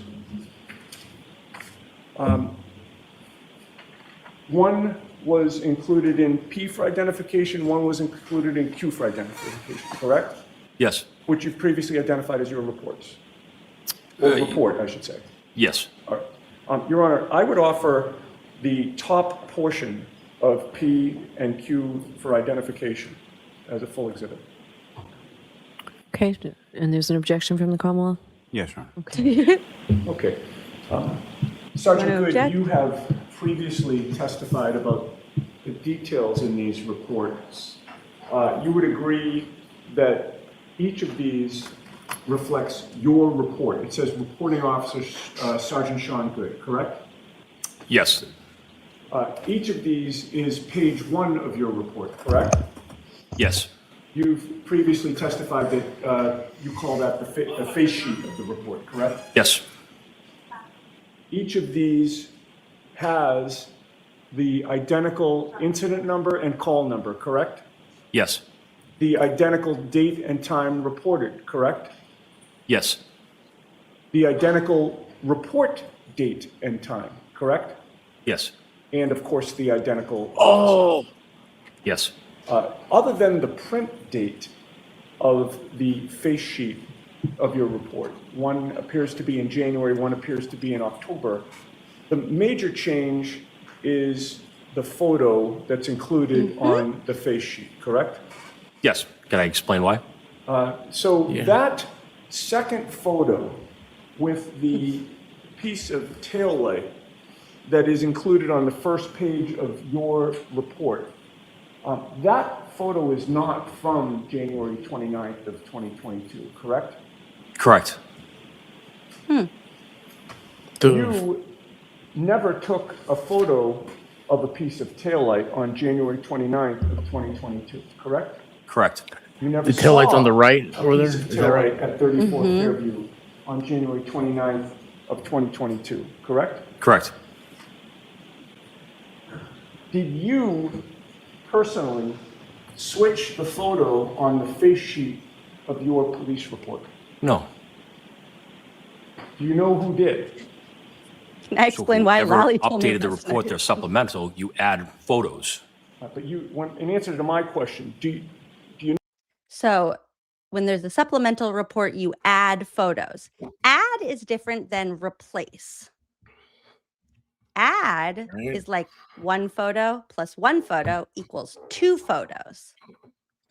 Add does not mean one photo minus that photo plus this photo equals still one photo. That's not addition. Quickly before we finish watching him lie, here is what I was trying to point out. So on the left is where they cleared the berm that morning when there was only a little bit of snow.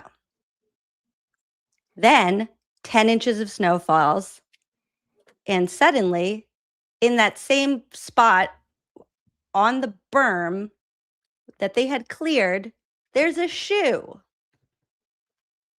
And just to be really clear, it's right by where they're leaf blowing. Like, yes, it was 5 feet away from where they were leaf blowing, but if there was a shoe there, they would have seen it. And I know that, like, people who don't believe any of this like to say, like, they weren't looking over there. That's not how eyes work. Like, when you're a detective on the scene of a crime, your eyes are looking at all the places. So when there was only 2 to 3 inches of snow and they're leaf blowing everywhere, they found a clear broken cocktail glass.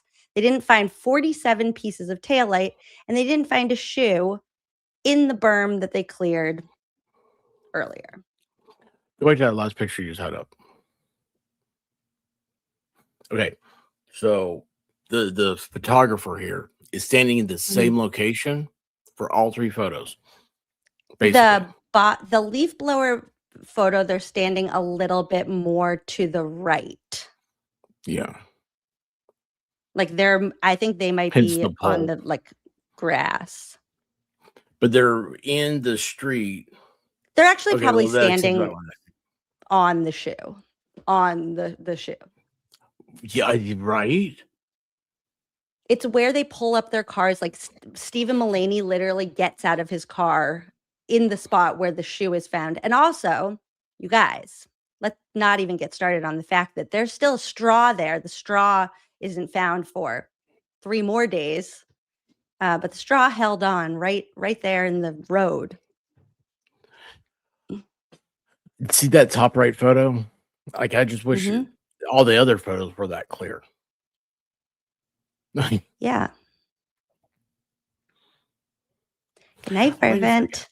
Congratulations. Yes. That almost looks like a shoe print on top of the shoe. It almost looks like Who knows? I mean, they did find a piece of taillight in a footprint, so lots of crazy things can happen. Holy. Mm-hmm. Again, Also, you guys, they're not We finding gotta a go extra shoe in triangle. this moment, but when there was even less snow, 11 people didn't see a man. When did they start looking for So, their shoe? well, they didn't. When John got to the hospital, they noticed he was missing a shoe. That was actually how Proctor knew that he was hit by a car, because as we all know, the only way that you can take off your shoes is to get hit by a car. There's no other way that your shoes could come off. So immediately when Proctor saw that John only had one shoe, he knew for sure that he was hit by a car. And then that's how they knew to look for the shoe. Okay. Also, just so that we're crystal clear, the crime scene, this isn't even there is a crime now because it's planting evidence and all of that, but the crime scene that they're calling the crime scene, Allegedly, supposedly. outside the house. I guess the inside of the house was also left unattended. Nothing was attended. It was all unattended. There was no police tape put up. There was not an officer parked outside to make sure that nothing nefarious was happening. It was just, they just left. They found John. They found a broken cocktail glass.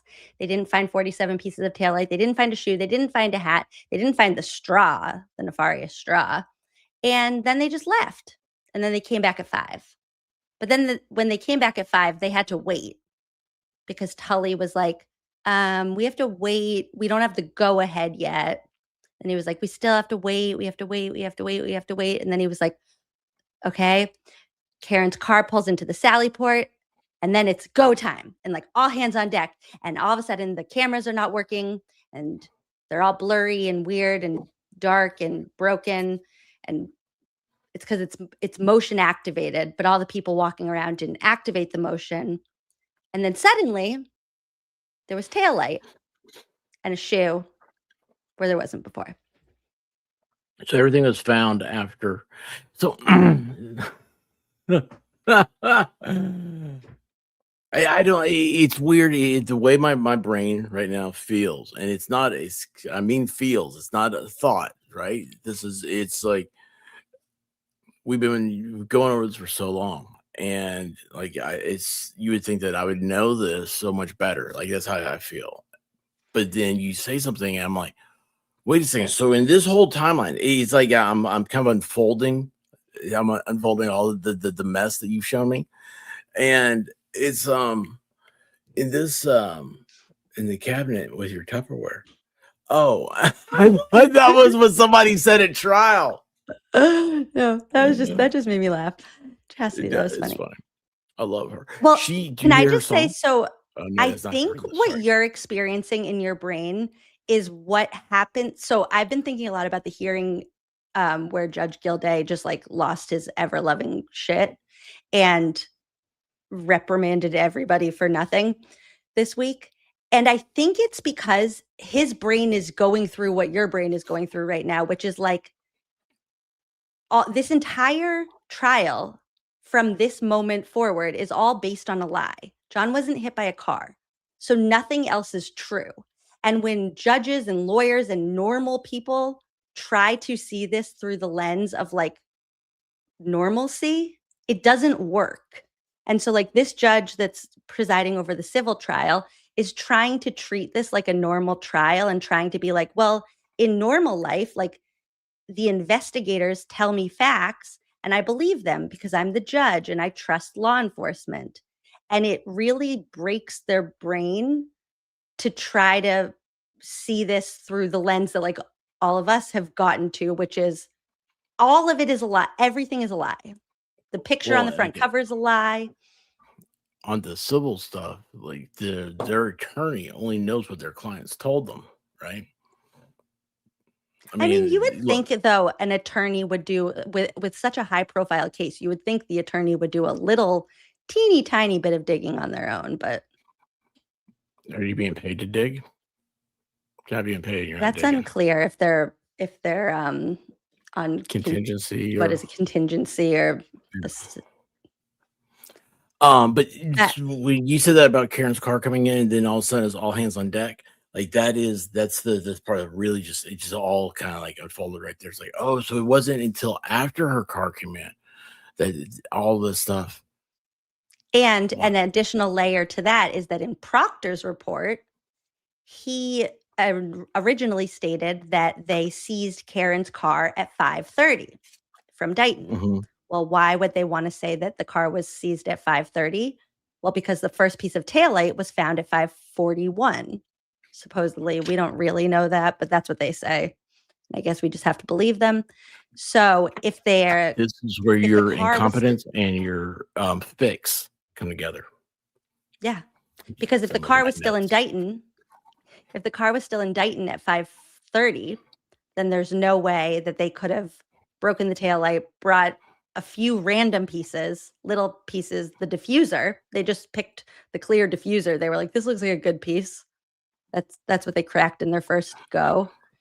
So they brought that over, not realizing that the amount of force that it takes to break the diffuser is astronomical compared to the injuries that John had, and that Karen's taillight wouldn't have lit up if that diffuser was broken, but it does. So that's where Colleen Crawford had to come in and edit some videos. It's a whole thing.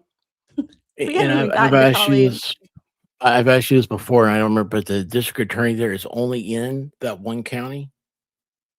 Norfolk County, yeah. Yeah. Oh, and for anybody that's new to Norfolk County nonsense, all of these police officers from the Massachusetts State Police are an embedded troop of officers that work side by side in the same building, on the same floor, in the same office with the district attorney. So they're all buddies. Like Michael Proctor and Greg Connor and Michael Morrissey they share a bathroom. They share an elevator up to their floor. They park in the same parking lot. They're friends. Greg Connor calls Michael Proctor Mike. So miss me with the whole like, oh, I didn't know that he was a white supremacist. Let's finish. Has he gone to Goody's meetings? Lies. Sorry. Meetings like Alcoholics Anonymous? What meetings? No, like Yeah, they Ku have Klux meetings. Klan? Yeah, probably. I'm sure. I mean, do they have? I don't know. I'm not up on the white supremacist calendar. I don't know. I don't want to know, honestly. We're gonna have to Probably. talk sometime.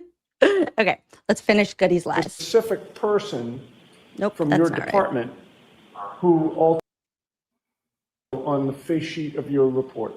I didn't take the supplemental report, so I don't know. Okay. I don't know who took the photo. But given that this is your report, you're the reporting officer, you are responsible for the content of that report, are you not? For my report, yes, not other officers' supplementals to an investigation. All right, but this Supplemental is not the same thing as editing. This person, whoever this person he never names, edited the report that he wrote and kept his name on it. He probably just did it, honestly. Supplemental is additional. It's like one report stays the same, and now we supplement it with more. is your report. This is the face sheet. Oh, also just one more reminder, and then I won't keep stopping it. This jury was hung. They couldn't figure out they couldn't say if Karen was guilty or not. So that's cool. Did you say in the second trial they brought in a jury specialist? Yeah, Victoria George. She's my friend. She was a juror in the, yeah. She was a juror. I mean, she was my friend, like now that we've met through this, not my friend before that. But she was a juror in the first trial. She was not picked to deliberate. There's a whole other part to that if you listen to the bingo balls when they're picking the deliberating jurors, it does not sound like there are enough juror balls for all the jurors. Victoria George requested a sidebar with Beverly Cannoni and told her that. Beverly Cannoni did not like that very much. And then she worked on the defense team in the second trial. Go Victoria George.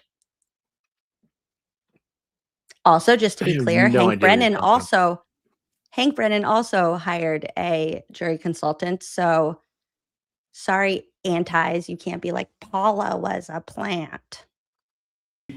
For the reporting officer, Sergeant Sean Goode, is it not? Of course not. Yes, on the face sheet. All right. Now, would you agree with me that I like doing night school. someone it's this Squirrel School report After Dark. and seeing that the date and time of the report is listed as January 29th of 2022 at 8:24 a.m., that's when you wrote it, correct? That's when I logged in, yes. Somebody reading that and seeing a photo of a piece of taillight might believe that that photo is from the same date that you're writing the report, correct? His ears just look like holes in his head. Like there's not even an ear there. There's just a hole. Injection. Sustained. Do you think it's misleading to include a photo on the face sheet of the report when the report is dated January 29th of 2022 and the photo is not from that date, it's from sometime later? Objection. Sustained.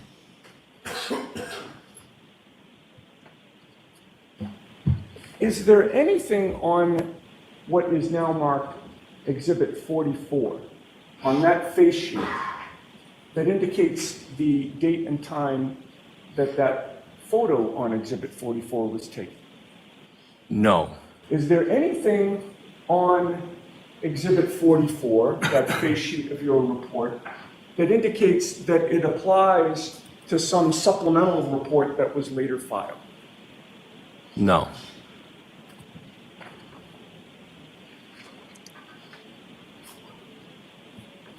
Why does he keep picking his nose? Yes. Nothing further. All right, please take the exhibit down. Because he just got Right. felted. And now we'll see Lally try to just rush him off. The redirect is so short because he's like, just get the F out of here, liar. Go right ahead, Mr. Lally. Thank you. So, Sergeant Goode, turning back to some questions you were asked yesterday. I want her off. regards to I want her Christopher chair. Albert and whether or not he was a town selectman, is that correct? Yes. And he is currently, is that correct? Yes. And was he on January 29th of 2022? No. So he was elected. It's almost like Chris Albert became a selectman because they have power over the Canton Police Department. So that was a weird question, Lally. To the Board of Selectmen subsequent to this date that you've been talking about, January 29th, 2022, correct? Yes.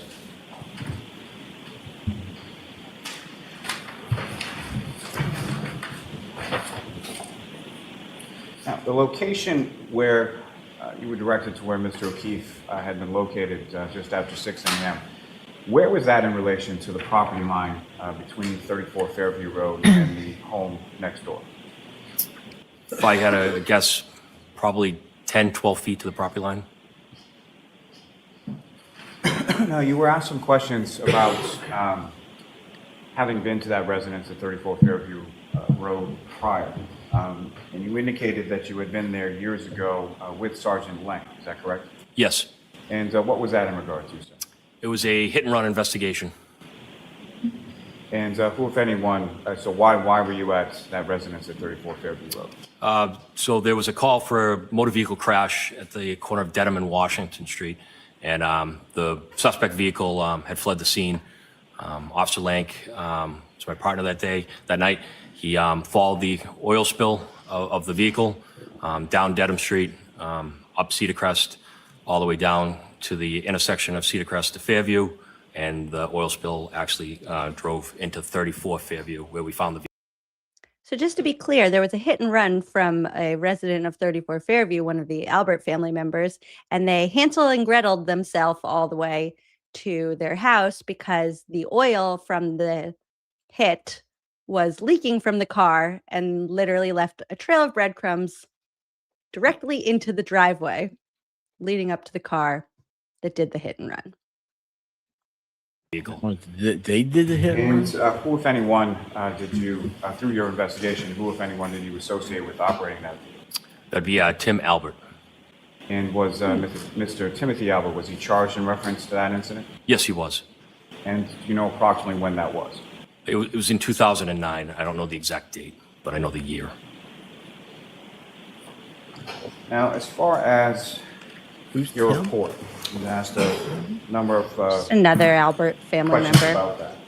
Also, that little tidbit highlights the fact that the Albert family had owned 34 Fairview for generations. And then suddenly, after John O'Keefe dies, they just sell the house for $50,000 under asking price and buy a dumpy little townhouse in Norwood instead.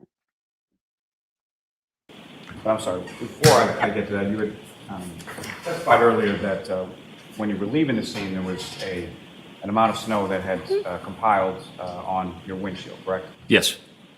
And after leaving the scene, what if anything happened with the snowfall sort of throughout the course of the day? Our windshield was completely covered. We had to take time, clear off the windshields. It had snowed considerably. And then following that, throughout sort of the course of the rest of the day in the afternoon, what, if anything, did you observe about the snowfall at that point? It continually got worse. So it kept on snowing after they had cleared the scene, and there was no taillight, and then there was no shoe, and there was no hat. Then it started snowing really heavy, and then all of a sudden they were able to find those things. So that's cool. Thanks, Lally, for highlighting that for us. Now, as far as your report is concerned, what you were shown and what you've seen, has there been any change as far as your narrative in reference to who you talked to, what they said, anything of that effect? No. You've been asked a bunch of questions about what you called a face sheet. Can you explain to the jury sort of what a face sheet is and sort of how that comes into being? Easiest way, it's the top sheet of the report. It's not the actual meat of the report. It's just gives you the meat of it. Date and time. Usually, if you can fit it on the front of the sheet, it would be the first party would be involved. If there was a suspect, defendant, and that's it. It would be their name, date of birth, social security number, all of their personal information. So, as far as you were saying, sort of the meat of the report, it has no real relation to that, correct? Correct. Now, you were handed two exhibits or two parts of the report, and you were told to ignore the date that they were printed, correct? Correct. And so, what, if any, significance would the date that they were printed have in relation to what's on a face sheet? So this is the report. It has the date and time, the reporting officer, that stupid little picture of the berm, the involved Karen Reed's information, the events, the location, the victim. But it's not important. Not any important stuff on there. In that injury to John In this O'Keefe on there case, said other there was major injury. supplemental reports done after the 29th. So those reports were other. added to my initial report. You can add a supplemental narrative. So if that includes meeting new people, talking to other people, or taking photos of anything you found, you would add that to our report, and it would be documented in the supplemental. And you had offered, I believe, a couple times to explain to the juries why a photo might be different from one face sheet when it's printed versus a subsequent date when the face sheet is printed.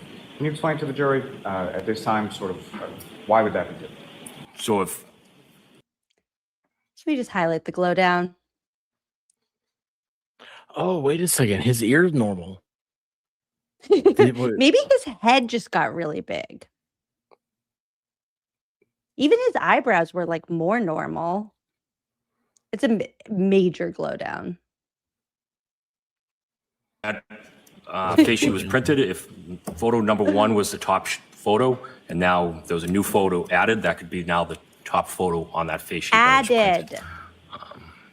Added is And different. how would that be something replaced. that someone would physically go in and do, or is that something that sort of within the system automatically occurs? If you know. I don't know how the system numbers the the photos. So we added our photos on January 29th, and then any photos subsequent to that were added. I don't know how the software would put them 1 through 20. The software just added it. Nothing further. The picture? Okay. If I Yeah, might, the software Very just added the briefly. picture. you had just talked about how Tim Albert was charged as a result of the investigation that you did years ago, correct? Yes. The evidence in that case, you would agree with me, was strong against Tim Albert for that crime, was it not? For leaving the scene, yes. Sure. Sergeant Link actually was able to follow the trail of fluid from the accident scene right to 34 Fairview, correct? Yes. And Tim Albert admitted that he got nervous and left the scene, correct? Correct. All right. Now, despite the fact that he was charged, are you aware that the case was just flat out dismissed upon restitution? Objection, move to strike, Your Honor. The objection sustained. What was the question? Jurors, you're to disregard. The question was about how after Tim Albert Hansel and Gretel'd himself right to his house and proved that he was the one who indeed did the hit and run, they dismissed all the charges against him because we don't know why. They Because didn't Bev, do a DUI test to prove he was. of course That's what he had, not. right? That's what Bev he had, said right? jurors. Disregard that. What if I don't want to disregard that? That seems kind of important. He's an Contempt. alcoholic like everyone else. So that's the end of our good friend Goode. What did you learn today? That if you don't have earlobes, you may be up to hinky stuff. It's a pretty good lesson. I am so well. I'm gonna need to get a tutor. I don't even know what the takeaway is tonight. It's that we're finding out now really just how bad of a human being inside Sean Goode is. But the clues were all there when he testified. Yes. And Where are the texts readily available? yeah, I'll send them to you. They're disgusting. They are. Well, you're not supposed to influence me before I say. I assume they are. I assume they are. And the reason why I asked about it is because, he doesn't come over. This is the first time I've ever seen this guy, right? And he just comes over as, it doesn't seem that disgusting of a person, but neither does Higgy Bear. I don't think that he thinks that he's a disgusting person. So there's that. He thinks that he's the best of the best. That's what a white supremacist is, right? Like, he's number one. Everybody else sucks. I've never asked that question. I don't know what they think. Yeah. And all of this is allegedly and in my opinion and blah, blah, blah, blah, blah. All the things. Because, yeah. I have a few people that I need to make sure that I get to, which I never do. Side-Eye Jess said Emily is a gift. This is why I don't do these, because you guys are so nice and it makes me uncomfortable to read them out loud. Best 5 months for me. Thank you. She also sent $4.99 and said Emily is more effective than any outdoor cameras on Fairview. Yeah. None of the potatoes on Fairview were working that day, so that's a bummer. Okay, Miss Divine sent $9.99 and said, just curious if this is a sugar-free classroom. I heard there's a buff alpha dude squirrel student who totally hates sugar, is practically allergic. I just want to be respectful. Love you guys. Buffed out alpha dude. From eating no sugar, right? No peeps, no nothing. I have cut back considerably. Yeah? Why?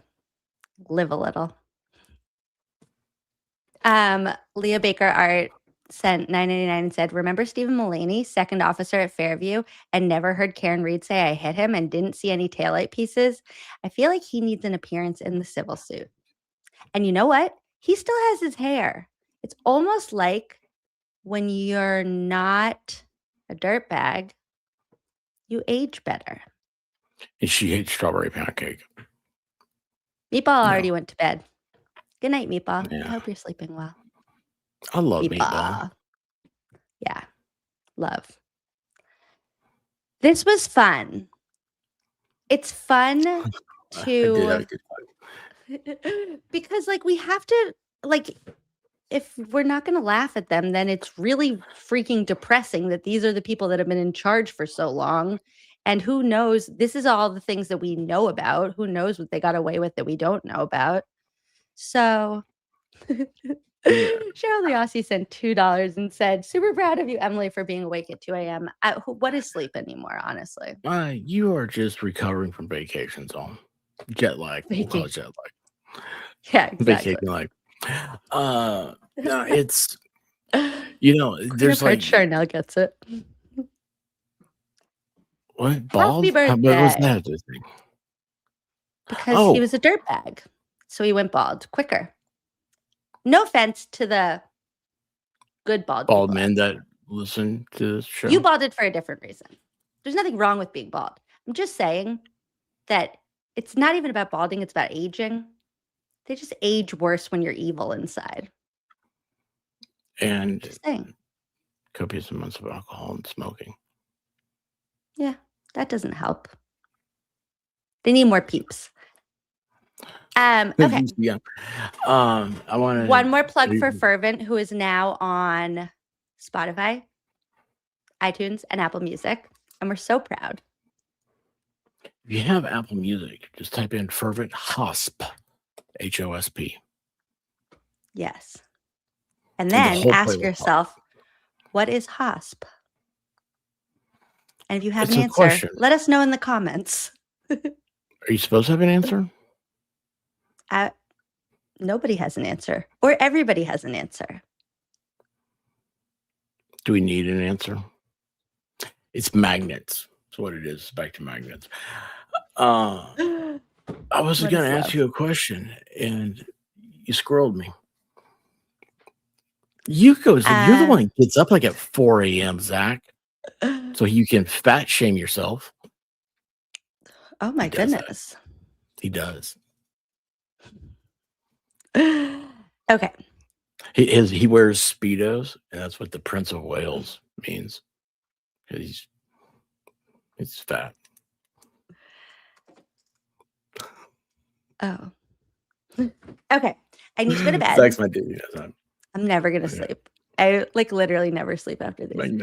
I know, it's crazy. And there was something I need to. There was sorry, because there was something I wanted to tell you that something else had happened, and it needs to be said off screen because it had nothing to do with what we were talking about, and now I totally can't remember. I do want to say though that your little triangle here of the case, that is very eye-opening for me. Makes me, and I say eye-opening, not like I realize something, but it makes me look at things in a different camera setting. Fockerized. Once never gonna do Collins again. Yes, but I think we'll do it as like a StreamYard thing where so that I didn't like that you couldn't hear. So yes, at some point, sometime. Allegedly. You guys are the welcome best. Mindy gets it. Funny looking, maybe, but she's smart and I'm funny looking. Hey, it works. Congratulations on 17,000. Thank you. I appreciate that. And That's you're a lot of doing a heck a people. job. I missed you. It's like June. June was summer vacation basically, and a lot of people asked when you're coming back and where you are and stuff. And I was like, I don't know. Why would I know? She don't talk to me. And I can't answer my own messages because I'm answering messages for you. I'm kidding. I'd like people to believe that because I don't answer messages. I'd like to be able to blame you. Have you had a Johnny Did you Pop answer lately? my messages? Of course. Okay, we need to go to bed. Mitchell already fell asleep. He can't even tell us to go to bed, so we need to go to bed. Same Think time about next how week. lucky he is. He fell asleep listening to us. Oh, He's gonna have dreams. wait, that's like Inception people. Adam Deitch for district attorney. Call somebody in Norfolk County and remind them to vote. Oh, I know what it was. Yeah. Oh, there's another thing. Yeah, it was him. That's what made me think about it. So, during some of this, I was like looking up like some of the demographics of Canton. They have did you tell me why they have their own state police officer in the police department that hasn't had a murder in at least 18 years? Because the answer is because there have been murders that they don't classify as murders. So like Sandra Birchmore, they said she took her own life. And then they can go out and say, oh yeah, there have been no, I'm not going to keep saying the word. Suicide rate. Which if you are thinking about doing anything like that, you should call that number, which is 811. And somebody will be there to talk to you. Please don't do anything. Don't do self-harm. Sorry. I said the word. I triggered the tube. But you said it in a loving way. So YouTube, leave us alone. Yes. We're tired. Yeah. Yes. September 1st. That's what I was going to ask. Why there was a state police officer and also why there is an ATF agent. There was an ATF agent because apparently Brian Higgins lived there, according to the reports. That's literally the address of his residence. So he was a squatter. Who knows? Who knows? Literally. That's why he smells, because he lives at the police department. He's Otis and Andy Griffith. All DAs in Massachusetts have their own hand-picked state police detective groups in-house. A huge problem in Massachusetts. They also donate to the district attorney's campaigns every year. So if you go through like Michael Morrissey's donors over the past years, it's like Tully and Fanning and Uri and Proctor. You can also see like who's the stingy one. Proctor was stingy. Proctor. Yeah. Yeah. And he's very close to his sister that now lives with him. Yeah. No, he lives with her. Yes. They might share a bed, honestly. He was next to her when she was in labor. Do you think they have bunk beds? I could see that. Yeah. Or like a trundle bed so they could be closer. I think he wears a onesie to sleep in. Okay, we need to go to bed. You guys are the best. You had an intense dream about the glare? What? Thank you, Jolene Lunzer, for redirecting over here. Everything. And like for everything, for the entertainment, for showing us that drama can just be entertaining and funny and fun. And actually, can I say one thing that I really love about Jolene, just while we're on the topic? You might not like this. Her haircut is really cool. I feel like Jolene is unapologetically like liberal in the way that it is like a core value, not a political statement. And I saw at one point she was talking about like that her values are not exclusive to being like liberal, that like Republicans and Democrats can all have these same values, and that they're not like political statements. It's like a value system and morals. And I appreciate that she's willing to just be unapologetically like open about like who she stands up for and what she believes in. I think that's very important. She doesn't rub me as a communist though. So she's not that far. But that's the point, is that like it's not about, it doesn't define a political party to say like women should be treated equally to men. Or better, because like we're better, but you know, we'll get there. I mean, I'm a mama's boy. I mean, but yeah. No, you gotta remember, you're gonna be political. The thing I always like to point out to everybody is that the first Republican that Donald Trump ever voted for was Donald Trump.